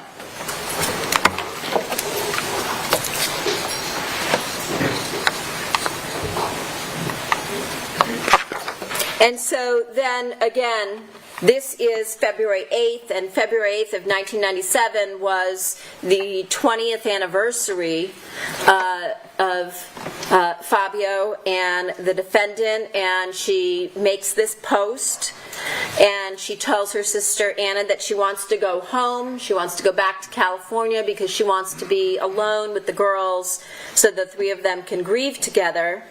And instead, what we learned was on that night, as soon as she gets back home, she leaves the girls and she goes out with Baker that night until the early morning hours of the next day.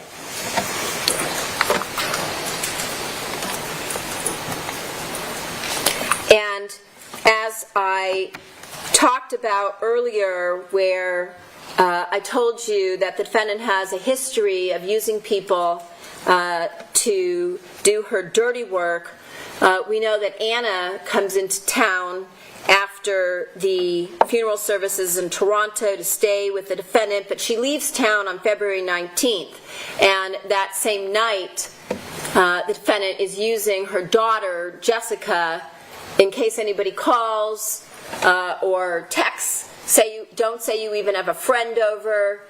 Don't answer, just say you're home, or Selena or something, it's nobody's business. And again, defendant's out with Baker that night and doesn't get home until 2:20 in the morning.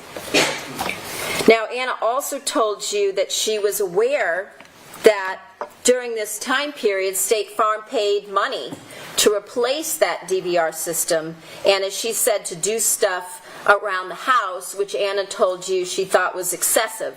And so the defendant took that money and she repainted, she got new carpet, she bought new drapes.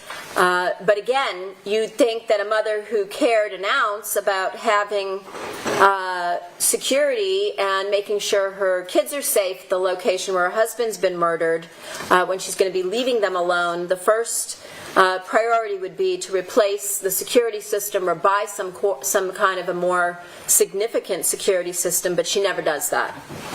And again, on February 19th, she's asking her daughter to lie for her, and we know that she's out with Baker until the early morning hours of the following day on the 20th. Now, on that same day, on February 20th, she has a recorded call with Detective Parshall, which we played for you, where again, he asks what she did on the 23rd to go back over the details, and again, she mentions going to the gym, but she never mentions Baker. She doesn't mention any type of an accident, and she again mentions going shopping, but fails again to mention that she met up with Baker at the Target. This is Exhibits 39 and 40, the recording and the transcript. And then we heard that on February 21st, Detectives Parshall and Verna come to the Queen Victoria home in order to sit down and have a more lengthy interview with the defendant since the night of the murder. And you heard the recording of that particular interview. And this is the same day, February 21st, where at the beginning you heard the defendant mention that She had family in at that time that was staying with her. We know that's the same day that Jessica is interviewed. Ernie Valorano, Fabio's friend, is there that day. He's interviewed. And again, the defendant lies to them. She tells them she didn't have remote access to the home surveillance cameras. In fact, she goes further, doubles down now, says she doesn't have any contact information for the installation company. Remember that whole email chain with Sean Conn? She tells law enforcement that the reason she might not have any of that information is because Fabio carried a lot of cash in his pockets and he probably paid them in cash, so there might not be any paper trail. So there's no way for her to find the name of the company. She never mentioned that she was in communication with Baker that entire day. She never mentioned again seeing Baker twice that day. And then she comes up with this news story that she tries to float, that maybe when they ask her, has anybody had any accidents? Is there any reason why there should be blood in your house? Because remember, this is February 21st, and what you learned was that on the 14th of February, detectives receive the preliminary results from the crime scene in the Porsche with blood samples that match up to Baker. And so they ask, is there any reason why anybody else's blood should be in this house? And she says, they don't tell her about the DNA results, but she says, well, Fabio might have cut himself trying to fix a power washer. And once again, doesn't mention any racquetball injury, which obviously would have been relevant to this particular area of conversation. She mentions that gold coins are missing, which we know had been kept in the safe. And she downplays her relationship with Baker to the extent that she even pretends not to know his last name. Remember, she says, Robert, he's the racquetball coach. I think his name might be Baker. And she also tells the detectives that Baker had never been home, to the home prior to the murder.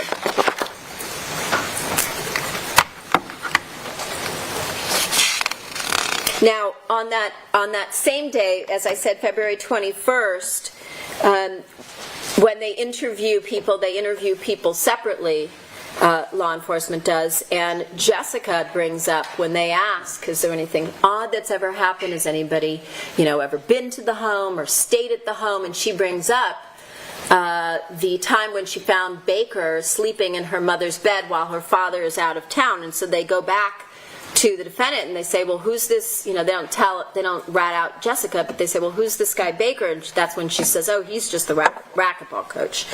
And Jessica tells the detectives that the night that Baker slept over, her mother came home at 2:30 in the morning, and she also tells them she never told her father about it because her mother told her not to say anything to him. So again, another example of the defendant teaching, coaching her daughters to lie for her, grooming them, and at this point in time, going backwards, she basically is using the daughters to keep information from their father. And this is also when, if you recall, Ernie Valorano's testimony, when he came in to testify at trial and talked about this, that he said that when the detective spoke to him that day and they asked him if he had any information, if either Fabio or the defendant maybe ever had an affair, he was offended by it. And he was appalled that law enforcement would even be asking him these questions about his close friends, and then he relates to them the story about how the year prior he and Fabio traveled to Thailand for a golf trip, and that they would have dinner every night after they golfed, and then Fabio would rush back to his room because he wanted to FaceTime and accounting for the time difference, he wanted to be able to reach his wife and his girls, like you saw in the OPI post, his beloved girls, so that he could speak to them every single night. And so Ernie testified that he never even suspected or thought for a moment that either Fabio or the defendant would have ever had an affair. And so, again, as I said, a lot of these people, once they learn several months after that the defendant's arrested with her lover for Fabio's murder, you can imagine that one would be quite angry and feel extremely betrayed, especially given all of the things these very good, decent people did for her and her daughters. So later that same night, after she has this interview with law enforcement, the defendant on February 21st is out again with Baker until about 1 a.m. You heard about all of this and the photographs, and contrary to the defense spin story that Baker was the one that was in charge, it's fairly clear that the defendant's actions show she's the one. She's the one who calls the shots. And one of those examples was when they're out and the defendant comes out from a bar that they're in, and she initiates an encounter with a bouncer out front of the location where surveillance officers are watching this go down. Baker is inside the bar, but if you recall, they observe her. She sits down next to a bouncer on a bench, the bench out front. She starts touching the bouncer on his inner thigh area. She puts her hand behind his neck and then kisses him on the lips, and then goes back in to the bar and later comes out later with Baker. Appears they have some sort of an argument. He walks away from her in the parking lot, and the defendant becomes very upset and starts crying, and certainly appears to shed more tears and be more upset over the argument she has with Baker that night than she ever did when it came to her husband's murder. So the following night, on February 22nd, we learn that the Gangs and Narcotics Division, who's tasked with doing the surveillance at this point in time in February, follows the defendant and Baker, and the detectives, Verna and Parshall, are trying to figure out where Baker's staying because they know he's not going back to his house, and so they follow him back to Roger Brown's apartment in Glendale that night. And so you heard from Roger Brown, who's been friends with the defendant since 1997. Over the years, since Baker's been arrested, he's made numerous jail visits to meet with him. Baker calls him regularly from jail, and he testified actually twice that he used to play basketball, I think, with Baker and some other individuals, including this attorney, Howard Lynch. And if you recall, Howard Lynch, his name came up once again once the defendant and Baker were arrested, because they're using his law office to call through to make clean calls initially so they can leave messages with him and his staff, and then once Howard Lynch decides this is probably not a real good idea and he could get into trouble, he has a conversation with Baker, and they switch to using April, if you recall, to call through. And so we also heard Roger Brown say that the defendant, who he was introduced to by Baker as Madonna, came to his apartment numerous times while Baker was staying there after the murder, because obviously Baker's on the lam. He's gone from Lashane Holmes to Al Birdsong's in Vegas to Sheila and Ricardo's, and now he's staying with Roger Brown in mid-February, and Roger Brown at some point takes Baker over to the Starbucks to meet up with the defendant, again, who he knows as Madonna, and he testifies that he had actually met Madonna and Baker the year before when Baker brought her to Roger Brown's birthday party. And so he testifies to some of that, but again, he tries to indicate he doesn't think Madonna ever slept over, but he was in another room and he didn't pay attention and things of that nature to try and distance himself.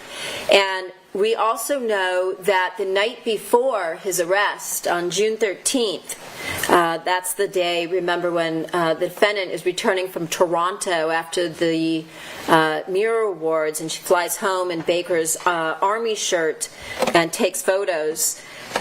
Baker comes over to Roger Brown's apartment and gives him a new phone number. And that number, if you recall, again, connecting up little pieces of information, turned out to be the burner phone number for one of the phones that Baker purchased in Victorville on the date of January 29th before going to the wake, where he gives the defendant the one he bought for her.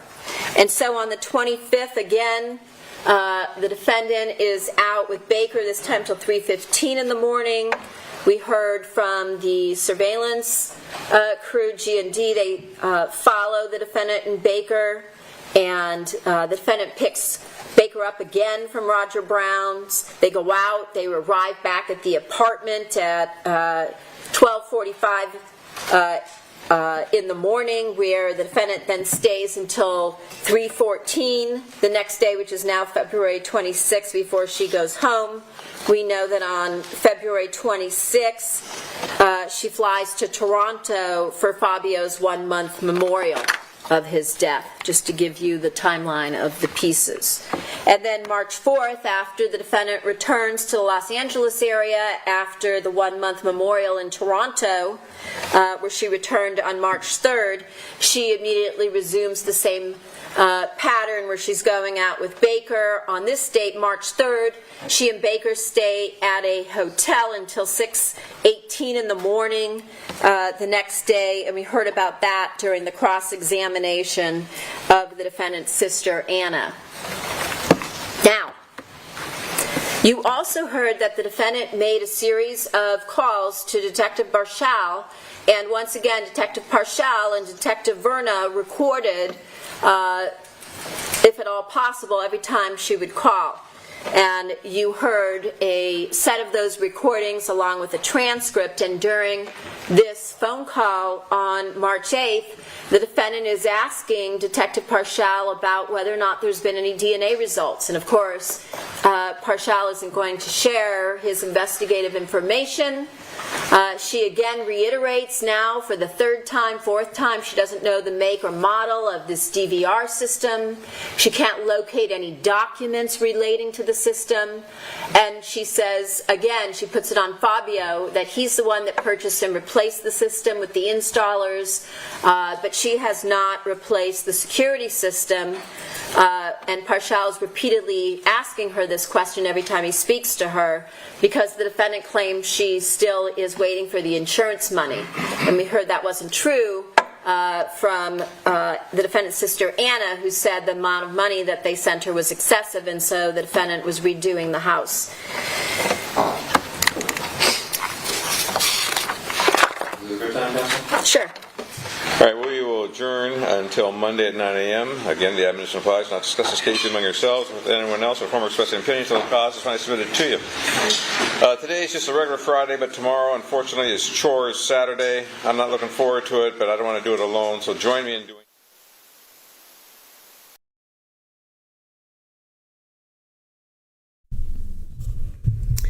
They always cut off the judge. I want to hear about his Chores Saturday and joining him.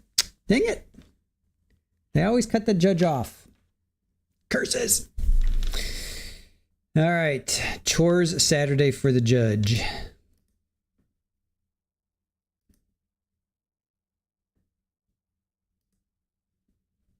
Oops, hold on. All right. So that's that. I'm going to end the, so 5:50, I'll do 6 o'clock just to make it easy on myself. So that's another hour and 40 minutes. Right? 4:40, 5:40. I'm sorry, hour and 20 minutes. Right? Yeah. So she's, and I say minus 15 minutes. So again, we'll give her that. So today alone, she talked for 4 hours and 40 minutes. Just today alone. Yesterday, she talked for 4 hours and 50 minutes. It's a long closing. Yeah, that's a long closing.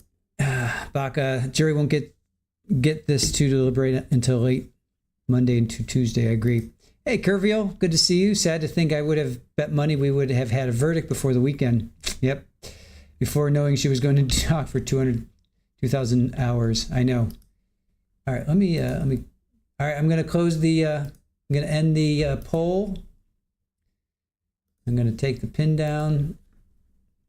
So how long will Miss Silverman's closing be today? 186 votes. Fantastic. Thank you guys for voting.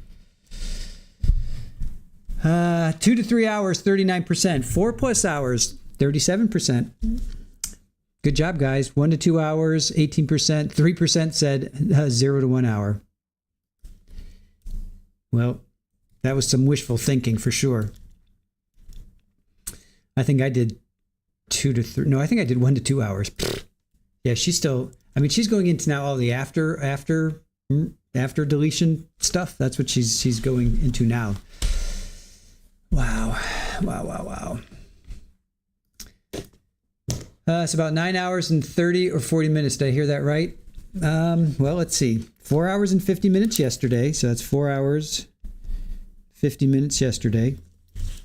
And then today was 3 hours and 40 minutes. So that's 7 hours plus another 90 minutes. So that's 8 hours and 30 minutes, right? 8 hours, 30 minutes. And she's still going. She's still going. Right? If my math is correct. Angie, yeah, she is going through the entire case. It sounded more like 12 hours. Zach, I think we can start measuring it differently around 3.14. Yeah. Capri Law. Oh, let's take this moment to welcome in our newest mod, Capri Law. Thank you for joining the mod squad, Capri. You guys are the only way I could get through this one. Thank you. Yes, hey, Mona is there. She texted me at 5:54. She said, still talking to the end. And I said, how do you have your phone? Because she said that they put it in a Faraday bag. I have not heard back from her yet. So I'm not sure if we're going to get a chance to talk to her or not. We'll see. All right. So the plan on Monday. Yes, plan on Monday. We're covering Lori Daybell, right? So we're going to cover that. We're going to start that stream. That stream starts at 2 o'clock Eastern. And that's going to end at 7. Is that right? Yeah. Because it's a half hour delayed. It might end at 7:30. It's going to end at 7:30. Because they start it. Hold on a sec. Let me think about this. Anyway, I think we're starting it at 2. And then we're ending it at 7. And then we're going to pick up with Joe Schmo because he's going to be there. So we're kind of shifting everything to accommodate West Coast time because Arizona now is on West Coast time. So we're going to be streaming Lori Daybell, right? We're going to cover that the entire month or however long that goes. And then we're going to be recapping every day, just like Jules and I did with Sarah Boone. Joe and I will be doing that. Joe's there. I'm here. So we'll be doing that from 9 until 11 Eastern every day. So as far as Monica is concerned, we are going to probably do a dual stream until she is done. So we will, plus we're doing Shanna Gardner.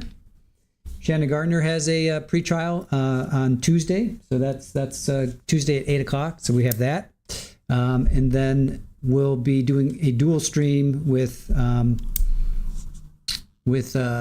Monica. So Aaron and I will sort that out, but we're not going to leave you in the lurch. We'll do our best to cover this.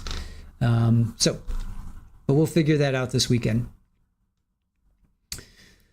Sinbad, definitely want to see Lori live. Yeah, I don't want to miss. I'm not gonna miss out on that. I don't want to cover Monica and then catch up on Lori. We'll definitely cover Lori for sure live, and Monica we'll sort it out. We'll sort it out. Oh, whoop, whoop. Let's see. I use my Apple Watch. Gotcha. It's over. I'm waiting at the elevator.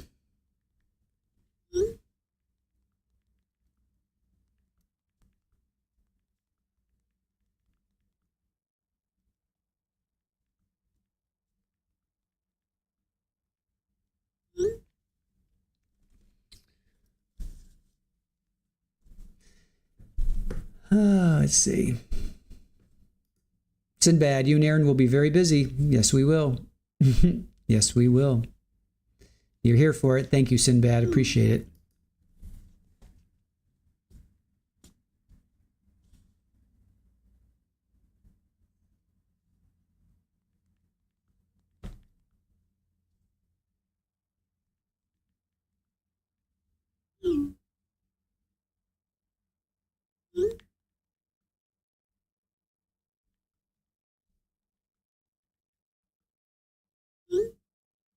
Seeing if Mona, we can get a phone call in from Mona. So hang tight. We'll get our courtroom insider.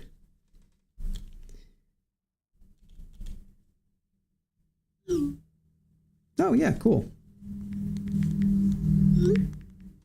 All right, so we're going to get a phone call from Mona. Courtroom insider coming in hot. Hello. Hey, How are you? I'm fine. It was like fast in, fast out, Yeah. my sideways glances at everything on the way in. Okay. Met a real cool trial watcher that drove down from Sacramento that's been staying at a hotel. Mm-hmm. Okay. Wow. They've been here the whole time, or no? Oh, they're driving back and forth. I'm not sure, but I have. She says I told her about your channel, Mm-hmm. and she said she does 2 other chats, and her name is Lina, Lina. Okay. If anybody sees her on chats, but she would. I exchanged information Okay. because she drove back after lunch, so I had a nice hallway chat with her. Oh, cool. All right. Yeah. So everybody's saying hello to you. Hi. Hi, improv chat. So my notes are pretty thin because, as you know, Miss Silverman is just Repetitive. going over and over and over, which is fine. I mean, I get it. What were your impressions? I'll let you go because you're traveling. Go. Oh no, I'm not traveling. I'm walking to my car, and I parked in a different lot, so I'm focused on finding it. But I think I know how to. Okay.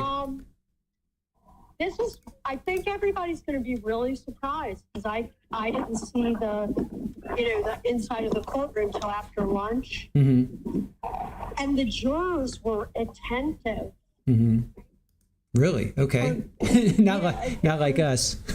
For the first, I was surprised because it's been going on for 2 days. And Mm-hmm. They had lunch, and the air is bad in there, but they different because I know the same jurors are there. Okay. Except I did notice the juror I call math teacher. Okay. He was having a meeting with the clerk in the hallway after everybody left, and it sounded like an exchange that maybe one more is going to be down. Okay. So they'll be left with one alternate if he goes. Wow. Okay. Jeez. Morella's husband's flying back to Canada. Say goodbye to me. Oh, okay. Monica's sister and mother were there. The mother, I feel so badly for her. Mm-hmm. She looks like she aged 10 years in 2 days. Wow. Yeah. She was so stressed out. My heart really broke for her. Right.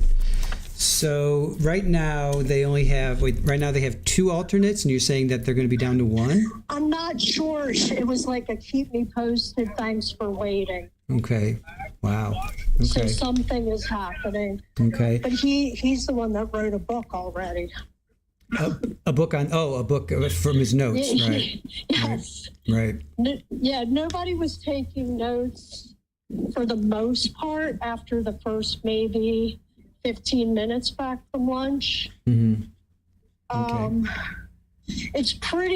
It was pretty, I hadn't been in court when they showed the crime scene photo, which they had up, Yeah. a couple of them. It was pretty rough. Yeah. And I'm not squeamish at all, and it was tough. Yeah. Yeah. Well, Monica, of course, as soon as they pulled those up, she did what we all thought she would, which is, the face, and I don't think she actually cried, but she definitely had her face on, and but She and her sister almost were twinning point with their little shake my head no at some of the aspects. mm-hmm. Did the jury see her shaking her head? Do you think? A lot of people were wondering that. Here's what was super interesting. Mm-hmm. Somebody that doesn't normally pay attention, who's the youngest person on the jury, juror 8. Okay. And it's a male. Okay. And he seems like he must be a student. He's very young, long ponytail kind of situation. Okay. He usually doesn't pay that much attention. He was so attentive. Really? And he was the one that was looking over at the gallery, at Monica, at everything. Mm-hmm. Okay. So do you... Intense guy stopped folding his arms. Okay. Intense guy folding his arms, right? But then he started, jiggling his foot. Okay. So he's getting antsy. Seems like he's getting antsy. When I was waiting, I watched the jurors come in, and first it was 3 males, and they sat like huge spaces away from each other and didn't talk, which I thought was interesting. Right. And there were a couple of other attorneys that work at a different courthouse that were talking to me and sitting near me, but no other spectators than me and some attorneys and press and the families. Not one person. Wow. So no, just like general population or general,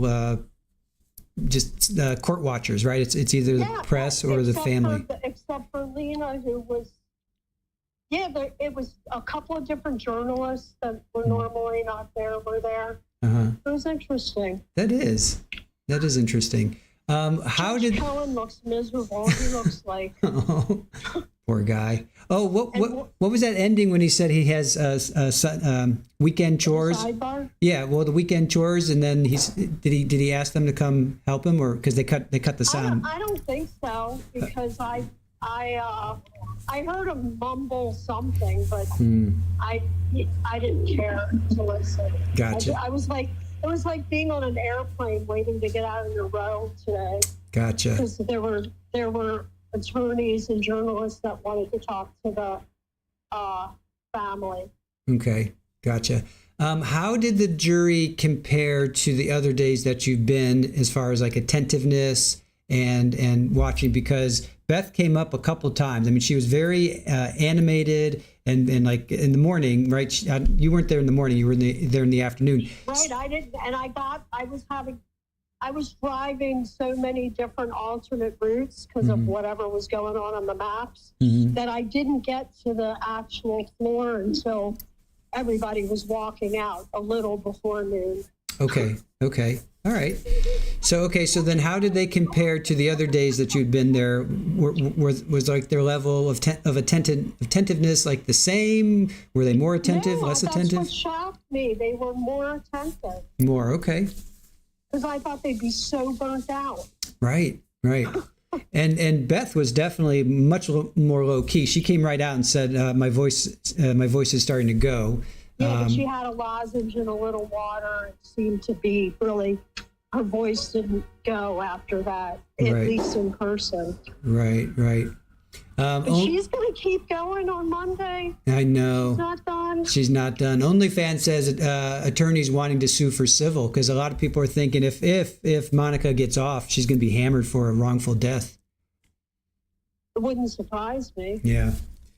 I wanted to tell you in the chat something interesting, that when we were waiting to get in, there were a whole lot of people in the hallway, and then no prosecution, but the defense came, and Burke and the English guy and Babbage, the young female, was not there today. You know how I call the female baby lawyers? Real pretty. Right. I'm just gonna turn my car on so I can get some air in here. It's hot. Sure. Yeah, do what you got to do. Yeah. No, I'm good. I just Okay. If you hear dings, I'm just Yeah, Sure. Okay. So, that's good. All right. You can still hear me, right? Yeah, it's definitely different. But we can still hear you. Oh, I can switch it if it's. Yeah, do you mind? Yeah. No, here, let me switch the audio. It was actually better. Is that better? Yeah, much better. Thank you. Okay, Yeah. no problem. So this is what I found interesting. Burke and the English guy and Babbage were so casually chatting right by the door, waiting for it to open. And Levine was pacing by himself, not talking to anyone. Interesting. Yeah, you texted me that. Yeah. Oh yeah, he was just like, he looked very nervous to me. Really? Like if somebody's pacing back and forth and not talking when your whole group is talking. Right. Was he looking down, looking up, looking at them? Where was he looking? He wasn't looking at any of them. He was just pacing back and forth in the short part, like the not long part of the hallway, but made zero eye contact. Really? Wow. That's why I wrote it, because it was like, whoa, he really thinks he's going to be up. Wow. So, and at the end, what was different is Monica went back, and then Burke and Levine went back, but not any of the baby lawyers. Okay. Went back so where? They're having a meeting in the holding area. Oh, okay. Gotcha. They've never done that when I was there before, so they're having a meeting right now. Yeah. Do you think Sinbad says Levine is freaking out? He knows he has lost. Do you think that he's upset at all that this is taking so long? Like, do they? I don't know if you know this answer, but do they know how long it's going to take, or do they, like yesterday? Because Beth was saying she was going to be done today, and now she's not. I don't think that's what he's angry about. I think he's just trying to break her pace. Okay. But he was typing on his, like Babbage wasn't doing his work today. I could see from pretty far away, his giant font on his laptop, which I couldn't believe he didn't have a security screen on. Oh, wow. Right. He was typing, and the man has some keyboarding skills, which surprised me. I thought he'd be a two-finger typer, but he was typing like a pro. Wow. Go figure, right? So either he's writing emails or he's finishing his closing. I don't know, but obviously he's going to close because he's been objecting and he was the one pacing. Right. So now we have Monday. They're going to come back. Obviously, it sounds like Beth is just going to keep going because right now she still has to, she's just kind of getting to the after the fact kind of thing, and she's going to go through that. I think she has at least another hour to 2 hours. I do too, because I think she's going to go right up until the arrest. Yeah. Then we have to deal with all of that, right? But she kind of talked about them in the holding pen and the six days and 60 hours and them in all of that. She has kind of talked about that already. She talked about them being in the back of the police car. She talked about that. But that doesn't mean she's not going to revisit it and talk about it even more, Yeah, so she may do that. and Stable and the detectives are giving her notes Yes, while yeah. she's up there. Yeah, there was that. Yeah, the one guy said there was a typo, right? And one of the exhibits, it was like the timing was like 4:52. She's like, no, it's 3:52 or something like that. Right, but it was even before that. Somebody reminded her to go back to a detail. Okay. So they're totally on board with each other. I completely forgot my pen and pad, so I took notes. But I didn't care. I'm like, I'm only here for a couple hours anyway. It doesn't matter. Yeah. But other people were furiously taking notes, even though this attorney that is fascinated by this case that told me she said she likened it somehow to the Melody Ferris case, and I couldn't even make that connection, but I watched that trial. Yeah, we missed that. Okay. Yeah, we were watching something else. I forget. It's a good rewatch if anything ever lightens up for you. It was an amazing happening. Usually we have time towards the end of the year, like holidays. Courts are closed during the holidays, so we'll definitely have time to do rewatches then. So we may put that one in. So now that you saw who was sitting behind, remember at the beginning or in the morning session, Beth looked back because somebody was making a ruckus or something, and she's like, "I'm not easily distracted, but I know you guys are." Do you think that was like some lawyers? Do you think that was media that caused her? What do you think? I think it was likely media or the detectives, because the two of them sit there and their phones buzz. Oh, okay. And they share screens, and Gotcha. they've been doing that every time I'm there. But I don't think anybody else did anything improper. They were pretty well behaved. Right. But the media, the AV guys did such a bad job today that was probably what inspired me to come when there was no sound at first. I'm like, oh my God. Yeah, that was brutal. About 10 minutes. Yeah, no sound for about 10 minutes. Yeah, and they retaped everything. I thought, come on, dudes. Maybe somebody tripped over it because it's right by the jury box. So. Yeah, interesting. Any questions? Let's see. I'll ask Chad if you have any questions for Hey Mona. Please post them now. There's always a little bit of a delay, so we'll give it about 10 or 20 seconds. Trying to think what else. Let's see. Levine objected. He objected at least 6 or 7 times, and every objection was shot down except the one where he said, "Judge, can we come?" Oh no, wait, no.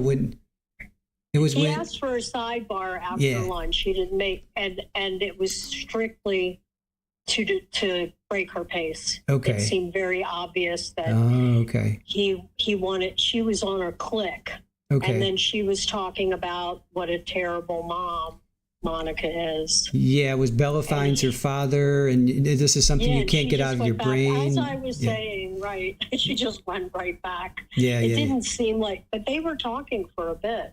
Okay. Yeah. And the jurors were actually focused on that more than they have been on other sidebars. Yeah.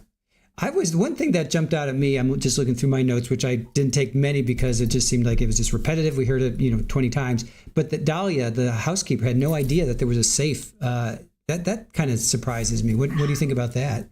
I really like that she went back and focused on some of the security things.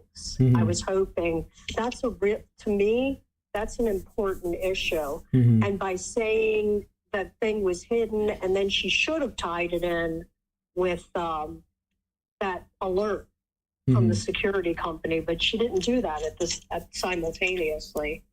Yeah. But I thought, it's so hidden that the maid that came there once, twice a month for years had no clue that it was behind the mirror she was polishing. That was interesting. Yeah. And I didn't hear the gold coins were, I didn't understand that gold coin exchange. I between Monica and Baker, she was really saying that's what they were doing in the car or something.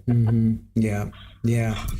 It was good. I think her energy was definitely a lot lower. She wasn't as animated and vocal. But she was still getting into the juries, and she was reading. I kept saying, I think she's reading the room.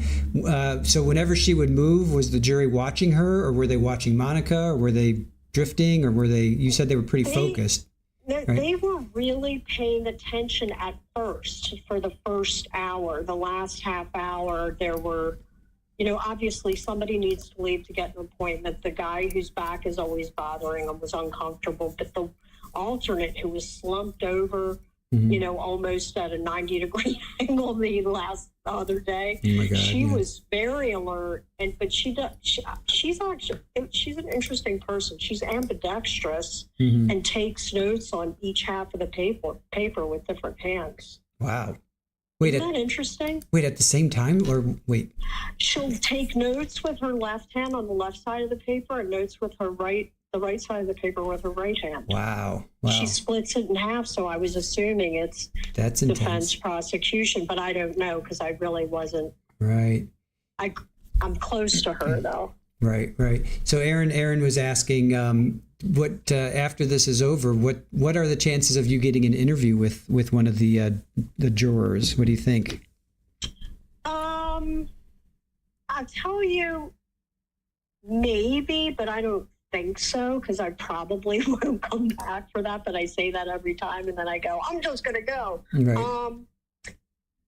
I suspect that I could speak to someone that actually made eye contact with me today. And he's somebody that it's so interesting because my husband and I have such different perspectives of the courtroom, which fascinates me. And I said, who do you think will be elected?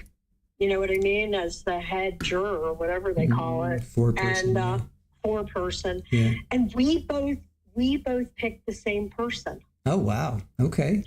And this is a person that's probably a middle-aged African-American man who really leans back and looks at everything without trying to appear so. And today he was wearing bright red pants. Oh wow! Which Nice. I thought was really interesting because right. Wow, they stands out. I'm a Tom York fan, and sometimes he wears red pants, and we make jokes about it. So, right. I just thought, isn't that an interesting attention grab? Yeah, absolutely. Maybe he thought it would Last hour. Yeah, Right. I was wondering because I'm such a conspiracy theorist where I'm observing to entertain my mind. I'm like, bright red pants? Nobody even wore anything bright in this jury before. And what's that about? What's that about? I know And for a that's the friend. that's the one we both picked as head person or That's funny. four-person or whatever. And you did that before today, before you saw the red pants. Yes. Yeah. Wow, that's pretty funny. We talked about it the other night when we were having completely different perspectives. Let's say it was a little conversation, we'll call it. Right. And then I thought it was fascinating that we picked the same person who is 1, 2, 3. I think he's 4 or 5. Yeah. And then I think he's 5 because next to him is someone that on his right, I think is highly insulted at Obad. Oh bad, yeah. Bad. Oh bad, yeah. Yeah. She definitely can rub you the wrong way. I could see that for sure. Well, she was so insulting and anti-racial, and it perked me up. I didn't see it in person, but I was like, oh, there's somebody there that she just insulted with one of her comments, like big time. Yeah. And it wasn't the second insult. I'll just put it that way. Gotcha. Yeah. Fala says they say if they are dressed up, they think they may have a verdict, but maybe he thought yesterday that Beth was going to finish today, and then they'd get to at least the jury instructions. But yeah, not. Well, they, Cohen flubbed it again because he said when I was there Tuesday, just go into the jury Friday, and he's wrong. He's wrong. But he's not really. He's just like leaning back. He looks really tired today. Yeah. And they actually put the airflow on this afternoon. Okay. Oh, good. Which was odd. Care Bear has a question. She asks, did Mona, did you see any jury reactions when prosecution said that they would all have to deal with a death in the family with photos right before defense objected? Do you remember that part? You mean after they were talking about Bella? I think when Bella found, I think it was that part. Yeah, we'll go with that. They no more than they previously were, but to be honest with you, when they did, I'm sure you didn't see the split screen of the Monica Baker and then the scene, the Fabio scene. It was like a half split. It was so hard there. It was so hard there were not all the jurors looked. Yeah. I think they've had enough of the gore. Yeah. And the families were quite shaken. Yeah, I feel brutal. bad for the mom. That's the most notable thing for me. Monica's mom is just, I think she's hearing things for the first time, and she's distraught and has a lot of bags under her eyes. And she was by herself for a while, just at the other end of the hallway to avoid the Sementillis. Does she look like she's a young mom, or does she look like she was in her 30s when she had her daughters, or does she look like right now? Is she like in her 70s or 80s? When I saw her the other day, I thought she might have been a young mom, but today she looked, I'm telling you, it just has aged her just this week from Tuesday to Friday. She probably hasn't slept. It looks like she's crying. She is not doing well with this, but she's there to support her daughter. Yep. And you said Anna was there too, here and there? Yep. Yeah. Anna was taking notes. Yeah, and the daughters are not there. Oh, Anna was taking notes. Interesting. Now, Lena, the other observer that I met on her way out, she said there were 2 young girls on Monica's side today, and they weren't her daughters, so I assumed it was the nieces. And then when they walked out of the courtroom, she said, that's them. They did not come back, whoever it was. And again, like, in my opinion, if they're there to make a good impression, inappropriately dressed, kind of like how Jessica struck me on her first day. Aaron wanted to know if Fabio's sister is there. I think you said her... both of them and the brother-in-law. Okay, but he was flying back, you said, to... yeah, he told me after court, he said, I won't... Because they're really nice. They talk to me a lot. Yeah. So cool. He just looked right at me and said, I'll be going back today. I won't be back, just to let me know. Oh, so that's it. I wouldn't see him again. He's done. Okay. He's not... Yeah, he's done. And I said, have a good trip. Have a safe trip, Right. Yeah, widespread panic. Maybe her mom is realizing the truth about what her daughter did. Widespread, I'm thinking the same thing because of the juxtaposition of what I personally observed on Tuesday is not even the same person to me. Yeah. And being a nurse, I know how to observe, the physical and emotional visage. Right. Wow. So anything else, group? No, everybody seems to be pretty worn out. we're pretty burnt. But it's like, isn't it shocking that they were?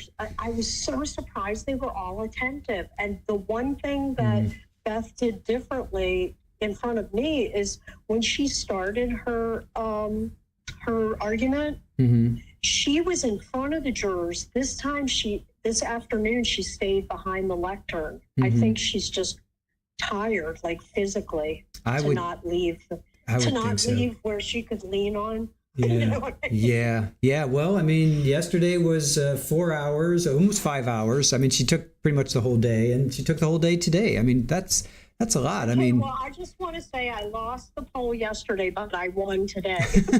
There you go. We'll put up another one. I got on and took the poll. Nice. Appreciate that. There wasn't anything notable except if we hear that a juror has left, I know which one, and that would be one of the people I said would be immovable, but I don't know what their opinion is. Which way it would be, yeah. Right, I don't know, but I don't see him being switched. Interesting. Wow. Well, we have at least Monday. We know Monday because she'll probably go for another 2 hours, I'm thinking, maybe 3. And then Levine's going to get up at least for, he's got to like, does he have to address every single point or no? I don't think Well, he has to read the jury instructions, but he mumbles very quickly. Oh, that's Cohen, but that's after defense, right? I mean, defense Cohen, goes. right. Yeah. Oh, Levine? Yeah, defense goes Levine, he'll be a little fresh if she stops in the morning, Mhm. but she knows him. And part of her strategy, in my opinion, could be wearing him down. Okay. Monica looks pretty worn down. I mean, there's a lot of times where she shakes her head, as you saw, and she gave some really weird smirks and smiles too, but she also just looks like she's worn down. I think everybody's just like slogging through this and getting worn down. Yeah, except the jury was fresher than you would think. They looked way more tired on Tuesday than they did today. Wow. That's amazing. Good for them. I know. I'm so surprised. I think they're just chomping at the bit to get away from these frickin' people and find the secret room. Right. Allowed to deliberate in. It's so hard languishing on the benches in that oppressive hallway. It's bizarre. That's really funny. You know, and I did see somebody say, no, like a journalist said to two other journalists, no discussion in the hallway. You know, so every now and then somebody's aware, but just think the jurors are in the hallway. They see the defense team come. They see three of them super casually, and they see Levine doing the nervous pacing. Yeah. So it has to make an opinion, you know, an impression Absolutely. on them. Absolutely. And somebody came in, I don't know who it was, and just hugged Beth super tight before it started. Like somebody that I don't know who it was, or, you know, didn't look like a relative, but you never know. It was, and Heather looks fresh, and the detectives looked fresh, and it looked like Beth kind of got it together after I thought she was going to lose her voice. So I don't think it'll go to the jury till Tuesday at the earliest. Because you know Cohen's going to go, okay, go home and we'll start fresh in the morning. Absolutely, yeah. Because how long is his jury instructions going to take? That could take 2 hours, you know? I don't know. I can't imagine it would be long because I saw them printed and stacked up on the clerk's desk. So they were ready to give them today. Okay, all right. Everything, and there were 14 of them. So I'm thinking maybe they do expect somebody to go, or they're going to keep the alternates on the hook when they first go back. Do they do that ever? The alternates stick around until, right, because if you're in the middle of deliberating and you know, if something happens to you, you have to have an alternate step right in, right? They don't send them home. Right, so I guess they'll be sitting in the hallway for a couple they of stick days. around. Yeah, they stick around. Absolutely, yeah. That's horrible. I feel so badly for these jurors. Yeah, because think about it. Think if they let an alternate go and then something happens to somebody. They have to start all over. They guys, yeah, that would be terrible. We will not cover it again. And if it's the foreperson, no, Right. I just mean if an alternate is called in during deliberations. Oh yeah. All the jurors have to start from the beginning. Yes, that of is their true. deliberations. That is Whatever. true. Yeah. Anyway, all the kittens and all the people. I think in every city that you have chatters, we should have our own little improv groups because it's a great, funny situation under stress. Absolutely. Well, we appreciate you. And is Marty with you today, or no? You're solo. No. Okay. No. All right. Well, I didn't think he was going to go the other day, but he surprised you. Well, I was up early and I went, I'm going to go back to sleep because one of my kids came last night to sleep over because they were going to LAX in the morning and cool. closed. Okay, cool. So I was like a good mom cooking my vegan food, not my veal. Nice. That sounds awesome. The meanest meat, right? What did you cook? What was the vegan dish? Oh, I made like tofu cutlets, vegan gravy, baked potatoes, and quick, crispy, like olive oil, salt and pepper, green beans. Nice. Sounds all good. All organic, all delicious. Sounds good to me. I'd eat that any day, all day. I would be happy to cook it for you if we're ever on the same coast. Oh, fantastic! I'll hold you to that. I'll hold you to that. Not a problem. Not a problem. All right. Well, thank you for your time. We appreciate it. We appreciate Marty as well, even though he's not there today. But everybody. I always tell him. Everybody says thank you. Awesome. Well, have a great weekend, and maybe are you planning on going next week at all? Do you think? Or I'm not, but I wasn't planning on coming today. I know, right. So you just never know. I really wanted to see how they were holding up, right, and how they were responding to her. So right. Okay. Well, I'm going to hit Friday afternoon freeway traffic, and everybody enjoy the rest of your beautiful days and nights, and have a great weekend, and happy kittens too. Oh, thank you, Mona. Really appreciate your time, and drive safely. Oh, thank you. I will. Okay. Bye-bye. All right. Bye.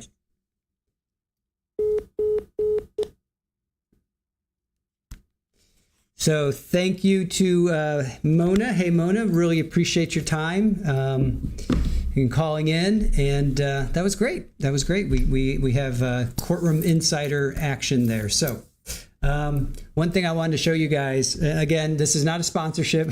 This is not an ad. But we had an Amazon delivery, and you guys have been asking about catnip. So Aaron got this. So we've gotten this before. So we're going to give this. We know Super Bowl doesn't care for it. We'll try it again. So we'll check it out. I like this guy. Wait, where is it? There. So we'll check it out. We've bought this before, and it's pretty funny. Super Bowl, she could care less, but maybe she's changed now that she's a little bit older. But we'll give that to the kittens, and we'll take some video and post it for you guys to check out. So real quick, my notes from today. Beth says we're ending at 3 today. She confirmed that. She said my voice is starting to go. So let's see. She showed stills of them leaving the gym. There's no blood or bandage on Baker. 203, the closet mirror open. Monica was at home at that time. And this was interesting, and we talked to Mona about this, that Dahlia, who's the housekeeper, she has no idea that there was a safe. That blew my mind. I didn't realize that. She goes over the Target video and the time frame there. Let's see. Oh, the text message, the 3:40. Don't be late for babysitting. The text to Jessica. And Jessica, within a minute, texts back, oh, I will, or don't worry, whatever she said. Then she talks about Bella finding her dad, finding Fabio. You can't get that out of your brain. Memories never get out of your mind. And that's when Levine asked to approach. And you heard what Mona said about, she thought that Levine was just trying to break Beth's cadence and flow. And then she showed slides of like all the lies that Monica told to law enforcement. So, all right, guys. So that's going to wrap it up. That's a wrap here. So next week, let's see. Next week we are going to be picking up on Lori Daybell, as we discussed, and she doesn't start. They're on a half-hour delay. They start at 10:30, which would then be 11 o'clock. So that's 2 o'clock our time. And then they go till I think 4, which would be 4:30, which again would be 7:30 our time. So we'll be going from 2 until 7:30. Then we're going to break, and we're going to connect with Joe Schmo. Please check out his channel, Joe Schmo 88. He's going to be there. He'll be our Mona, if you will. So he's going to be there. So we're going to do dual streams with him. So we'll be doing recaps with him. So again, we're just going to be shifting our time a little bit, but we're also going to be doing Shanna Gardner. She's on Tuesday. We'll be doing her. That's 8 o'clock start. That's going to be an early start. That's going to be a long day for us, but we're going to do it for you guys. And then we're not going to give up on Mona. I'm sorry.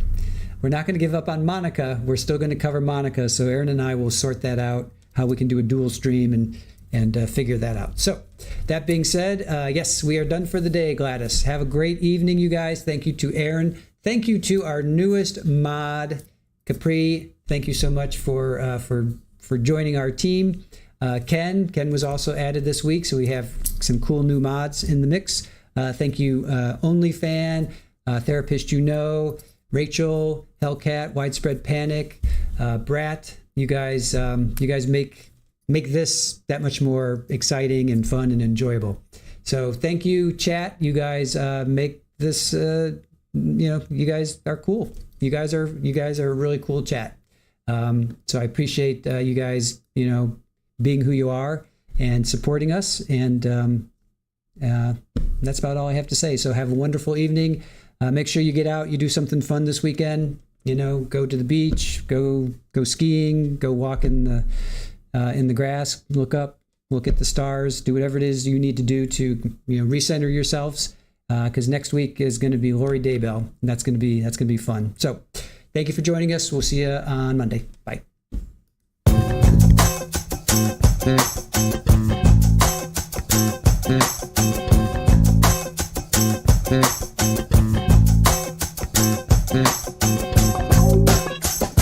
Yeah.